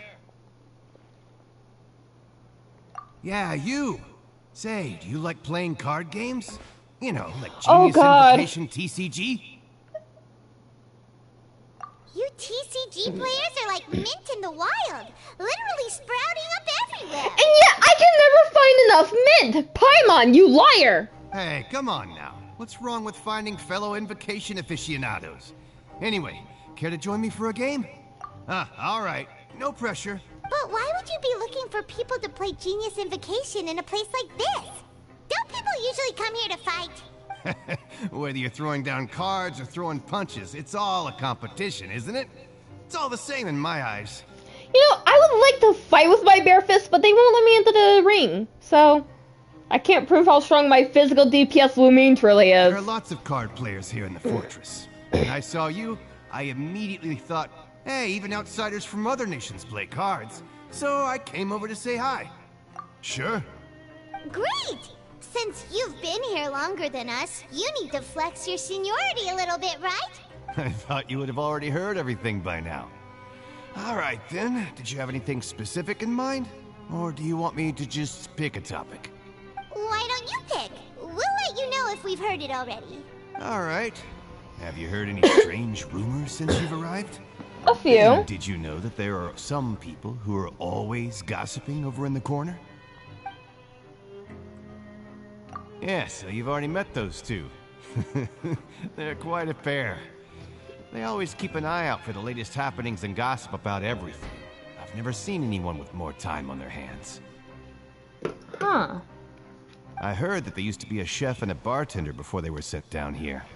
You know how bartenders are, always chatting with customers. And chefs love to pass the time just hanging out when they're not cooking. Makes sense. Good to know. Do you have anything else to tell us? Let me think. Sounds like you want to hear something a little more tantalizing. Oh, yes. Did you know that the Duke was also a convict in the fortress of Meripede before? Really? Huh? Wait, are you serious? Huh. That's right. The Duke was an inmate just like you and me. Seems he was exiled here for committing some crime. Who knows how he ended up rising up to become the warden, though? To go from an ordinary inmate to becoming the manager of the whole place? I'm not gonna lie, I kinda respect that. A forbidden zone? Sounds like something that someone just made up. I've never heard of that. Where did you hear about it? It's just a rumor we've been hearing, but no worries if you've never heard of it. Do you have anything else you can tell us? Anything else? Not that I can think of, but I'll be sure to tell you anything interesting I hear next time. You'll have to play a game of Genius Invocation with me first, though. Ah, boy. Okay, we've talked to just about everyone, and it's about time for us to go meet Linny. According to the card he left us, we should go meet him in the production zone. Alright, so before we officially head to the production... Oh, I want to go to Fontaine right now. Hold on, what happens if I... So it's kind of in the center of Fontaine. Not in the center, my bad. It's literally not that far. I thought the, like, castle tower thing we see over here was the fortress. I'm not very good at TCG. I can beat NPCs, but other players, no. Alright, before we officially go meet them, I need to go check something real quick.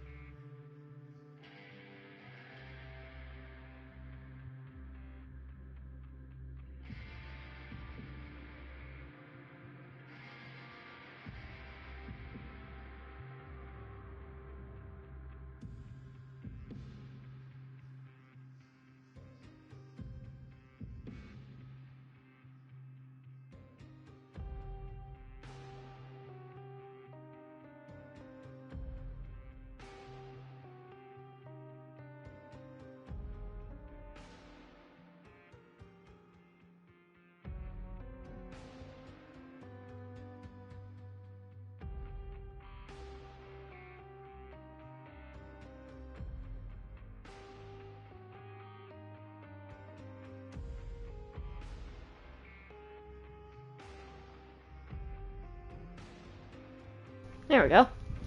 I think I need to go... It's not there. Not there.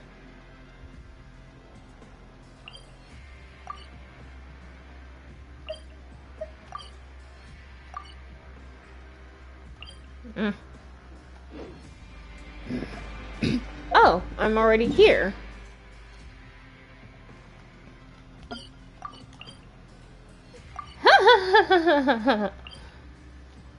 Okay. So, like, what the heck?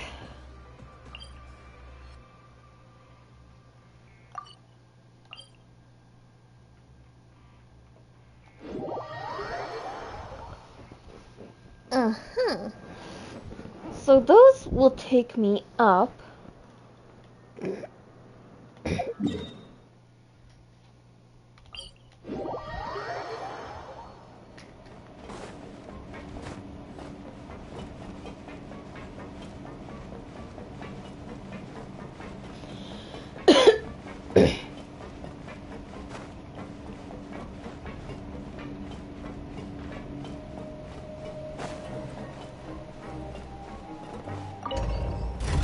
Swore there was a teleport waypoint for the production zone.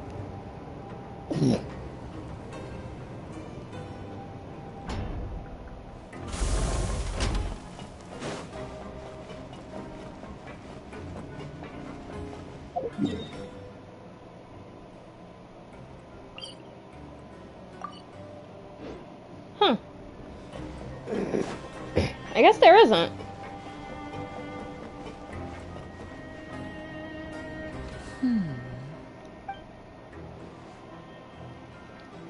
Huh?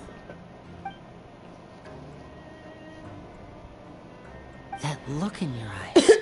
You found something? Hey, this is no time to be modest. Just tell him we found a boatload of information. Oh, as expected of the legendary duo, you have my full and undivided attention. Ah, my throat. Huh. I'd have never guessed that myself. The rumors swirling about this place are unreliable after all, and Master Child probably went missing because he found a way out. He is a harbinger after all. I suppose he's much more resourceful than I initially gave him credit for. Unfortunately, this isn't enough for our final report to Father. We need to find out Master Child's exact whereabouts. Father told me that even though Master Child said he was just coming to Fontaine for a vacation, he actually had some personal reasons. His agenda might be linked to his disappearance. The most important thing right now is to catch up to him. His escape route is already flooded, so we'll have to task someone with professional diving skills to chase after him. Well, when you put it that way, it's obvious that only Fremine would be up to the task. Bingo! Is he around? He's working today. Coming here as a group would have attracted too much attention. I'll talk to him about it later. It's the least I can do. We're all in this together, so it's only fair for us to fulfill our end of the bargain. Honestly, I'm far more impressed by you guys managing to collect all this information right under Wriothesley's watchful eyes. Oh no! Don't tell me he just jinxed us. Collecting information has always been our strong point. Why do I feel like Wriothesley's gonna just come out from behind a wall and be like, I heard everything? Now, let me think. To find out more information, I guess not. Fremine will have to retrace Master Child's original route. And if he's to do that, he'll have to set out on the next pipe cleaning day at the earliest. That's 6 days from now. And after that, he'll probably take another 2 or 3 days to return. You can even estimate how long it'll take for him to get back? We've been working together for a long time. We know each other's capabilities like the backs of our hands. Traveler, what say you to meeting here 9 days from now? We'll be able to pick up Fremine while we're at it, too. Oh, and there's just one last thing we'd like your help with. Though we can just sit back and wait for Fremine's report on Master Child's whereabouts, we still need to make more progress on the investigation of the Forbidden Zone. Fremine's no master of disguise. Lynette's still working on getting intel from the other areas, and I'll need to spend some time helping Fremine prepare for his diving mission. So, you are the only ones we can count on. What do you want us to do? Will it be hard? Well, I won't call it easy per se, but I think you'll be able to pull it off. Listen carefully.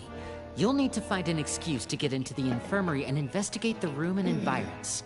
You've mentioned several sketchy-looking people always meeting at the infirmary earlier, so it probably has something to do with the secret we're hoping to uncover. You've already met the head nurse, so she'll be less suspicious of you. Investigate the internal structure of the infirmary and any active dealings within, and pass those on to me alongside anything else you're able to discover. But also, there's no need to take risks. Don't forget, safety always comes first. My apologies. I just started rambling out of habit. It was almost as if I was talking to my younger sister. Don't let Lynette hear you say that. That's not a bad thing, right? All right, then we'll head out as soon as we finish our prep. Let's go our separate ways for now, then. Don't forget, we meet here again in 9 days. Stay safe. If we have to wait 9 days in real life... Okay.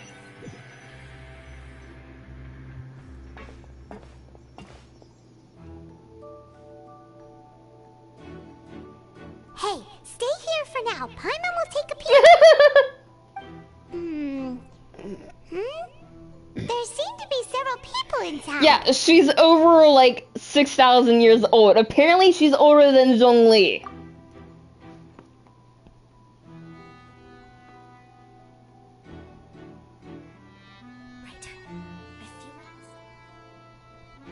It's not impossible.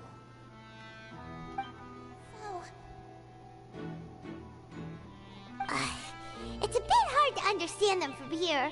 So, Why don't we just try to talk to them in person?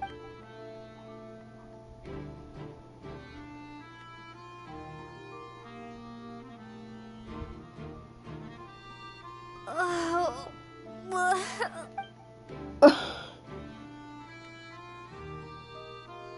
Someone! Please help! She's sick! Whoa, are you okay? Oh my! What's wrong, little one? There's no need to panic. Take a deep breath before you begin. The traveler started complaining of a stomachache, and then nausea, and then collapsed onto the ground. Paimon doesn't know what to do! Freezing limbs, twitching fingers, and pale complexion? Could it be poison? Let me take a look. Please, lie down over here. Don't worry, I'll get you to the bed safely. Here, hold on to my shoulder and walk slowly.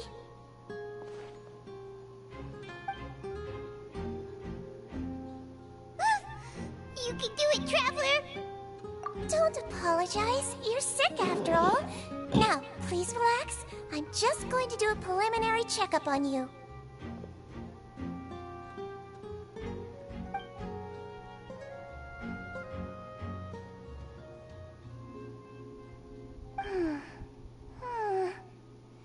I see now. My checkup has confirmed that she's not in any mortal danger. That's our worst fear out of the way. Eh? Oh, that's good. But I'll continue my diagnosis of the patient now. Please, relax and take a deep breath.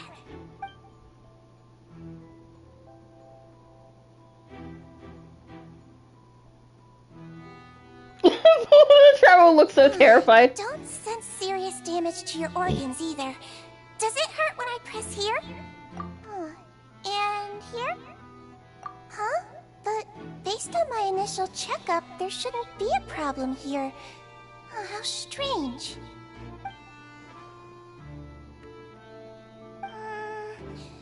What about here? Does this hurt? Oh. I understand. So that's what it is. I think you just ate something that disagreed with you. That's all. Nothing too serious. Outside of a pretty bad stomachache when it decides to act up. So that's what it is. Thank goodness it's not anything more serious. And there have been other inmates complaining about the food recently. I'll inform our head chef, Mr. Wolsey, of this problem as soon as possible. Congratulations! The health risk is incredibly low, so you should recover within a couple days. Why don't you take a rest here while I go get some medicine for you? Miss Levine, I'll have to trouble you to help me look after this new patient while I'm gone. Very well. And she hopped away just like that.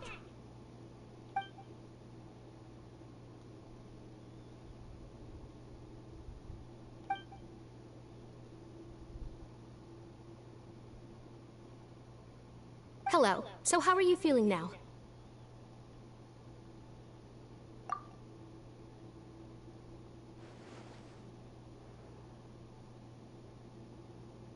Her stomach ache's really bad. She was stumbling about the whole way here, so Paimon's really worried. If Miss Sijuin says it's not a serious problem, then there's no need to worry. She's the best medic we've got down here. But it also looks like she's the only medic you've got down here. Well, that's true. What do you mean, that's true? That's really misrepresenting the situation. Of course I can't speak for the whole fortress, but it's not like everyone imprisoned here is useless, you know? Though they may have committed crimes and gotten locked up here as a result, they still know a thing or two about medicine, and they help Miss Sijuin take care of the sick and injured. Yeah, you're right. But did you have to lecture me about it in front of another patient? Aren't you a patient too? Where did all your energy come from? That's correct. Sorry, I got a bit ahead of myself. Are you two also sick? We've been sick a while. I come back every once in a while for checkups, and to pick up the medicines Miss Sijuin prescribes for us. That's just the nature of chronic illnesses. As for her, You could say she fancies herself as Miss Sijouin's capable helper because she learned a bit of medical knowledge ages ago. Please watch your mouth, Mr. Jurier. Don't forget that you are the primary reason I have frequent heart palpitations. Hey, don't start arguing now. Please, keep it civil at least.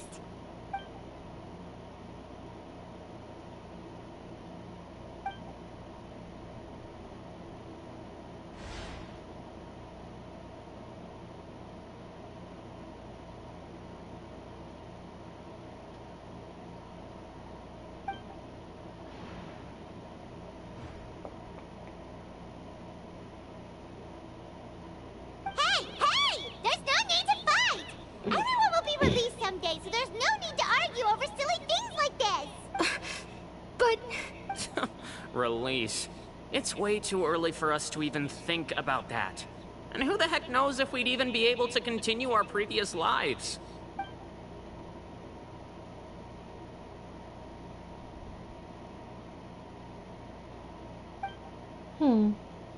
Please allow me to end this boring and useless conversation. Damn! Oh, and Mr. Jurier, I don't want to see your face here again anytime soon. Damn! Same to you, Miss Lorvine. Anyway, that was more than enough rest for me, so I'm going to get out of this excessively noisy place. See you later, everyone. Okay, so my intuition was completely wrong. That's kind of a good thing. Like that? That's just what he's like. I'm sorry you had to see all of that. I'm Lorvine, and that's... Well, his name is Jurier, but I hope you'll never have cause to remember his name. You really can't stand him, huh? I mean, can you blame me? Who would like someone who's as arrogant and obsessed with weird research topics as he is? But there's no need to keep dwelling on him. I'll accompany you two for a while. Miss Sijouin should be back soon, and I'm sure you'll feel better as soon as you've had some of her medicine. No, it's nothing. I'm back! Did you rest like you promised? Maybe? Thank you for getting our medicine, Miss Sijouin. Did you all cooperate with your bed rest? I trust that nobody got up to walk around. Good. Here, this should be 2 days' worth of medicine for you. Take 1 pill now, and then continue your bed rest. Her looks remind me a little bit of Bailu. Except for the eyes. And she sounds like a younger Bailu. I love it.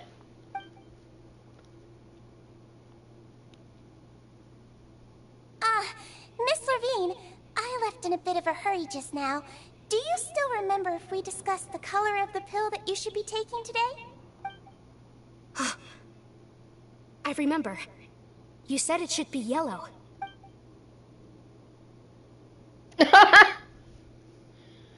I mean, she has a tail.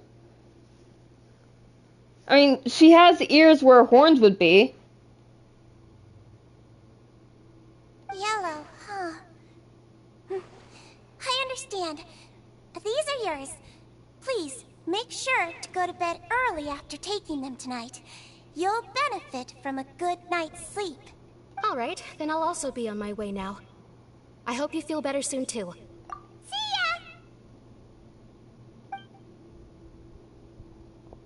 I'm going to fill out your medical record now. You're widely known as the Traveler, right? I just want to double-check a few details, if that's all right with you. Those two made quite the commotion just now, so why don't we let the Traveler rest? Paimon can answer the questions instead. So her primary symptoms are abdominal pain, with secondary symptoms of nausea. Is there anything else? That's it. All right then. Is there anything we should know besides to take the meds? No, her base constitution is quite good, so I'm sure she'll recover quite quickly after taking the medicine. Please, make sure to stick to blander, less stimulating foods. And don't stay up too late at night. Got it. Paimon will hold the Traveler to that for sure.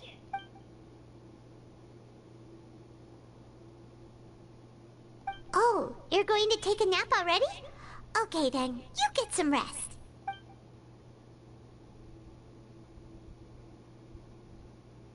Oh. places together. She may look a bit under the weather now, but she's actually super strong. Oh, so you're the best of companions. But don't worry, she'll recover soon. Oh! Ah, you're awake. How do you feel? You slept for a really long time, but we never left. Well, now you can go back without a worry in the world.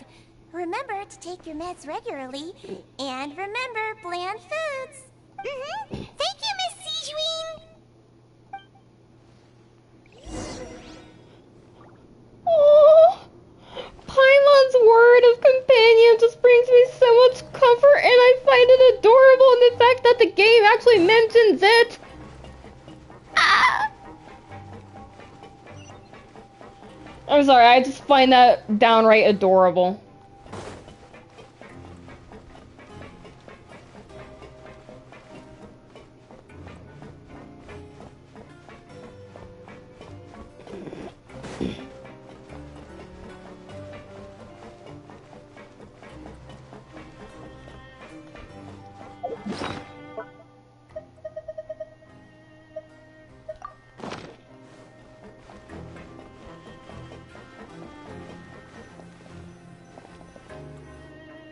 You really are something. To be able to fall asleep like that and even sleep talk the entire time, you scared Paimon half to death! No, but you kept mumbling things along the lines of, Pyron, don't take my grilled fish, and put down the Adeptus Temptation now! Paimon talked with Sijuin the entire time you were asleep. She seems like she's just a sincere nurse, and Paimon didn't notice anything unusual in the room. Are you sure we're not going off track with the infirmary?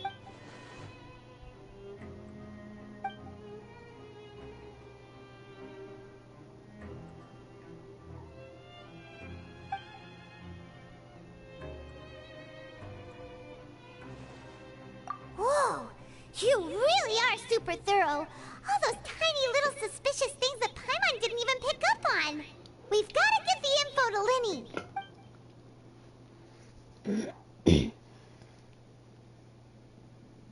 Linny. Okay.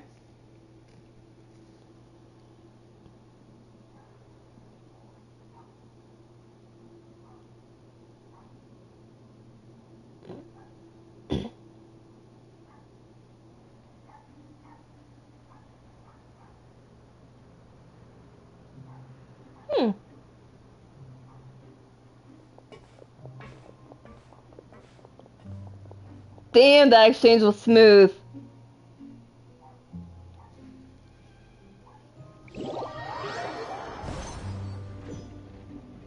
Today's the day. Let's go meet up with Linny.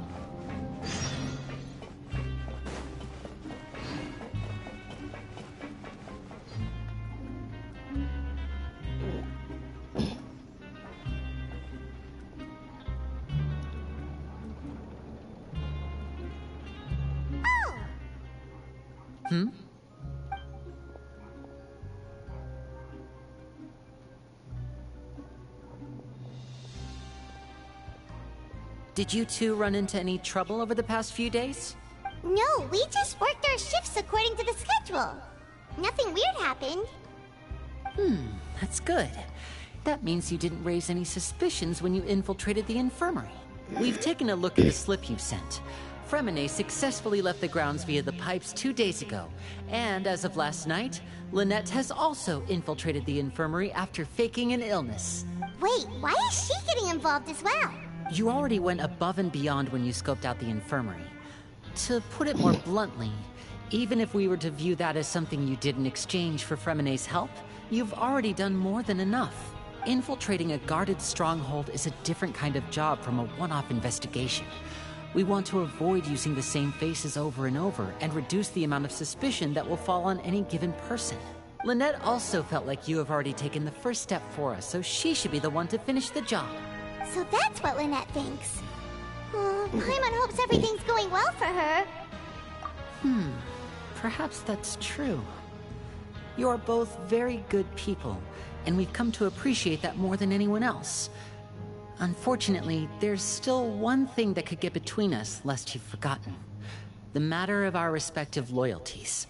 You've mentioned before that you've had some run-ins with the Fatui.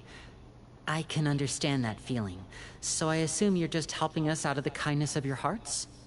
Well, everyone could use some more friends. We'll be counting on you to help us in the future, too. Mm-hmm. Since I see you as friends, then it's even more important for us to protect you from any peril. Fremine and Lynette feel the same way. Glad to hear it. Then, let's go check on Lynette before Fremine returns. If everything went well, then she should be wrapping up her investigation right about now. Is now really a good time to go over? According to my observations, Sigewinne always spends around half an hour away from the infirmary right before lunch. Lynette knows this as well, so this should be a good time to meet up with her. Also, I'm her brother, remember? It's only natural for an older brother to care about his younger sister's well-being. Okay, then let's head over right away. Let's hope nothing happened during that time. Oh, they kind of take us to the entrance right away. That's nice.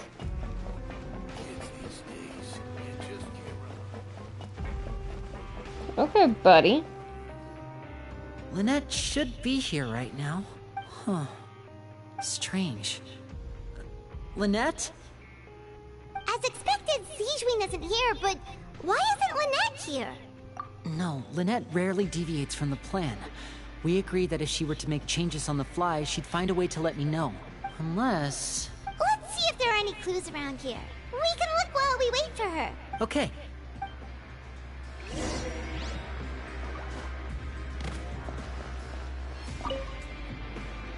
None of the beds have any signs of having been slept in. Except that one over there.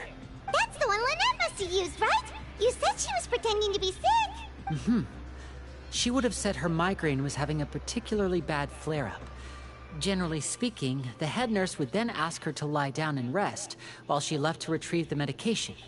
Which means, either the head nurse didn't return the entire time from when Lynette laid down up until she left the bed, or the nurse intentionally left it this way.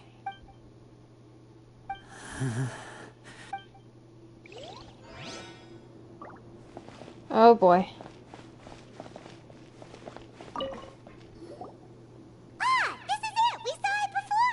Wait, this thing?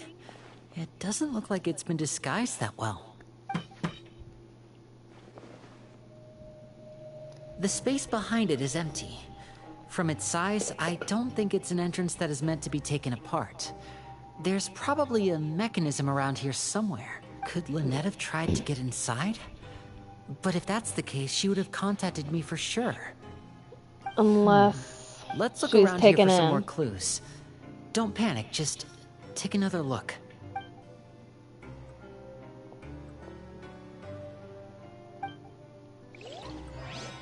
Yeah, most likely.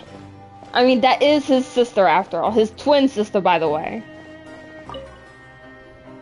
There are some books here and a few files.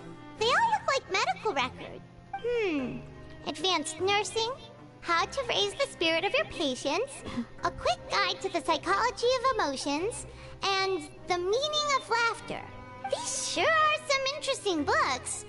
Who knew Sigewinne would be interested in these kinds of things? She even has books on understanding people's motivations and feelings. Is it because she's a Melusine? Or does she have a need to understand her patient's emotional state? Seems quite normal to me. These are skills that would come in handy for a nurse from time to time. Huh. Hey, you guys, there's a slip of paper over here! A slip of paper? It's right over here, and there's a bunch written on it too. It reads, out of respect for your usual practices, I'll use a piece of paper or card as the medium to pass on my message. You may consider this as me giving you my best regards. This is... Is that all? The back. This is... Show me! Now! Me? That look on your face. Paimon's reading it now. Would you care to guess where Miss Lynette of the Fatui could be right now? No. Could she have... Is she already... Wriothesley. deliberately leave the infirmary unguarded to use it as bait? Wait, you mean he was aware of our goals from the very beginning? But why? We didn't run into any trouble last time, and he also never reached out to us since. Yes, that is a crucial question. Wriothesley, he doesn't do anything without a clear goal or reason. So this means he had no concerns about your activities from the very beginning. You're not from the same camp as us. You were sent down here by Nuevillette, so you have no conflict of interest with Wriothesley. We're a completely different story, though. I'd like to know that, too. Why did he only go after her? Don't panic, just think everything over. I have to stay calm. This is not like what happened last time. The situation's different now. Wait, you're right. Wait, but that means the fact that Fremine was able to leave the grounds. Could Wriothesley have let him go as well? But what does he gain by letting Fremine leave like that? So he's challenging me and trying to provoke me, I'm sure of it. We never should have sent out Fremine. We had to go through all that trouble to find an opening to sneak him around the guards and into the pipe, and we even thought luck was on our side. Huh. If Wriothesley let him leave on purpose, then he's probably in a terrible spot now as well. Lenny's getting more and more panicked. We have to calm him down. Don't be like this, Lenny. Fremine wouldn't have left if we hadn't told you about Child. That was our fault. No. I'm the leader of this operation, and I'm the one responsible for this team. I was the one who failed to protect them. I'll go talk to Wriothesley. Hey, don't be reckless! Traveler, please, talk some sense into him! I simply cannot allow Lynette to be abducted again. I have to go. I'll find a way to get them back! Lenny. He's rushed out the door! After him! I don't think I can catch up to that guy. He's a lot faster than I think. Wait. You were here the whole time? Right. Oh, you I feel like little. we still have some room to make changes on these details. It's not impossible, but it'll require extensive testing. Is that so? Very well. Then please be mindful of the time. Huh? Is someone? Pack everything up. Whoever's outside is eavesdropping. They'll probably come in once we stop talking. Someone! Please help! She's sick! So they were all part of it. Whoa, are you okay? And it was an act. These two. As expected, they've already found this place. Oh, they are quite sharp. What a delightful turn of events. I like smart people, but I also like playing dumb. I like the feeling of being trusted. I shouldn't have trusted you, damn it! Oh my! What's wrong, little one? There's no need to panic. Take a deep breath before you begin. Being able to read human expressions is quite the useful skill. I should not have trusted you. It's no use. We have to catch up to him.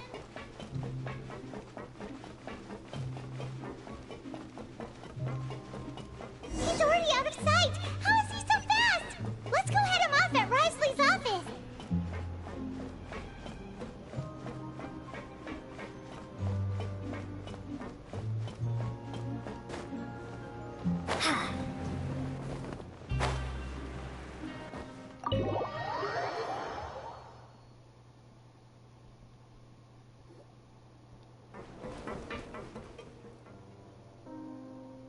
Come out and face me, Wriothesley! Aren't we at an administrative office space? Why don't you at least try to follow even a couple rules from the fortress's indoor management regulations? What did you do to my sister? I ran into the young miss at the infirmary. I'd heard that she was suffering from quite the migraine, so I decided to invite her over for a cup of tea. I do have some teas in my collection that can work wonders against such an illness. Stop joking around! Where did you take my siblings? I have also heard that your performances are quite the spectacle. Miss Lynette would sometimes enter a box filled with water, only to emerge the next second from another place altogether. Maybe she'll appear behind you right now if you were to turn your head. Is he trying to trick me into turning my head? No, he's probably not looking to attack me right now. All of the hostages are in his hands, and he's even in the mood for small talk. That means Lynette is probably still alive. You knew we were investigating the infirmary from the start, so you deliberately aroused the Traveler's suspicions and baited us into continuing our investigation, just so that you'd be able to kidnap Lynette. As for Fremine, no, you probably didn't even interfere with Child's escape. You let him go, so you could purge the Fatui members that we had planted into your ranks. There was no need to do so. The Fortress of Meripede is a pretty pleasant place. Most people enjoy their lives here. The only ones who act differently are those with personal agendas. It was quite easy to identify your colleagues. You removed our original members and spread the news of Child's escape so Father would assign our team to come down and investigate.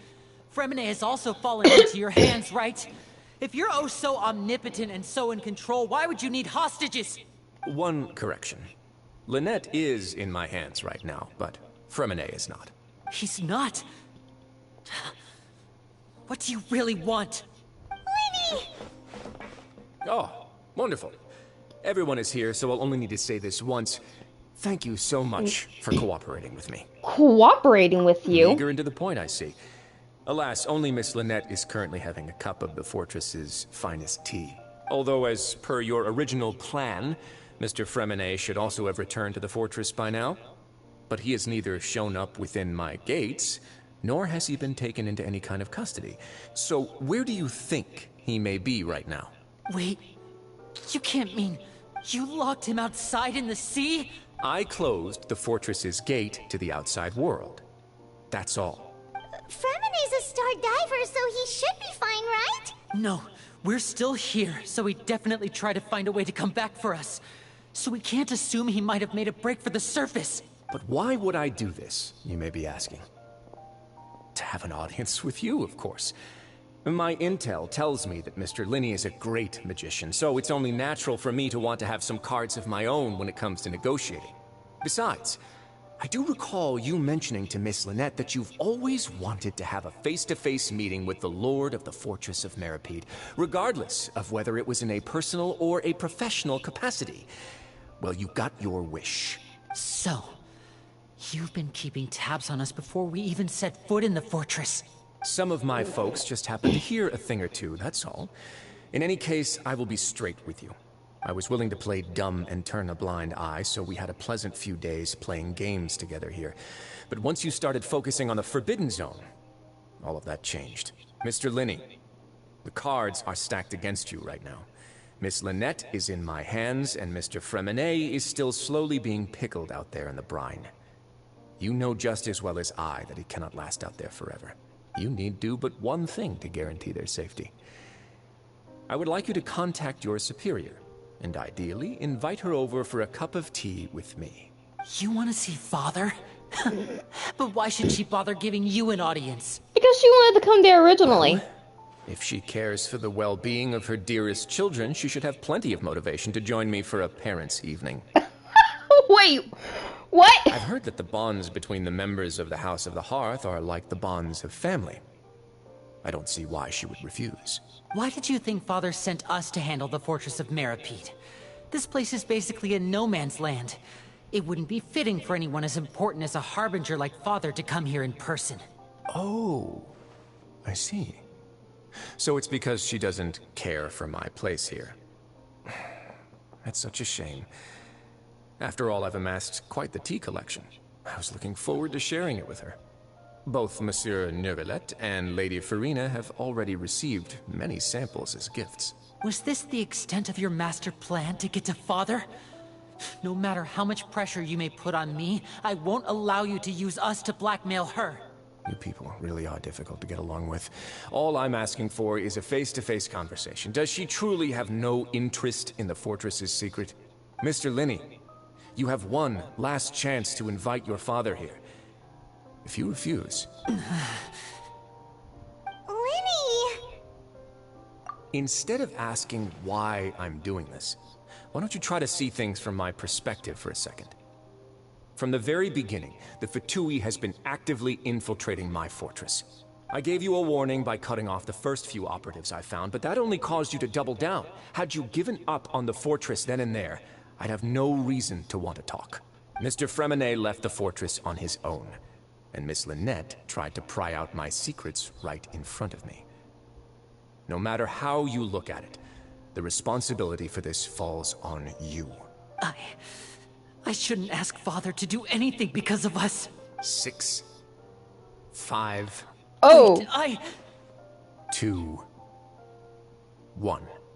Time's up. It really is a shame, Mr. Linney. Wriothesley! Negotiations have broken down. Please leave, ladies and gentlemen. It's time for my afternoon tea. Yeah, listen to the Traveler. If you can't talk to Linny, can you at least talk to us? You do realize that I'm only letting you go because of Nuevillette, yes? You're here helping him out, and I've already done my best to stay out of your way. But that doesn't mean you can just do whatever you want. The fortress may be small and remote, but it still has its own set of laws. Then how about this? Those who are capable deserve respect. You've spent quite some time investigating my home turf by now, so why don't you tell me a thing or two about what you found, I'll ask you 3 questions. Answer all of them correctly, and I'll agree to your request. Question 1. Regarding the hidden rules of the production zone, what is the truth behind the one about not being allowed to work for 3 days in a row?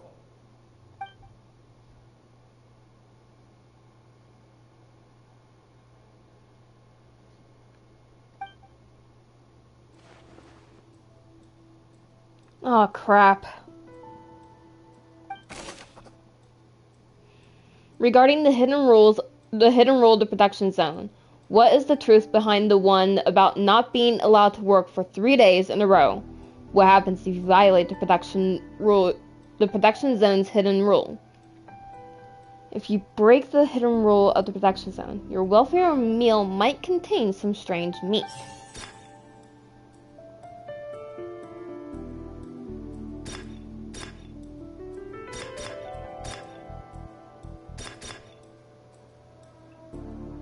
According to Collins, the Pancration tournament only took place because the Fonta company sponsored it. The company must want a return on their investment as well.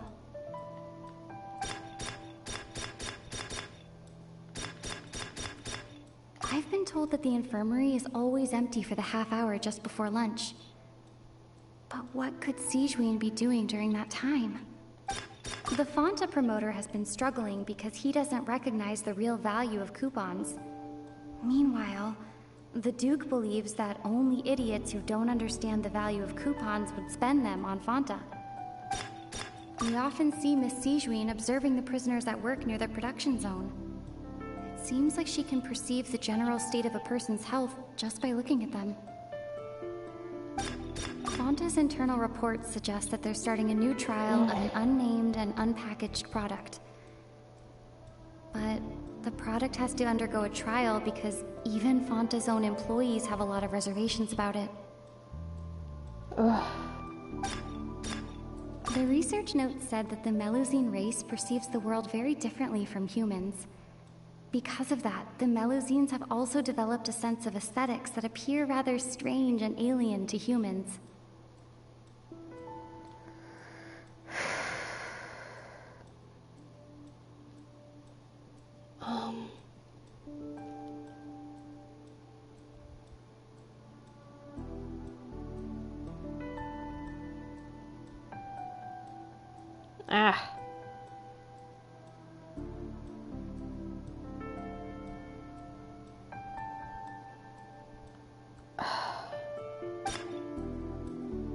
I'm not too sure.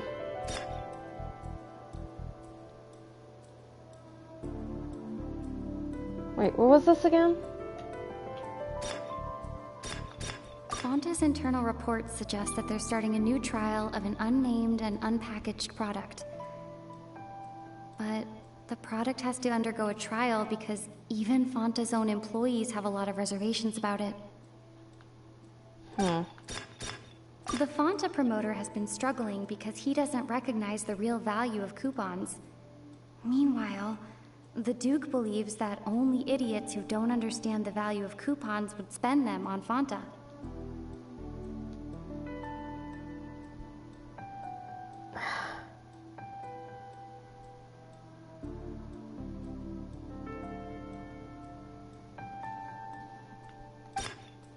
I'm not too sure what to go here. To go with here. For the half hour just before lunch. But what could Sijuin be doing during that time?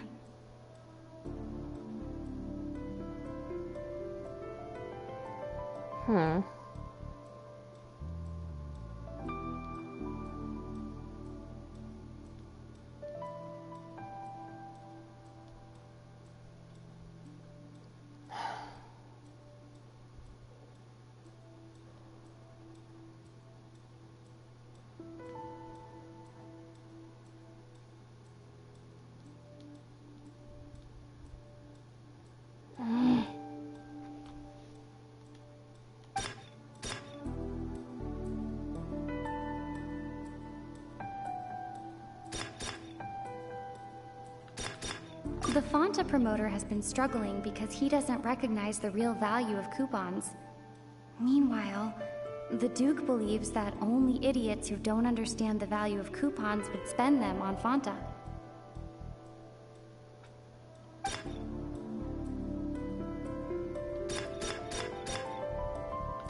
The research note said that the Melusine race perceives the world very differently from humans. Because of that, the Melusines have also developed a sense of aesthetics. According to Collins, the Pancration tournament... The Fonta promoter has been... I've been told that the infirmary is... We often see Miss Sijuin observing the prisoners at work near the production zone. Fonta's internal reports suggest that they're starting... I've been told that the infirmary is According to Collins, the Pancration Maybe? The research note said that the Melusine... Okay, so I got the book right. We often see Miss Sijuin observe... The Fonta promoter has been... I've been told that the infirmary is... There we go. Ah, so that's what's going on. Paimon understands it now. Who would have guessed? The hidden rule of the production zone. Oh my god. They're not supposed to work 3 days in a row, and if they do, they'll get strange meat in their welfare meal. At first we thought this strange meat must have something to do with the people who disappeared. But in reality, they were all prepared by Sijuin, the head nurse. She often visits the production zone to observe the workers' health and makes a note of anyone who has worn themselves out after 3 full days of work. Out of her sense of duty as the head nurse, as well as her genuine concern for the workers' health, Sijuin visits the cafeteria right before lunch and cooks an extra dish for those who can use the stamina boost. Sijuin has only the best intentions with her surprise gift and doesn't want anyone to find out about what she does. However, unfortunately, Melusines as a race perceive the world differently from humans, and their sense of aesthetics is even more alien to us. The recipients of her lovingly prepared special meals cannot taste the care within and usually just freak out. Are we on the right track? Not bad. You've uncovered Sijuin's secret and even guessed her intentions correctly as well. It's nice to know that her efforts have not gone unacknowledged. All right, now for my next question. There are also some hidden rules in the Pancration ring, including the one that you're not allowed to support both sides of a fight. Why is that?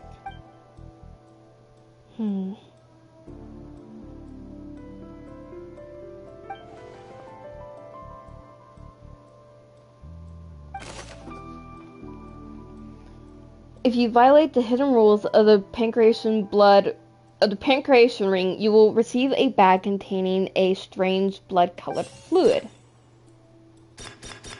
According to Collins, the pancreation tournament... The Fonta promoter has been struggling because he doesn't recognize the real value of coupons. Fonta's internal reports suggest that they're starting a new trial of an unnamed and unpackaged product. Oh, I got those two wrong. Okay. The research notes said that the Melusine... We often see Miss Sijuin observing the... Fonta's internal reports suggest that they're starting... The Fonta promoter has been struggling. Had to have it in the right order. Ah! Paimon gets this rule too now, so there really was nothing to be afraid of. That hidden rule of the pancreation ring is about how, people are not supposed to bet on both boxers at the same time. And if they do, they'll receive a package containing a strange blood-colored liquid. People get scared when they see it because they've subconsciously begun to associate it with the missing boxer. But really, it's just a bottle of the latest yet-to-be-named and packaged new Fonta trial product. A blood-red drink. It's no wonder even Fonta's own staff were questioning the company's decision-making. The company, facing backlash from its own staff, decided to try to trial the product on a smaller scale to see how it might be received by customers. They came to the fortress of Meropide and offered to sponsor the pancreation tournament so they could push their new product. But the Duke completely refused to even entertain the idea. The Duke, knowing how valuable coupons are in the fortress, knew that only total idiots who didn't understand their true value would bother buying a Fonta product here. And so, only those who proved their stupidity by being dumb enough to bet on two opposing sides of the same match were selected to receive the drinks. I acknowledge the effort you've put into bringing the truth of this mystery to light. Although, based on your description, that Fonta promoter is a bit too careless with his words, I may just reconsider my collaboration with the company. All right, and here's the final question. What's the secret behind our head nurse and all of her patients in the infirmary? Stop your cruel and pointless games, Wriothesley! You know that we haven't finished our investigation, so there's no way we can answer the last question. The thought of sparing Lynette and Fremine never even crossed your mind. You'll pay for this!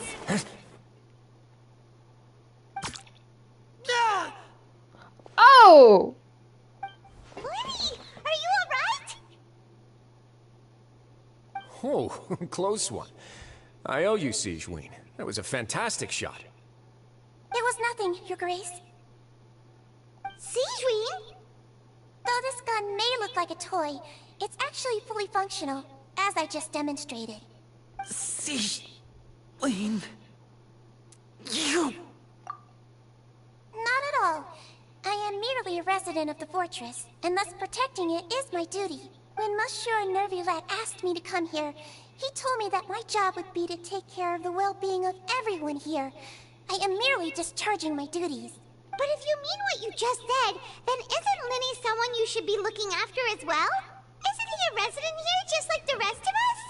But I really am just doing what Monsieur Nuevillette told me to do. Everything I did, I've done to protect them. Had I not, they would be in far more dire straits right now. His Grace knows it too, right? Your Grace? Mind proving my innocence to them? Uh-oh. My dear Sijuin, whatever shall I do with you? Would it have killed you to just wait another minute or two? Well, it's nearly time after all. The way you do things can be truly frustrating sometimes, Your Grace. I figured I should try to talk some sense into you. What are you talking about? What time? Take me if you want. Let them go. Mm-hmm, how touching. Can you just give me one more minute? Don't be like that, Your Grace. All right, everyone, calm down. 2 more visitors will be arriving any time now.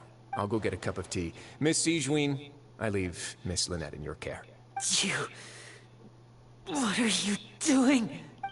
I believe I hear footsteps.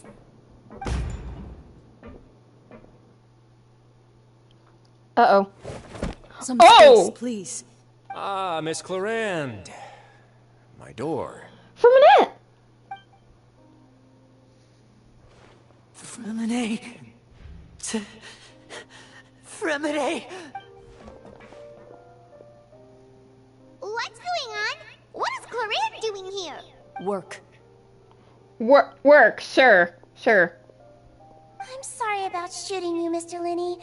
The tranquilizing effect will begin to wear off soon. Please take it easy in the meantime, though.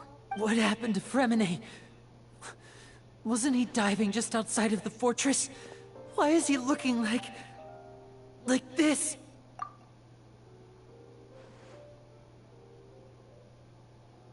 A flushed face, an accelerated pulse. He must have consumed primordial seawater. Oh no. What did you say? Please, make some space. I'll need to give Mr. Freminet a more thorough checkup. Your Grace, I'll leave the rest to you. I'll talk to Clorinde while you get Freminet to where he needs to be. Everything else can wait. Wait, what about Lynette? Hey! Dude! Buddy! I need some answers here! That look on your face. I thought I made good time on the way back. Oh, I'm just admiring your punctuality. Had you arrived just a few minutes later, Sigewinne may have been forced to shoot Mr. Linney again. How's the situation out there? The water has changed. It's pretty much as expected. The concentration of primordial seawater has increased significantly. I was only out there a short time, so it wasn't too bad. But if one were to stay for any significant amount of time... well, you can see how that boy's doing. Where was he when you found him? The abandoned zone at the end of the pipes. A good distance into the water. Closer than I thought. He must have recognized it early on and tried desperately to swim back. Locking the door was necessary. I don't think we could have saved two. Well, I did try to convince him that I had my reasons. Never seems to work, though. It would probably work on Nuevillette. He has a knack for picking out who had good intentions, even when the outcomes were all terrible. That's a bad sign if you're having to plead your case to Nuevillette. Want some tea? Not particularly. If you want to drink some that badly, just say so. Fine, I'd like to get some tea. Want me to get you a cup too, since I've already made it? Might as well then, I suppose. What? Actually, do you have a towel? I would like to dry my hair. Busu, I swear!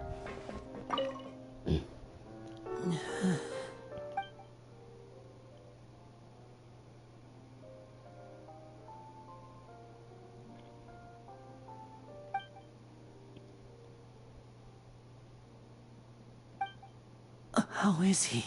These symptoms are probably caused by an acute ingestion of a large amount of primordial seawater. Still, his condition is not critical. Of course, it would be best if he stayed for further observation. Let's leave him here for now, and move him to the infirmary once he's recovered a bit more. Sorry. I am aware that the infirmary may not be your favorite place in the world at the moment. We do only have a single clinic in the fortress, however. Why would he ingest a large amount of primordial seawater after leaving the fortress? How could that possibly happen? Please, look after Mr. Freminet for the moment. I'll go fetch some medicine and a respirator. Oh, I'll bring Miss Lynette back with me. About time. Where is she? How is she right now? Oh, she just took a nap in an empty room after I tranquilized her. If my calculations are correct, she should also be waking up right around now. You might not believe me, but His Grace and I actually made some snacks and tea for her.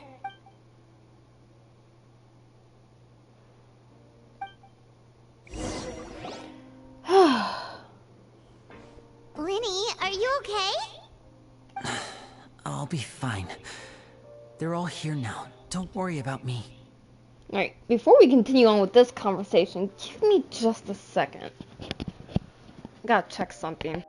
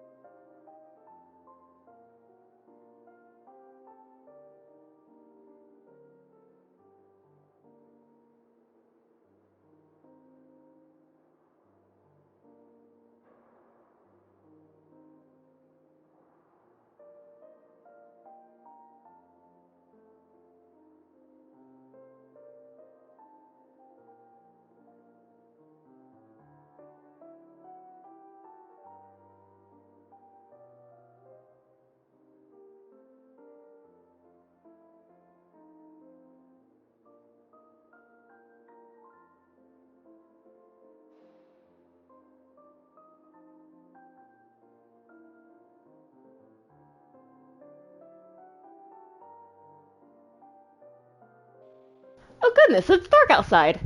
Are you sure? You don't look alright. My hands and feet are still a bit weak, but that's probably just the residual effects of the tranquilizer shot. I'm back, everyone.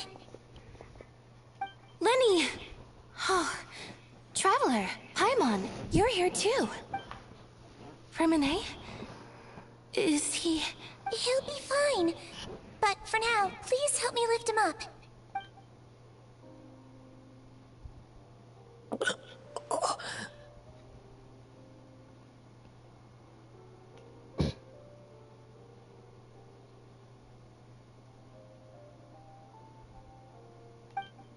Come on. His breathing's beginning to slow down. Give me a hand and help me get him to the infirmary. Yeah, I'll take him from this side.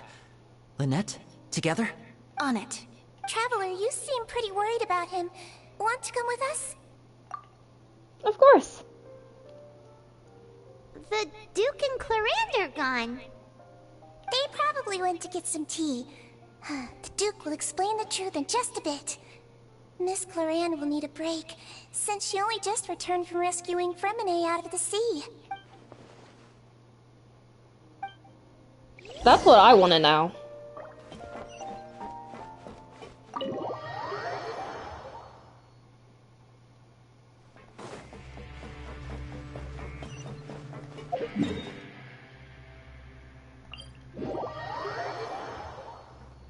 No, we're getting to it.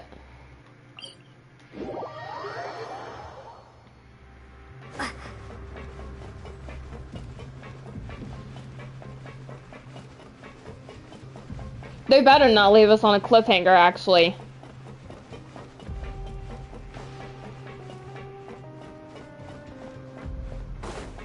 But it is MiHoYo. They will leave us on a cliffhanger.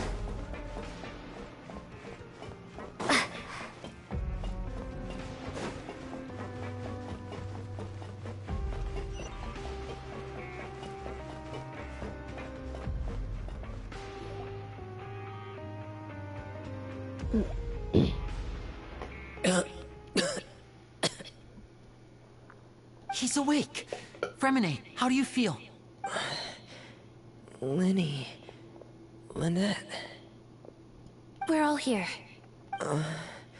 Where... am I? The infirmary, at the Fortress of Meripede, Mr. Freminet. And you are no longer in any danger. How do you feel? Don't push yourself if you're not feeling up to it. Traveler... Paimon... It's been so long. Who is Feminet's voice actor? Because he sounds very familiar. The sea. There's something wrong with the seawater. Shh, it's okay. We can talk about it after you've recovered. No, listen to me. This is really serious. There's primordial seawater mixed into the regular seawater. I don't know why it's there, but no one should touch it.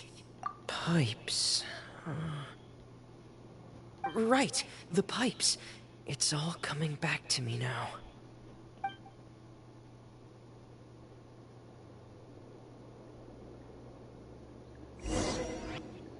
So we play as Freminet during this portion.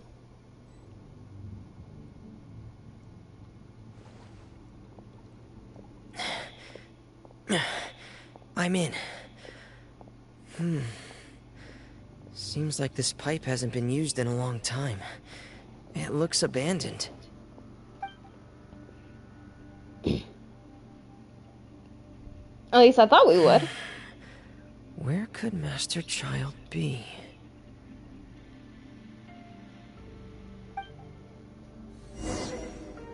We do play as him. Okay.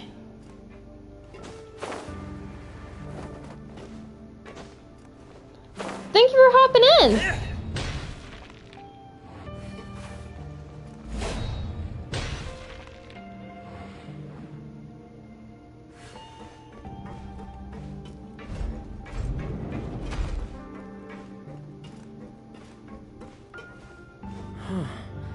This mechanism looks like it's been tampered with. Could he have done it? Katekli is not exactly tech savvy.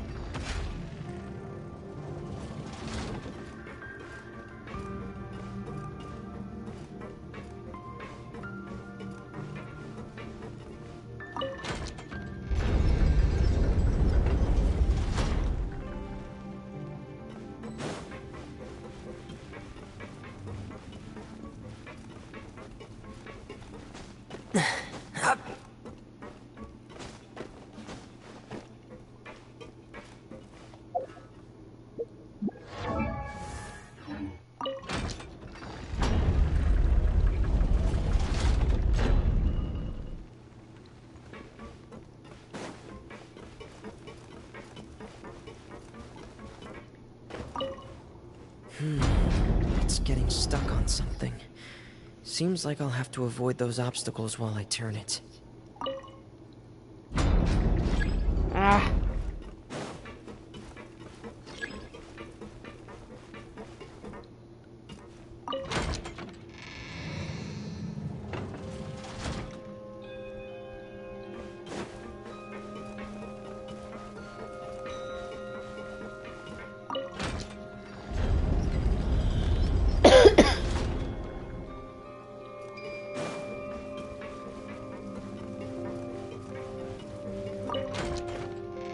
There we go.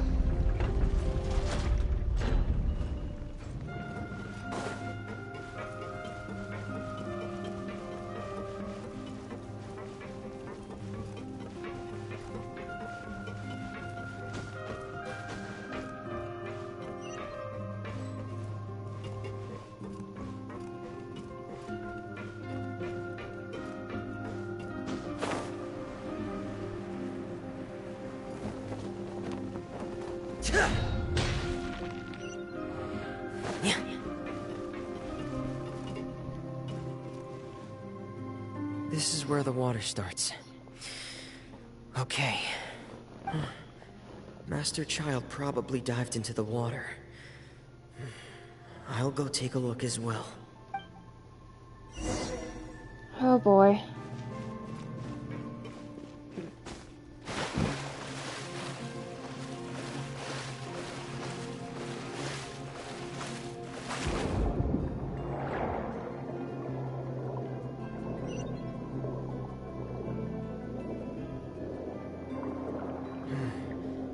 The vegetation here is a bit more sparse. These traces aren't natural. A person must have left them, and recently. I should be going in the right direction. There are traces here too. I need to keep going. Huh? The traces are gone. But I don't see where he could have gone from here. Wait. What the...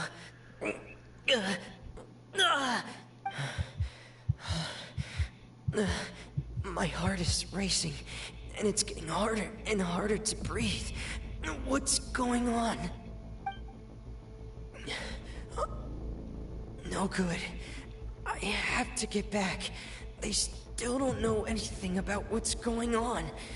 If I turn back right now, I should still be able to make it.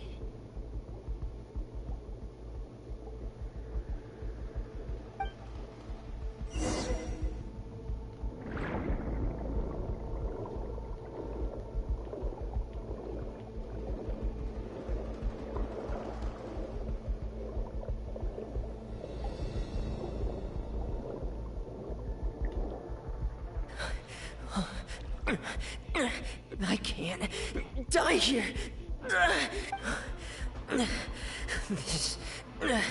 This is bad. I'm feeling worse and worse, and I'm still underwater. I have to push on.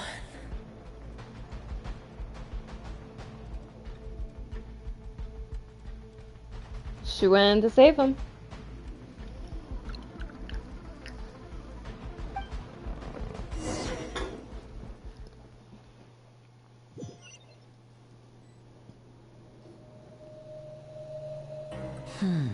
So, in other words, the trail you were following vanished, and you had no idea where Master Child could have gone. But there was also no obvious place for him to have disappeared to. That's right. I tried my best to swim back, but I had already put some distance between myself and the fortress, and I just couldn't find the strength to keep going. I probably passed out some time after that, and you know the rest.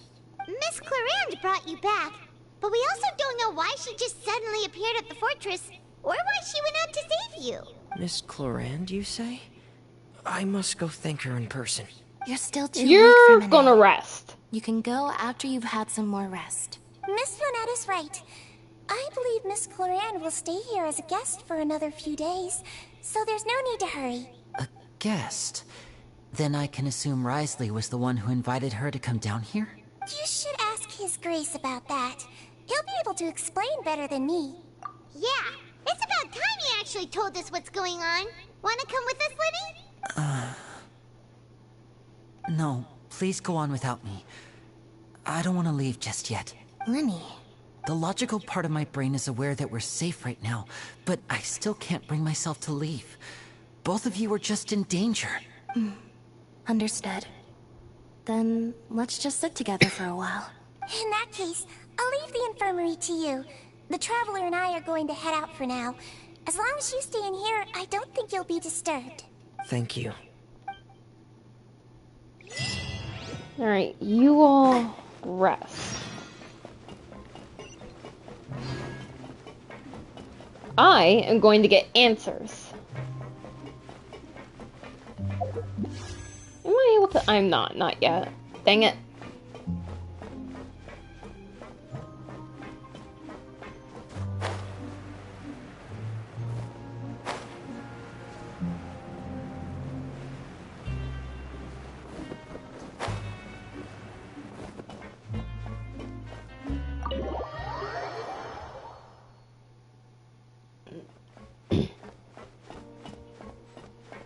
Hey Wesley, you have a few things you need to explain to me, buddy.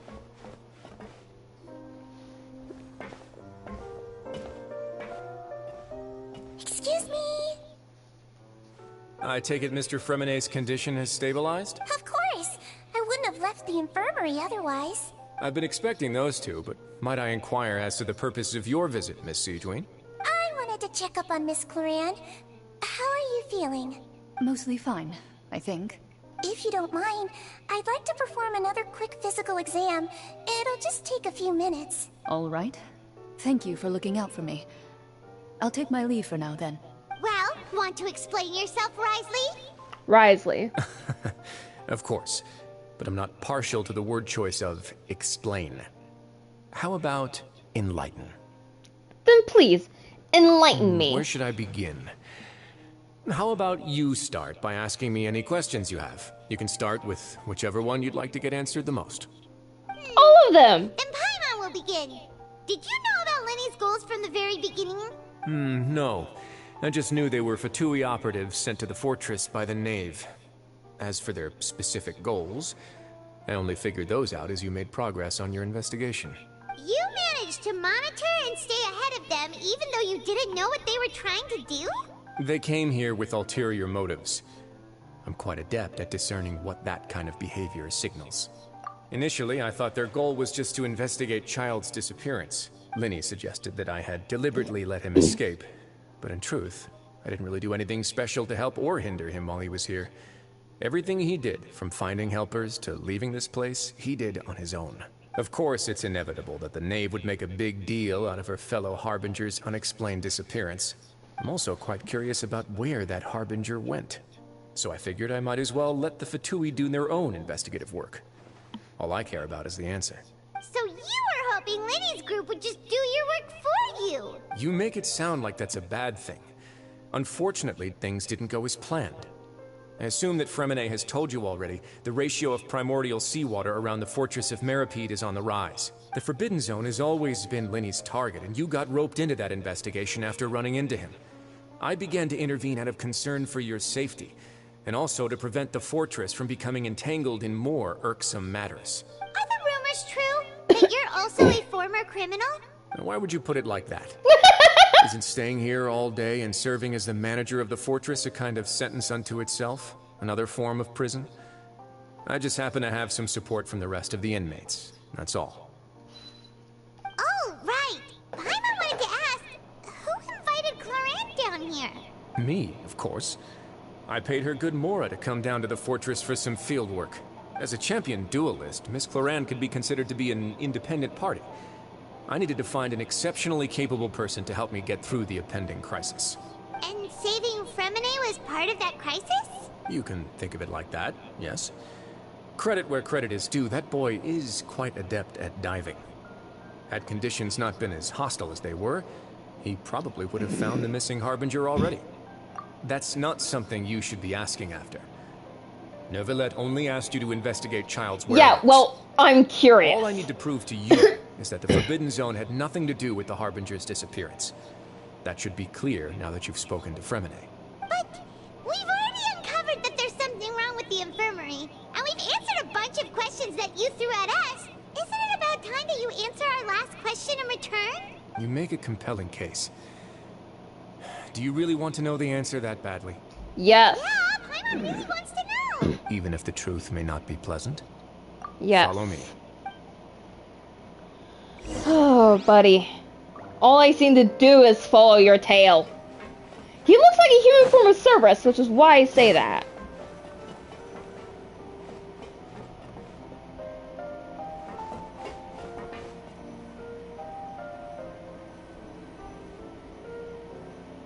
I hear what sounds like a hydroculus.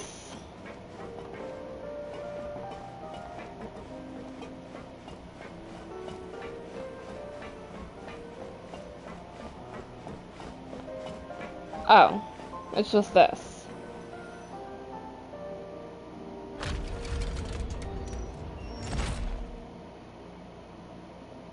There's a hidden door here? And a whole basement behind it? Huh. You're pretty good at hiding stuff, Wriothesley. It seems you've forgotten just what kind of place the Fortress of Meripede is.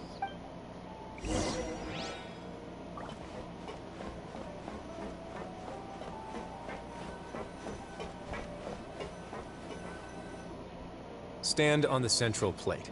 Wait, is there a secret mechanism or... Whoa!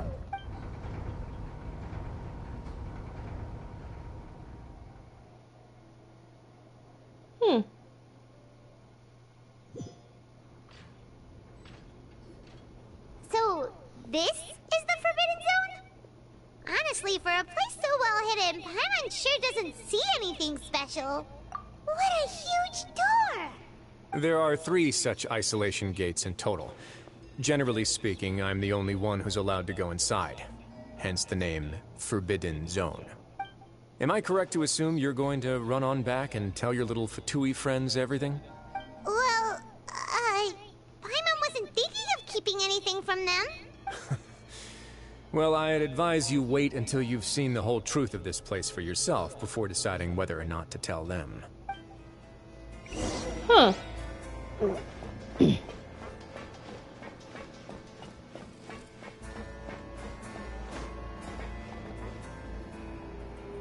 Huh. So there's a switch on the side. Stand back.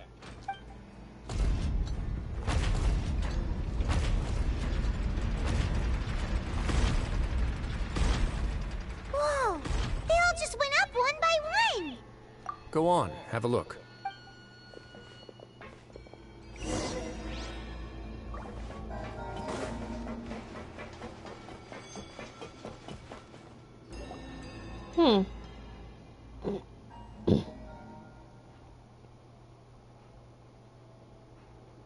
I've been interested in what lies beyond that gate ever since I assumed leadership of the Fortress of Meripede. Of course, it would be unwise to recklessly open it, but it'd also be risky and negligent to simply ignore any potential danger that could be behind it. The readings on that dashboard have not budged since the day when I first laid eyes on this place. But over the past year, the needle has crept upwards from its original position, likely because some parameter it's been tracking has changed, if only infinitesimally. Normally I would have ignored it, but I happened to have some free time when I noticed it, so I investigated. Any guesses what the reading could be tracking? Very reasonable guesses. I've considered both of those as well.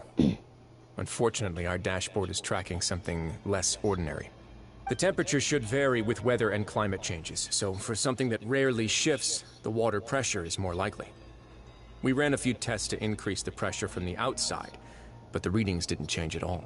Later on, a few more possibilities occurred to me, such as a potential connection with the primordial sea. I began to make a few preparations based on that hypothesis. Over the past few days, the needle has moved again. With that, and the symptoms that Fremine displayed after leaving the fortress, I can now confidently conclude that the readings represent the concentration of primordial seawater in the seawater nearby. Huh. The concentration of primordial seawater? But we're already under the sea! And that is precisely the problem. We're at the bottom of the sea, and now we're surrounded by toxic seawater. Somehow, primordial seawater got mixed in, and the concentration is steadily rising. Yes, that's very likely. But forget about the two of us. Not even Nuevillette knows where the primordial sea could be, much less where we could find and plug a leak. Oh. Seems like you've figured it out. I believe the primordial sea lies directly beneath this sluice gate. For some reason, the primordial seawater levels have risen significantly, and it's now very close to us. The indicators are now red. Although the gate still stands, some primordial seawater has already leaked out and mixed into the sea around us. If this continues, soon it will no longer be able to hold back the primordial sea at all. If this gate falls, Yeah, Fontaine you know will what the legends too. say. If this place falls, then everyone in Fontaine will be turned into puddles in the span of a night. But that's just too weird! Why would the Fortress of Meripede be built right above a sluice gate for the primordial sea? Who built this place anyway? Your expression tells me you think this might be part of a vast, complicated conspiracy. To be honest, you might find the actual answer may be exceedingly boring. It's just that the secret of the Forbidden Zone had been long forgotten by the nation before I rediscovered it with my research. There's no single founder of the Fortress of Meripede in any traditional sense. What we know about its history has been left to us by the people who used to live here. When the previous Hydro Archon, Egeria, ruled the land, all convicted criminals from Fontaine were exiled. The people drove the criminals away like a wolf pack chasing away the banished. The criminals received no sympathy of any kind from the people. They were exiled to the desolate seaside, where they experienced only pain, struggle, and the bone-chilling cold. Some of them began to repent, and prayed to the Hydro Archon, asking if there was still anything they could do. The Hydro Archon took pity on them, and said, "You may go guard my secret, deep underneath the waves." And so, leaning on the power of the Hydro Archon, they gathered underneath the sea and began to build a fortress. They became a community down there in the deeps, and over the years helped it to grow. As the number of exiles increased, more and more people joined the community. When the first group of exiles died, they left the yet unfinished fortress to their successors. The Hydro Archon continued to lend her support, allowing the fortress and what it stood for to continue growing ever larger. Before long, this dark underwater fortress became the sinner's only home. And with that, the people here stopped referring to the fortress as a prison. They saw themselves as repenting sinners who would regain their freedom once they had sufficiently redeemed themselves. But as time went on, people also realized that the fortress was a lonely place. Once they had gotten used to life here, they could no longer feel comfortable living in the overworld. Once they had finished serving their sentences, some people left and some others chose to stay. They'd find some idle position and let their withered souls fade away with the ancient secrets of the past. After many, many centuries, few people still remember the reason for the fortress's founding. Now they just see it as an integral pillar of Fontainian society, as the place where criminals deserve to be sent. Now and again, researchers manage to break one law or another and live out their days in the fortress. I learned all this from an elderly historian. Everyone else just thought he'd made it all up. But now you know every part of that history is true. Indeed. It's just as the prophecy says. If this gate fails, then everyone will be dissolved into the sea. To be frank, not really. But sadly, that hasn't stopped this prophecy from proving all too accurate. Prophecies are troublesome things. Just hearing one will create the first wave of panic. Seeing signs of it will bring about the second, and actually witnessing it in real time, the third. Let's go somewhere else. I want to show you something. In a way, the Traveler is probably the only person who could go into the water and not be affected by it because she's not from Fontaine. She's not even from Teyvat. Your Grace, perfect timing. The results from our last round of experiments have... Wait, Jurier, he's not alone. Huh?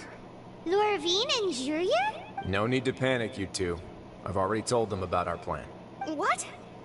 After you warned us not to tell a single soul about any of this? I'm skeptical as well.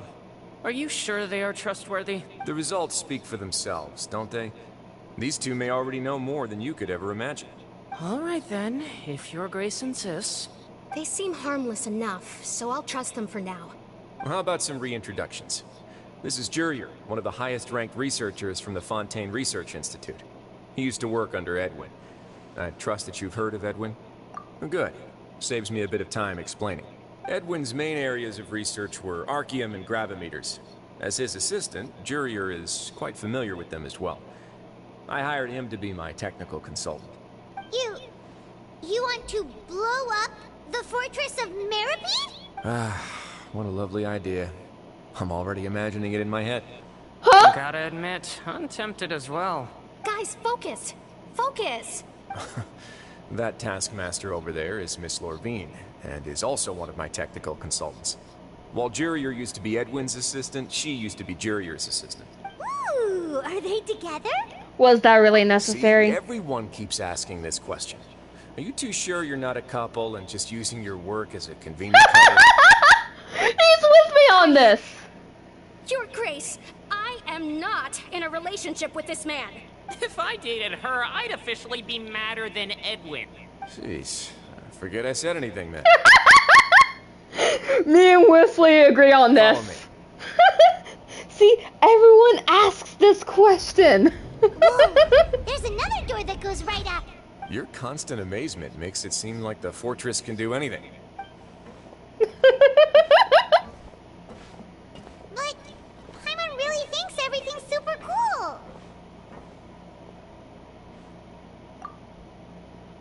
Well, let's spice it up a bit.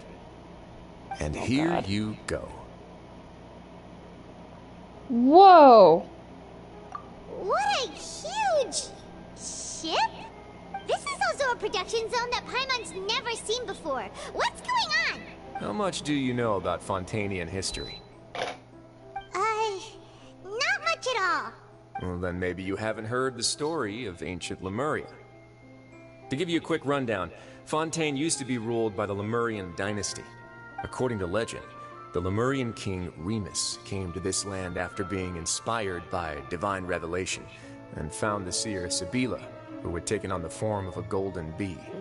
Taking the golden bee with him and riding on a huge ship, the Fortuna, he created his nation above the surging waves. He called his nation Lemuria and used the Fortuna to incessantly search for new tribes and islands, calling on them to join his empire.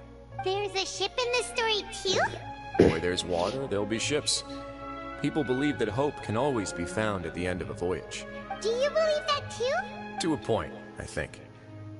As you've already seen, I have a whole factory's worth of labor, materials, and technology at my disposal. Certainly can't hurt to give it a try. He's going to try and keep the entirety of Fontaine on the ship? Is that what he's trying to do? The moment I began to speculate that the primordial sea might lie underneath the gate, I also began this project. Were you inspired by the legendary Fortuna? Maybe. Fontainians need something to hold on to cope with the impending disaster. Were the workers to find out the truth behind this ship, riots would destroy the fortress faster than any catastrophe. Makes sense. As the fortress's administrator, I'd never make such a reckless call. Alright, that's enough talking for now. I'll need another 3 cups of tea to soothe my throat. Do you have any other questions? He really Seems likes like tea. you're good. Come on, I'll take you back. He really, really likes tea. I'll leave you here for now. Oh, thank you so much. No worries.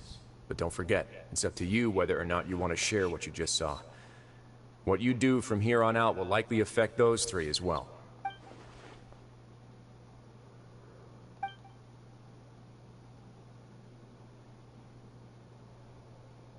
Yeah, we'll put a lot of thought into it for sure. Great. I look forward to what happens next.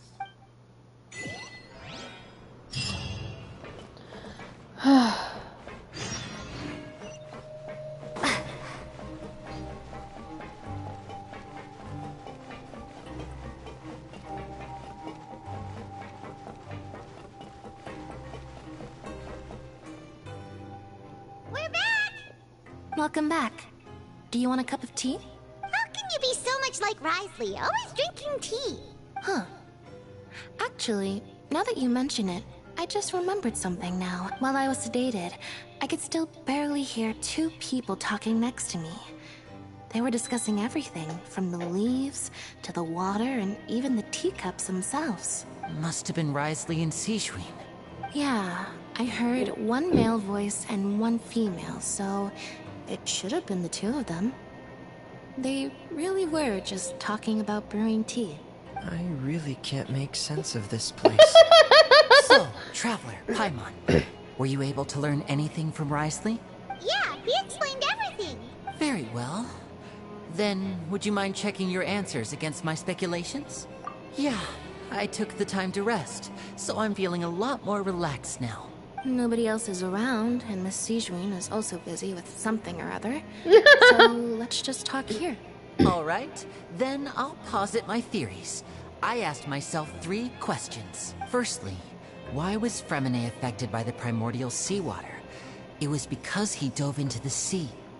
My theory is, the long-lost primordial sea is probably very close to the fortress of Meripede. You're not wrong. Ooh, he's good. He got that right on the first try. That's our Linny. Secondly, Wriothesley's attitude changed dramatically during the course of our stay here. He ignored us completely at first, then suddenly roadblocked us. Why? I spent quite a long time thinking about this. If he has been monitoring the Fatui since the very beginning, he probably ignored us at first because he was hoping we could find Master Child for him. What's more, the Fortress of Meripede is not part of Fontaine's court system, nor does it report to Udex Nuevillette. Wriothesley is basically the king of a no-man's land. He is. As long as the fortress doesn't do Not anything about basically, Master he Child's is. disappearance, Father can use it to pressure the Fontaine authorities. And while the two factions are pitted against each other, Wriothesley will be free to move between the parties of interest. If I had to guess, he probably has something that he's working on himself. It's likely related to the secret of the infirmary, but You're super smart. Thanks so much. Then finally, there's the last question. If Wriothesley does have a plan, what could it be? All I know for now is that his plan probably has something to do with the changing nature of the seawater. He's even gotten Cloran to help him out. That can't be the full extent of what he's doing. There's probably a secret passageway behind the block in the infirmary, and there's something big in the fortress that most people here never get to see. He has a bargaining chip, and it could be important enough for Father to deal with him directly. I don't have enough information, so I have no idea what his chip might be. But let me guess. You have the last piece of the puzzle.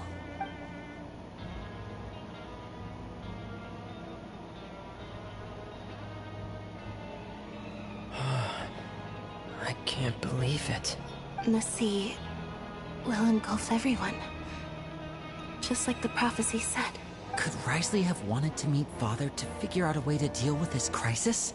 If you Yes. remember, I once mentioned that Father sees the House of the Hearth as her base of operations, and she truly wants to resolve the crisis. But how could Wriothesley have known that? Or perhaps he didn't know, and just wanted to bring Father over to his side? Which could be why he said he just wanted to negotiate. Yeah, that makes sense to me. I understand your concerns as well, Traveler. I'll figure out a way to pass this on to our father. No matter what, we're on your side. The two of you have already aided us far too much. We probably wouldn't be standing here right now if not for you. The House of Hearth wants no conflict with the If you ever Traveler. need anything else going forward, please come to the House of the Hearth at any time. Though you may not share the sentiment, after all that we've gone through together, the three of us basically see you as family now. You have my gratitude. Thank you for protecting Linny when it really mattered. And thank you for sharing the secrets of the fortress with us. We didn't think you were going to do it. Why are you being so formal all of a sudden? Given your strength, you might not need our help at all. But if you are ever in danger, we will try our best to protect you. Aww, the sound of that makes Paimon feel all warm and safe inside.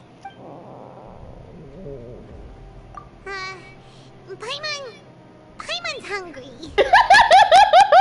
Oh, you've done so much already. Go get some food. Alright, then we'll catch you guys another time.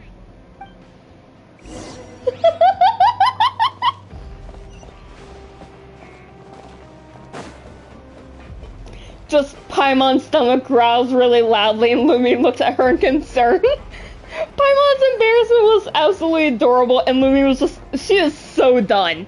She is so done with her expression. You could tell. It's time for dinner. Welfare meals now being served at the coupon cafeteria. Come on, let's go pick up ours as well. Traveler and Paimon, over here. Are you here for dinner too, Miss Sijwin? And I'm taking the opportunity to prepare Miss Cloran's dinner as well. She kind of sounds a little bit like Klee as well. You're right. She's actually sitting in the fortress cafeteria. What would you like to eat? Yep, you can. I've already talked to our chef, Mr. Wolsey. It's all on me today, so you can get whatever you'd like.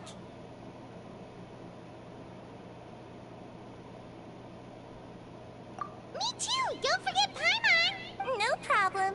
Just leave it to me.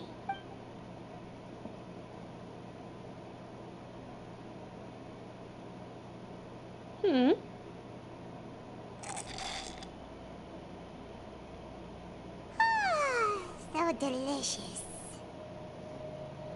Paimon's so happy. Paimon wants to feast like this every day. Feeling full yet? How's the food? Delicious. I'm so glad to see you all so happy. Oh, see, the expression on your face just now? The muscle here just moved, which suggests that you're feeling quite relaxed at the moment. Sijwin, do you do this to help your patients or to better understand human beings? A bit of both, I suppose. I'm a Melazine, which means I'm very different from human beings. I must know what you're thinking if I want to take good care of you. You're really good at taking care of people. Even though you're so short, you still talk and act like an older sister. Really? You're reminded of an older sister? That's great to hear. Oh, and what did you mean back in Wriothesley's office? When you said that you were protecting Linny and his siblings as well? Oh, that. I just asked His Grace to look out for those children, especially that diver boy. I was getting a bit worried after hearing that something was wrong with the water. Thankfully, Cloran is very strong and managed to save him in the nick of time. His Grace also sealed the pipes after Cloran left, to make sure that Linny wouldn't impulsively chase after his brother. Although the path was blocked, we still stationed some guards there to stop anyone from approaching. They were instructed to only open the door once Miss Cloran had returned. Oh, and I was keeping an eye on Mr. Linny as well. We had to press him, but we couldn't allow him to be in any real danger. You were all super considerate and really thought everything through. It's just what we do down here at the fortress. At least this has been His Grace's style for as long as he's been the leader. Oh, I really wish Monsieur Nuevillette would come down here more often too. I feel like he'd like it here, with all the darkness and chaos. But that doesn't make sense at all. Truth. Get a good night's rest, you two. You both worked very hard. Like, she's not wrong.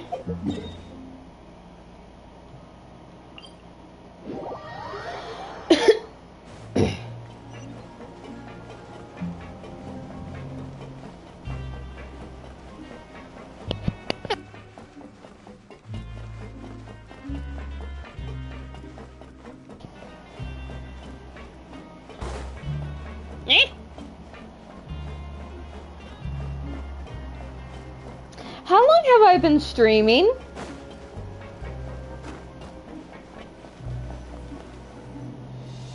I started streaming at like 2 something or 3. Paimon just feels absolutely exhausted now that she's finally relaxed. Paimon's super sleepy. Are you sleepy too? Yeah, I'm getting there.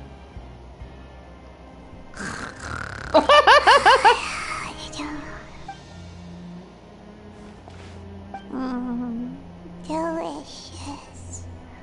Paimon wants seconds for free.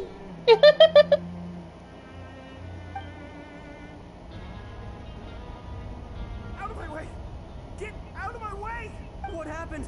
Why is everyone running? No idea, but something must have happened. Stop asking! What's going on?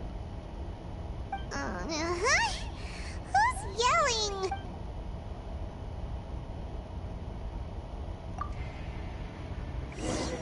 Something happened.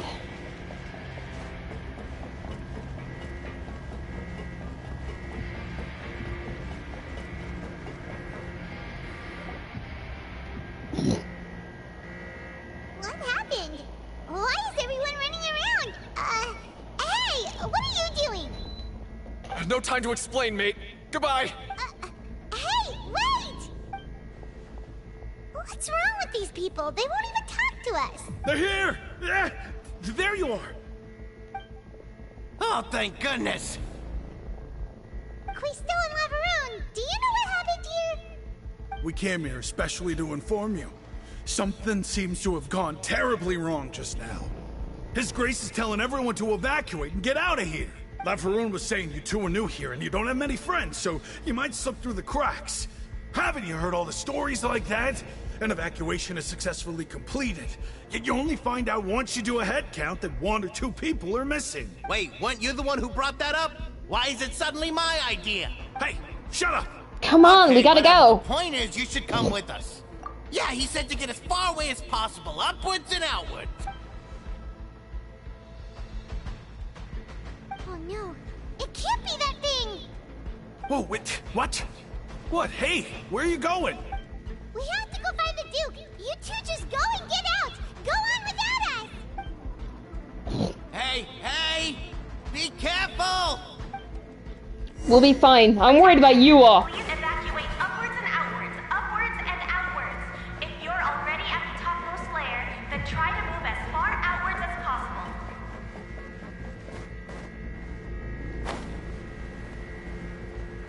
Attention, please evacuate upwards and outwards, upwards and outwards.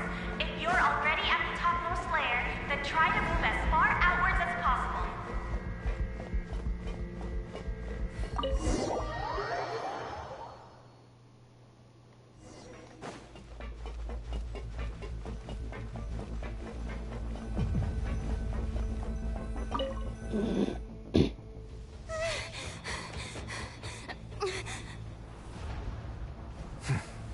They're here. Just like I said. What happened?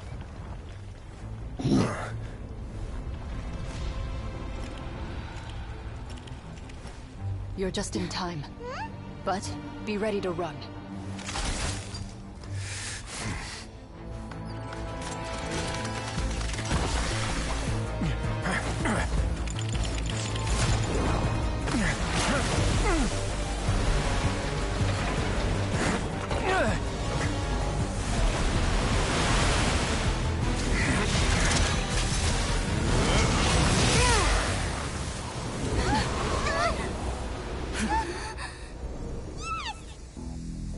It won't hold for long, though.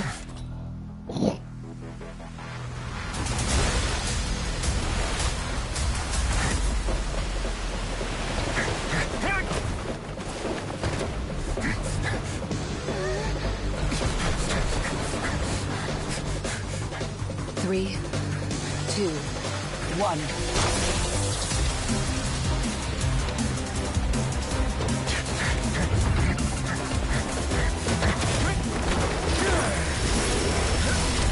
Woo!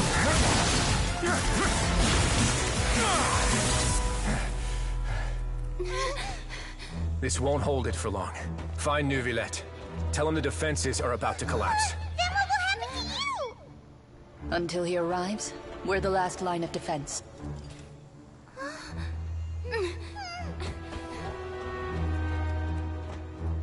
The gate.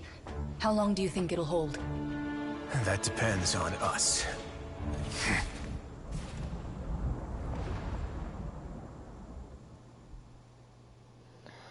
Oh boy.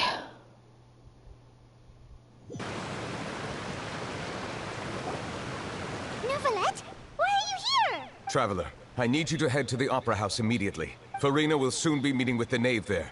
You must protect Farina, and make sure she doesn't spend too much time alone with her. Will do. You have my sincerest gratitude. You get to the fortress. I'll do everything at the Opera House.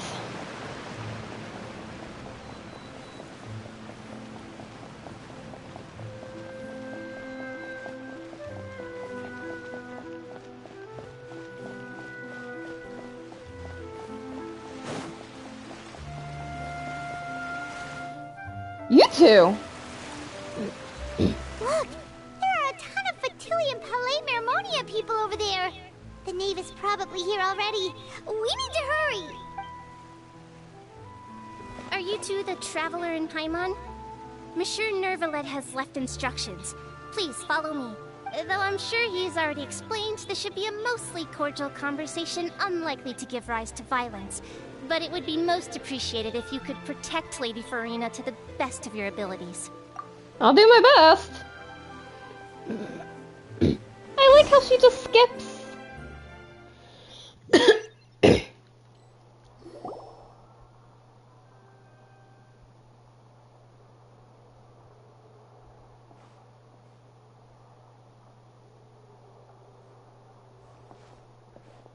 Oh, so you two are the honored guests Miss Farina mentioned. Is she Pyro? Of course, of course! How could they not attend a meeting such as this? I must always have 2 or more guests at my dessert table. Otherwise, the occasion would be too lonely and unbecoming of my station. It is my pleasure to make your acquaintance, traveler. I have heard much of your accomplishments. I am the Knave, one of the 11 Fatui Harbingers.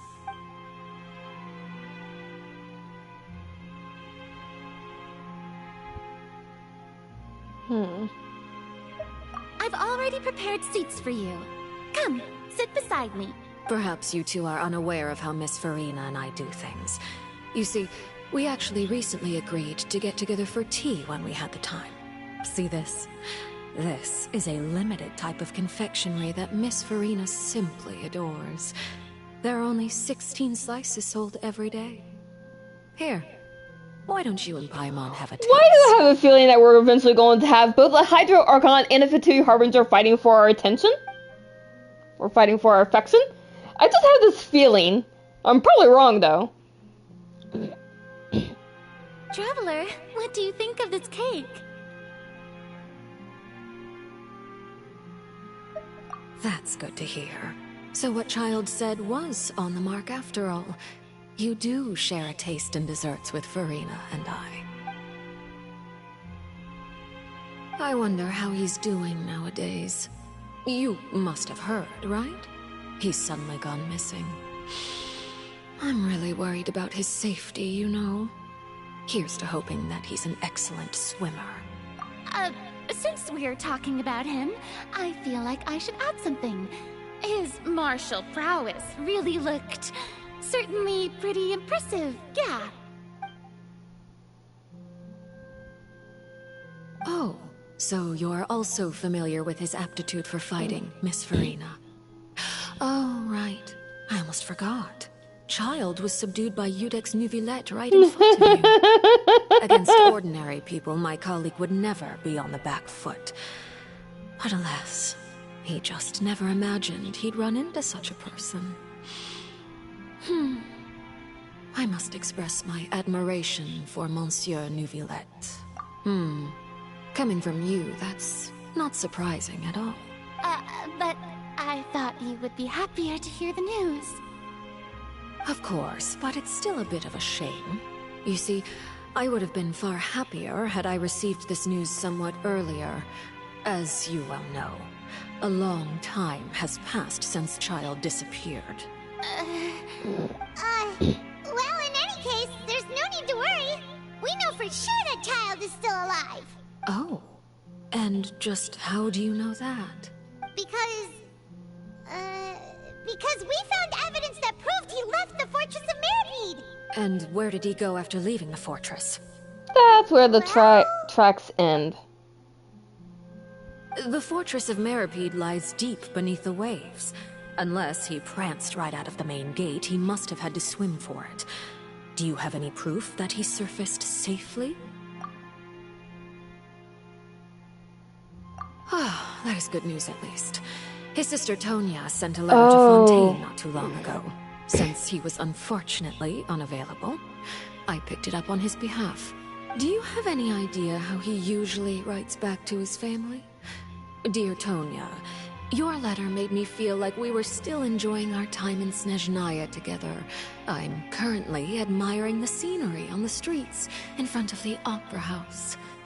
Is it something like that?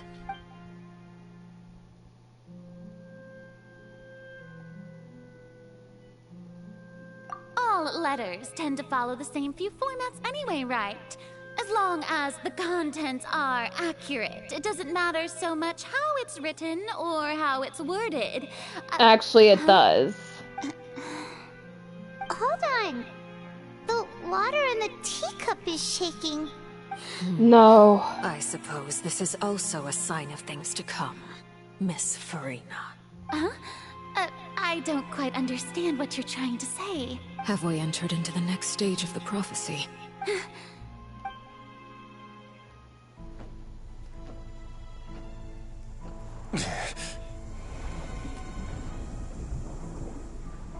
My thanks to you both.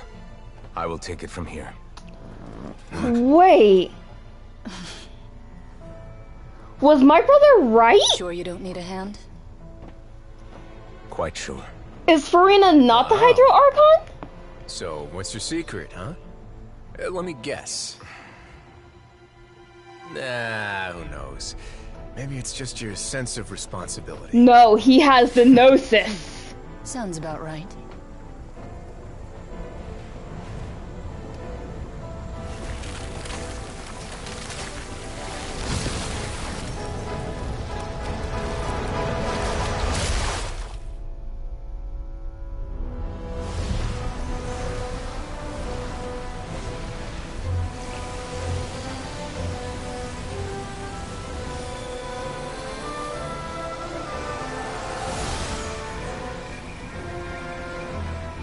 Day may come when the prophecy is fulfilled, and the waters burst forth.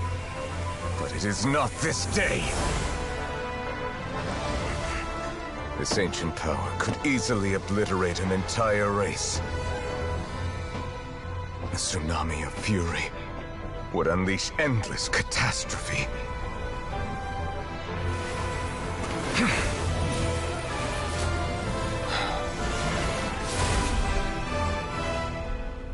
Nuevillette, who are you? This sentence is too severe. Forgive me for overruling it.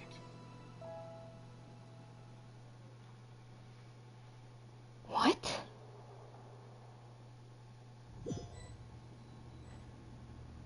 Nuevillette. All right. Who are you? Seems like the problem inside has been suppressed. Let me guess. We're safe for now. Indeed. But only for now. I win this bet. You owe me a present. Very well. It was indeed just as you said. You made a bet? We made a bet on the size of your entourage.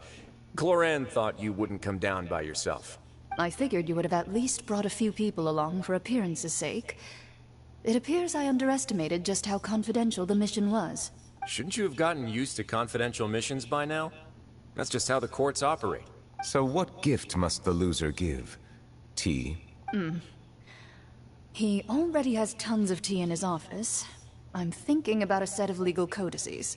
That wouldn't happen to be a dig at my lack of legal awareness, would it? Well, I'm sure it totally His is. Grace doesn't consider the fortress to be outside the law. I was under the impression the residents of a place like this would be uninterested in the legal codices. That was obviously a joke. Anyway, you've still got some unfinished business to attend to in the overworld, correct? No need to stay here if you have a pressing matter. We all know you can't leave Palais Mermonia for long. Thank you. I hope everything went smoothly with the Fatui Harbinger. He has really pretty eyes. Nope, stop simping, Maria. Damn it. I must say, we've spent long enough playing house. Miss Farina, As the Hydro Archon, I am sure you understand the exact meaning of the phenomenon we just witnessed. Or should I say, that's what I originally thought. But looking at your expression, was I wrong? And you haven't a clue? What are you trying to say? At this point, I don't think there's any more need to speak as diplomatic representatives.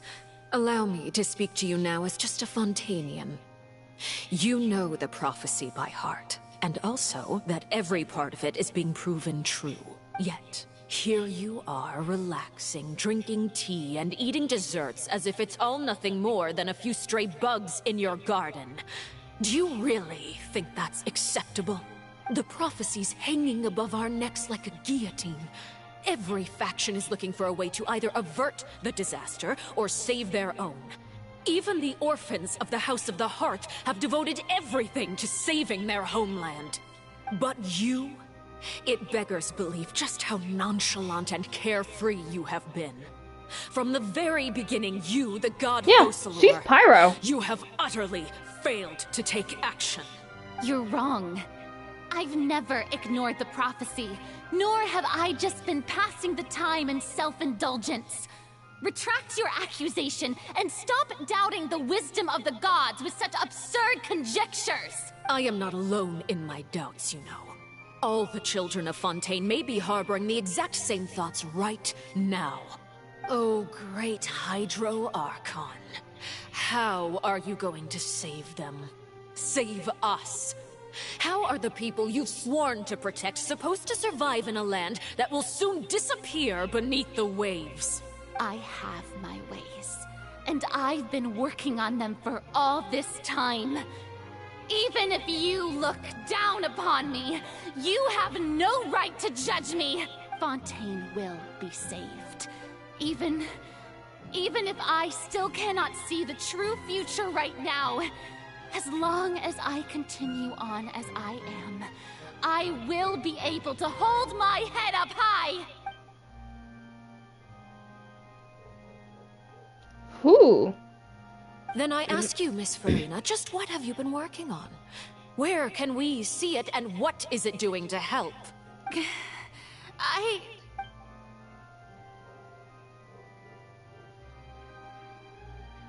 My machinations are just like the prophecy itself. They will only reveal themselves at the fated time. It is just that beings like yourselves are unable to perceive them as of yet. I see. As a god, the proof of your labor always lies beyond prying mortal eyes. Allow me to be so bold as to ask another way. Would it be possible for you to tell us the parts of your plan that are not confidential? Such as your emergency response plan for the impending disaster? An emergency response plan? Oh, that look in your eyes. Have you not even prepared one of those? The emergency response plan is also strictly confidential. Then allow me to jog your memory. Miss Farina, what is the purpose of your Oratrice Mécanique d'Analyse Cardinal? And what do you plan to do with the massive amounts of indemnitium that has accumulated over the years? The Oratrice? It's just like it appears to be.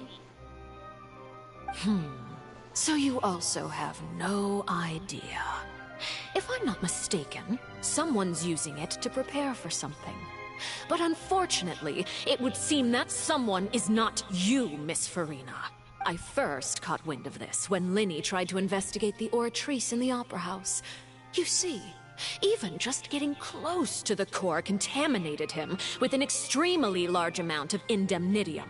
But even if that had nothing to do with you, then what could you possibly be working on, oh great Hydro Archon? Oh, right. I almost forgot. Udex Nuevillette is not at the tea party with us today. Miss Farina, I suppose you must have ordered him away to take care of some troublesome business. Yes, that's exactly right. Please keep it a secret for me. Of course I will. Although, I must say, Miss Farina, you seem quite insecure without the Udex by your side. Oh, very well. Let's stop that conversation here. There are still a few slices of cake left, so please, help yourselves, everyone.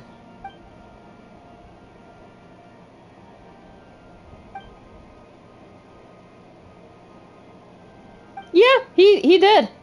Traveler, I heard that you were recently commissioned to handle a few matters on behalf of the Udex. Why don't you take an extra slice of cake?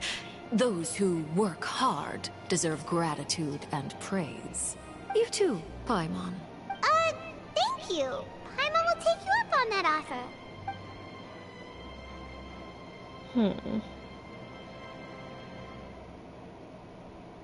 Oh, Paimon's super full. That cake was great.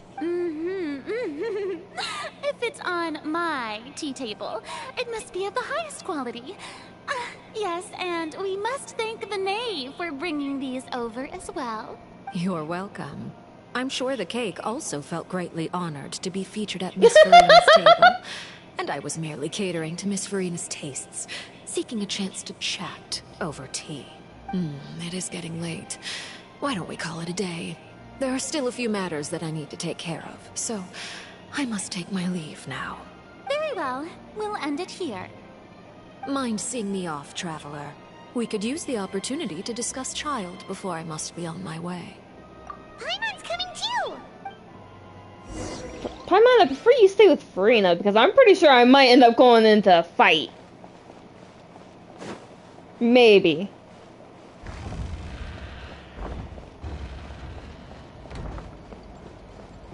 I don't know the knave all that well, so... I thought the knave might have been, like, 5 or 7. I didn't know she was number 4. I thought number 4 was, Pantalone. Unless Pantalone is number 8.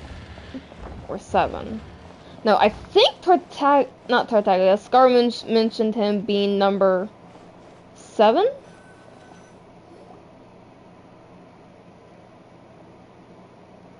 I'm glad that you were willing to come with me. Of course, Child was just an excuse.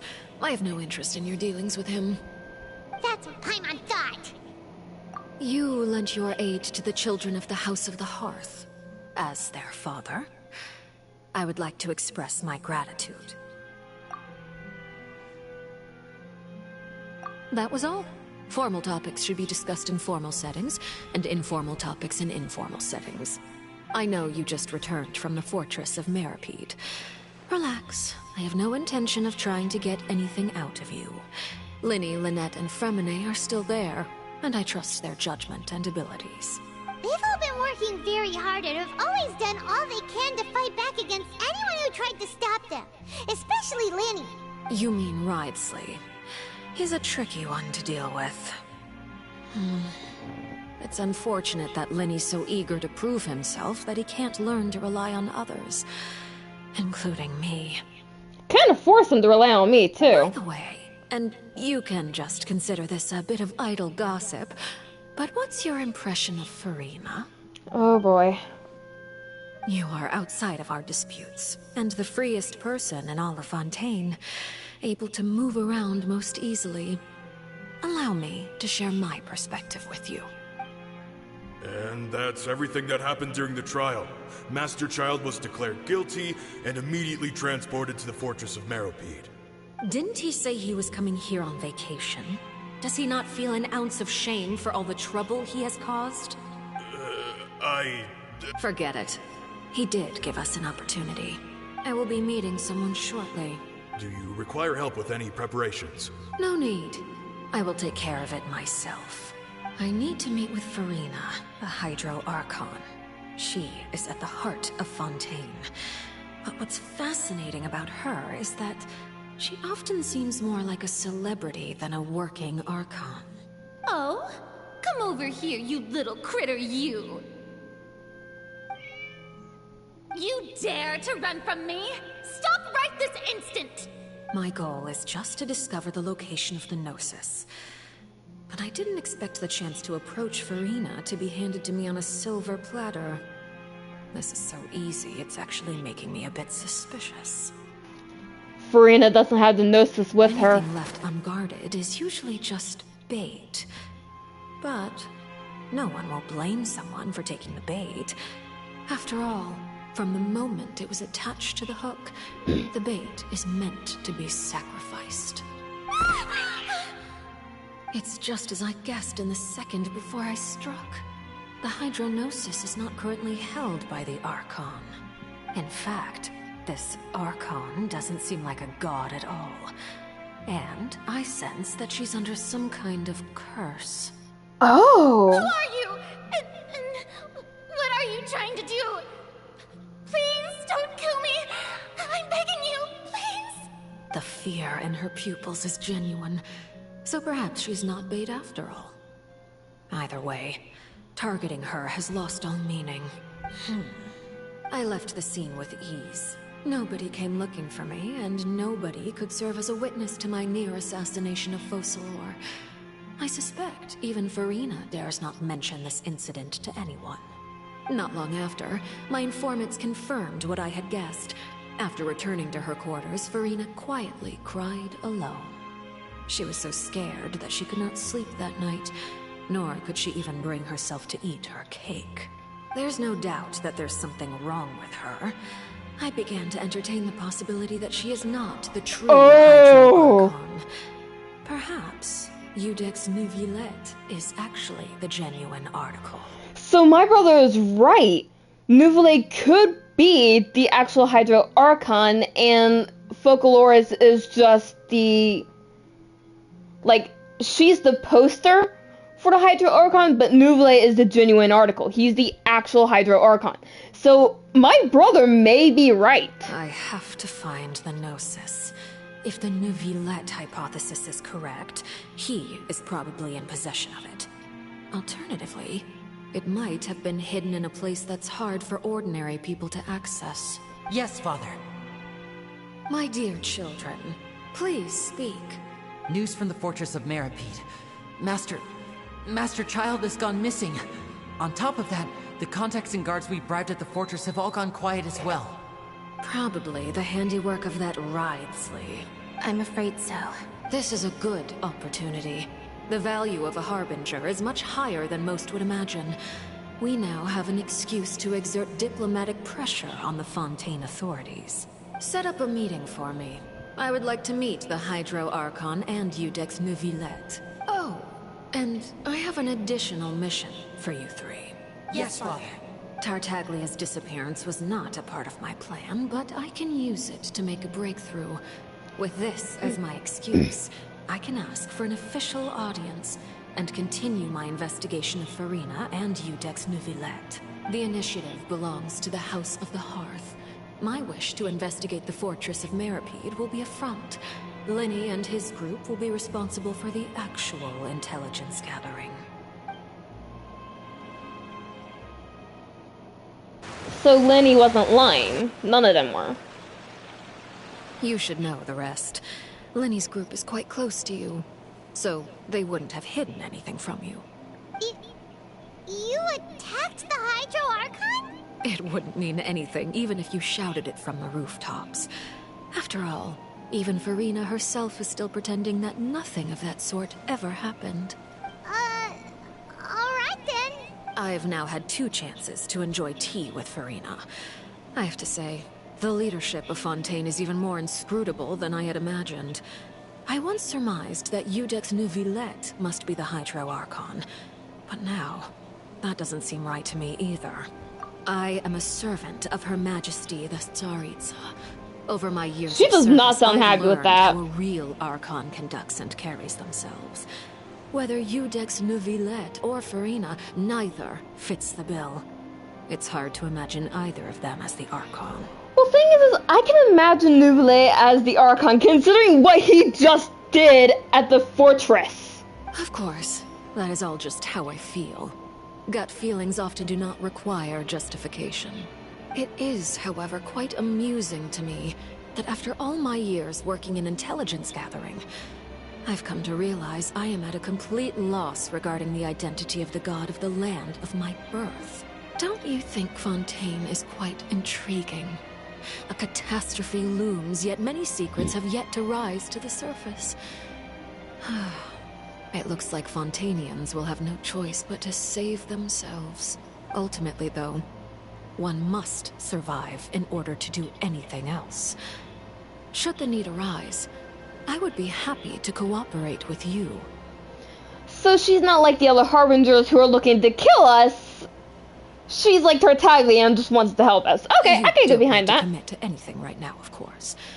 I have a feeling that the situation will continue to evolve. And as your name is often connected with noble deeds, I'm sure we will work together someday. He certainly returned quickly. You must want to catch up with each other, so I'll leave you to him.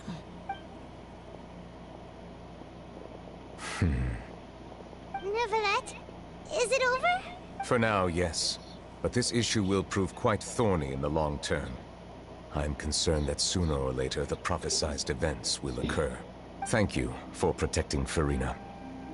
To put it simply, I used my power to force back the Primordial Sea and reseal the sluice gate.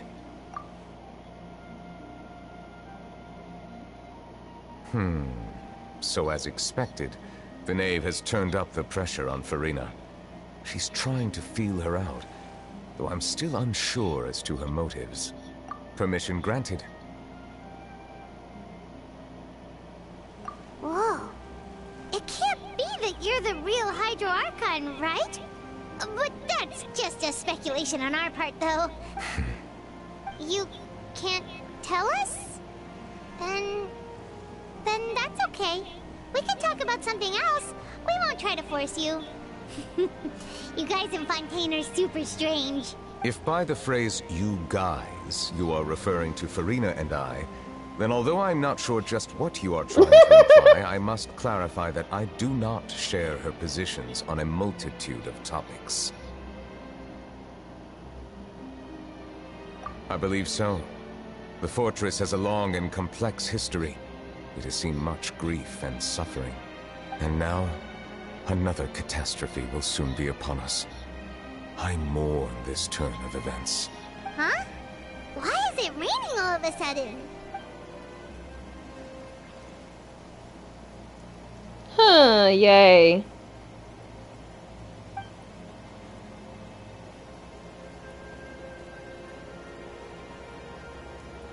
Oh. Wait, hold on. You may be closer to the truth than you think. Wait, what? Oh? And what are you thinking? The dragon of... what? Huh? Please do not be so surprised. He is?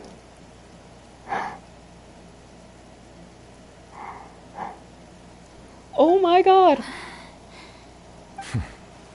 Farina?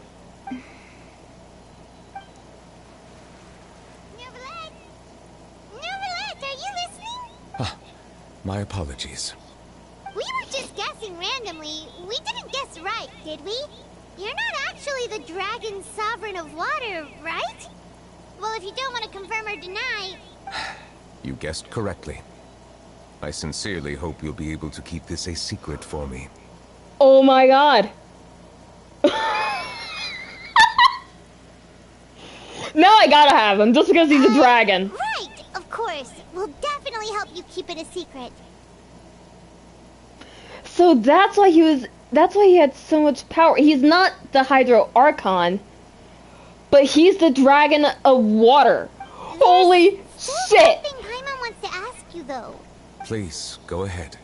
Well, if you are the dragon sovereign of water, and you were able to force back the Primordial Sea from the fortress, then since Fontaine's prophecy is all about seawater, couldn't you just use your power to solve the crisis? I don't think it's that simple, Paimon. None of the currently living dragon sovereigns in the world, myself included, possess our full dragonhood. They say that when the first usurper arrived on Tivat, they seized a part of the dragon's power. Oh. That stolen power is the basis of the Archon's authorities. Oh. Oh. Oh no. Oh no. There are 7 elemental archons and 7 matching dragon sovereigns. The dragon sovereign of water who lived through that era perished a long time ago. As their successor, I know far less of that part of our ancient history. In any case, I believe I will not be able to do much unless the Archon disappears and returns their elemental authority to me. Given the status quo, however, I would recommend finding another way to deal with the prophecy. Oh, so even you can't solve it. I still have some urgent matters to attend to at my office. If you have any more questions regarding ancient history, you are welcome to discuss them with me at a later time. Please go right ahead. There's a place that Paimon wants to go too. Traveler, why don't we pay another visit to the Fortress of Meripede? Paimon is a little worried. We'll see you another time. Take care. So, that's confirmation right there to me that I'm gonna grab fucking Nuevillette if it's the last thing I do. Because, yes.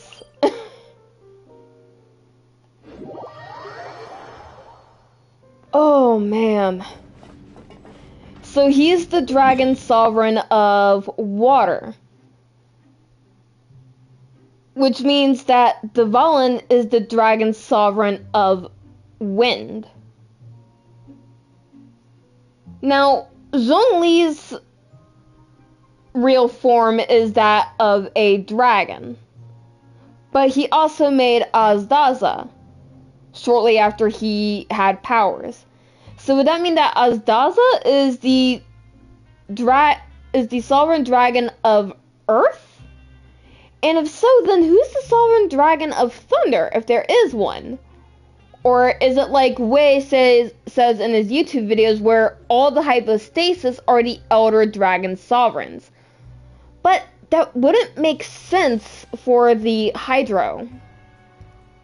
For the Hydro hypostasis, considering we just met the Dragon Sovereign. Unless the Elder Dragon Sovereign isn't the one that Nuevillette was referring to. My head hurts.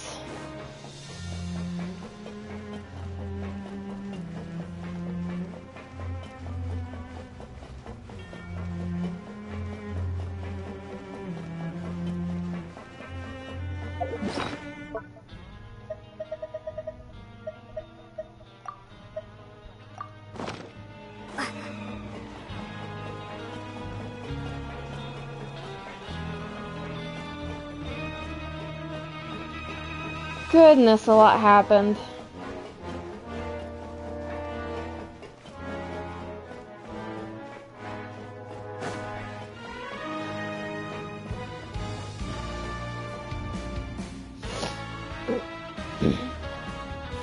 Now guess, what suit will this next card be? A bare-teethed cat? Well, well, look who it is. Traveler, Paimon. Hello, everyone. Looks like you're recovering nicely from it, eh? Mm-hmm. Thanks to everyone's support. Oh, right. I managed to work up the courage to thank Miss Clorand in person. That's good. How did she react? She told me that it was nothing. It was as if saving a life wasn't a big deal to her at all. She also told me not to worry about it. She didn't want to stress you out, that's all. She's right, and it's best not to dwell on it. Yeah. Okay, but check this out. We went back to the Opera House and we met the Knave. You met Father? Did she say anything to you? She said a few things that were, a bit hard to understand. And also that she's looking forward to working with us in the future. It was a little Her surprising. attitude towards you is even better than what we'd imagined. That's fantastic. It's like they all wanted to introduce the one they want to adopt to their to their father, to see if the Knave will adopt her. It's adorable. You should believe her. She has her own way of doing things, and she'll do everything in her power to help those she considers close, which now might also include you. Mm-hmm. Father is very capable, and also trustworthy. Oh, Paimon just remembered that she thought Lenny was a bit too proud as well. She said that you should learn how to rely on others sometimes. Wow, Paimon! Got it. That does sound like something that father would say. Hey! Are you going to stay here for the next few days? Looks like it, yeah. Excellent. I will host a tea party. For real? Then Paimon wants another serving of cake. Oh my god, Another Paimon. implies that you were already served some delicious cake while you were up there. How lovely. Well, next time, you're going to have tea and snacks with us. We can't refuse, can we? Not that I would. Lynette, Lenny, and Firminette are now just kind of like, hey, Ether, your sister? Yeah, she's not your sister anymore, she's ours.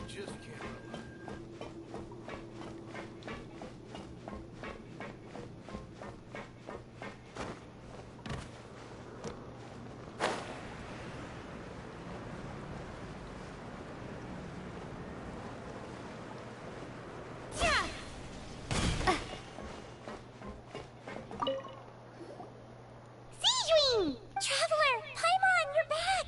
Are you still doing alright? Did either of you get hurt? We're okay. But what about you guys?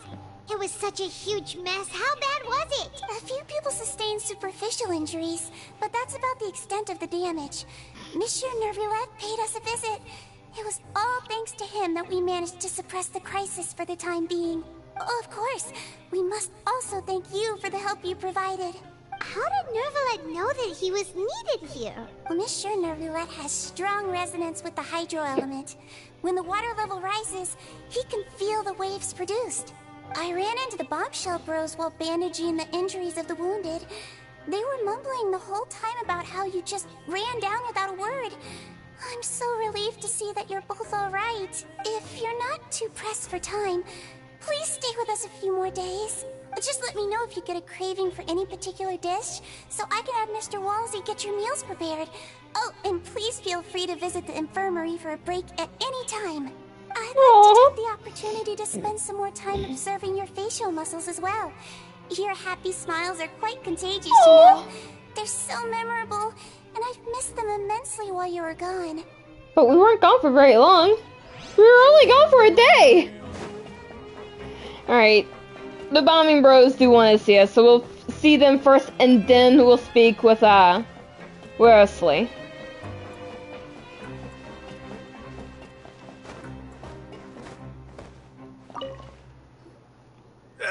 You guys are back? You guys didn't get caught and thrown back down here, right? Huh? No, not at all. And here I thought you'd managed to escape from jail during all the commotion.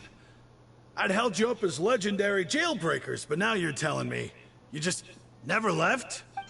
We're sorry, but we just had some business to take care of. All right. There's no need to get caught up in the details. We're just relieved to see you. He was super worried about you, you know. Hey, it wasn't just me. Weren't you super worried as well? Something like that, yeah.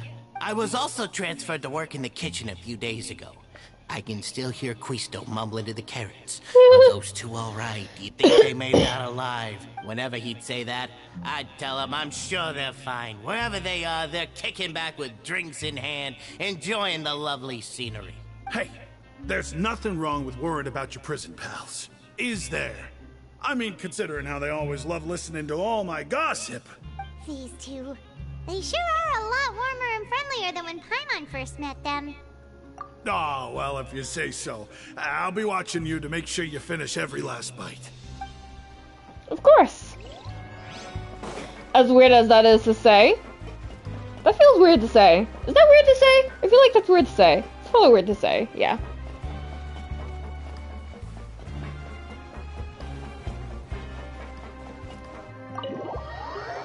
Alright, let's see how he's doing after all that time.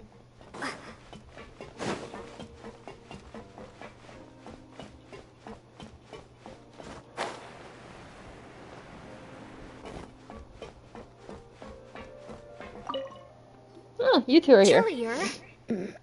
Miss Seashween told me you still haven't eaten. Yeah, I was working on something, so I forgot. That's no excuse for... Huh? What's you two? Junior, Lurvine, we're back! Hello there.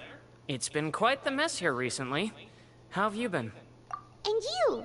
Are you still taking the secret passageway from the infirmary to work on the ship? Yep. That is still top secret, though. So don't say a word to anyone. I won't. It can be a bit annoying when there are lots of people in the infirmary, but I still prefer taking that route over the one from the Duke's office. I mean, the infirmary does make it easier for you to slack off. Oh yeah? Then why are you also here so much? You two really are just using your jobs as a cover for your relationship, aren't you? Not at all!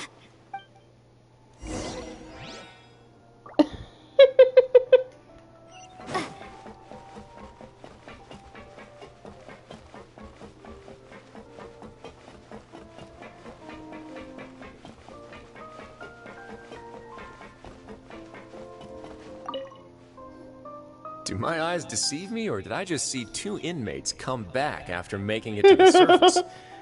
Some strange winds blowing of late. We wanted to see how the fortress is doing. Is everything still alright? We're fine, for the most part. Nuevillette came down and took care of the worst of it. If that's the case, why don't you just ask him to stay here? Oh, yeah, what a brilliant plan. Let's go convince the Udex himself to exchange the courts of Fontaine for a puddle of water in the middle of nowhere.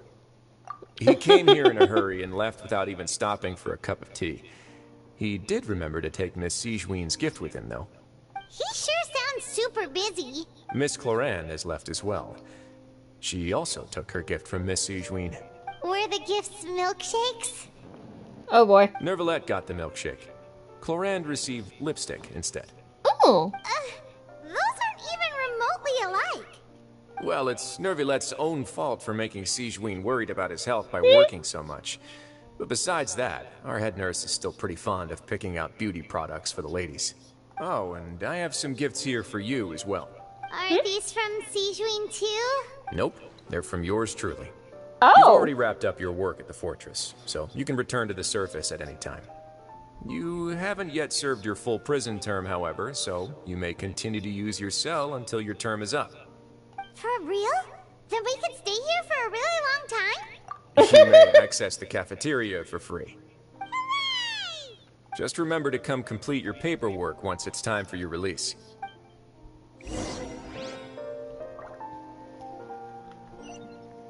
The fact that Paimon still wants to stay here, I'm pretty sure it's just because of Lynette's promise for tea and all that, but it's still kind of funny.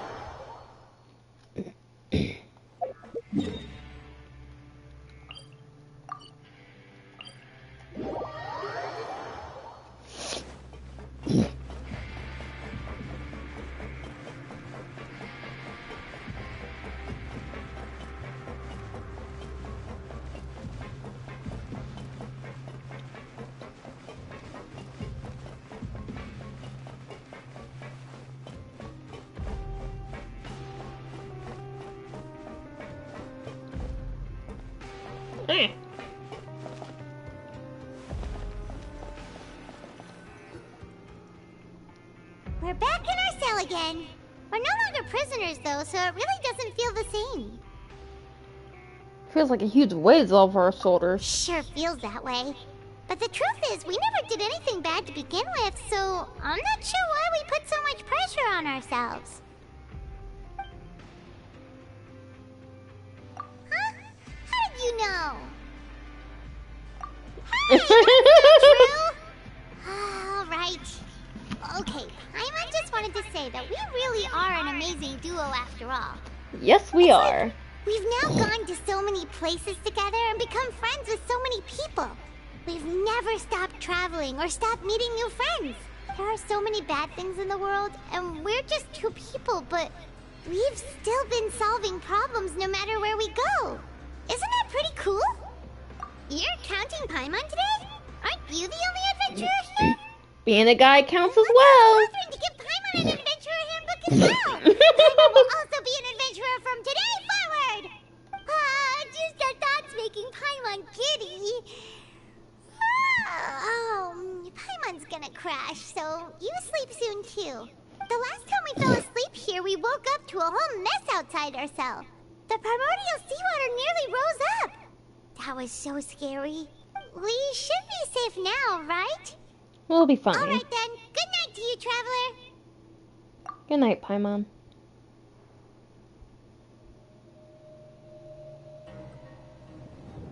I knew it.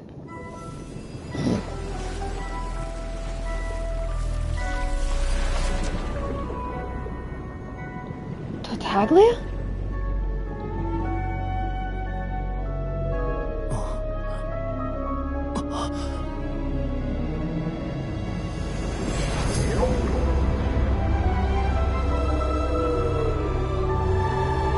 Oh.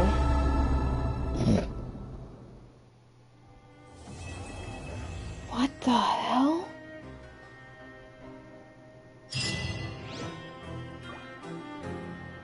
What just...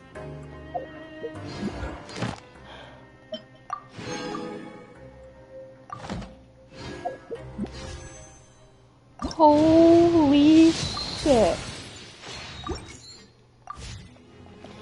Okay, so that's absolutely insane. It's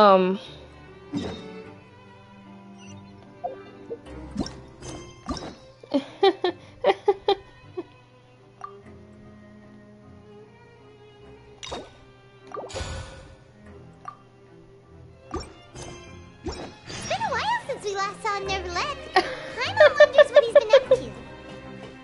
Paimon has so many questions about his true identity. Let's go talk to him and find out. Alright, so this is actually where we are going to stop the stream. I do want to thank everyone for having come in to watch it, as well as for how long this stream has been. It has been a very, very long stream, but I was not stopping until we completed the story. So, as usual, I do want to thank you all for having joined in to watch the stream. I do have a Discord that is connected to my Twitch, so you all can go there and ask me about what you think about Neuvillette's true identity and everything, what we've learned about him, the fact that he is the sovereign dragon of water, because now that I know he's a dragon, I definitely want him. I want him to be the next character I grab. I am going to pull for him every chance I get. Will it be singles? Probably not. We are supposed to be getting about 1,600 Primogems over the next few days, as well as over the next 7 days. Starting from tomorrow, we should be getting at least a fate for over the next few days to try and do temples on Neuvillette's banner in hopes of getting him. Now, I have heard a few things when it comes to Neuvillette, when it comes to weapons. They do say that the Wriothesley is a very good weapon on him because he is based for crit damage, crit rate, and you will also want HP on him. So I'll probably end up just kind of going through a few weapons when I get him, because I am going to try so hard to fucking get him, I swear. And I'll be trying a few different weapons on him, see which one kind of works the best for him. But that's all. Once more, hope you all enjoyed, and I will see you all in the very next stream, which I don't know when it will be, but I will be putting it on my Discord of when I will be having my next stream. So, until then, hope you all enjoyed, and I will see you all in the very next stream. So, until then, have a good day, you all, and I hope you have a great time with Genshin.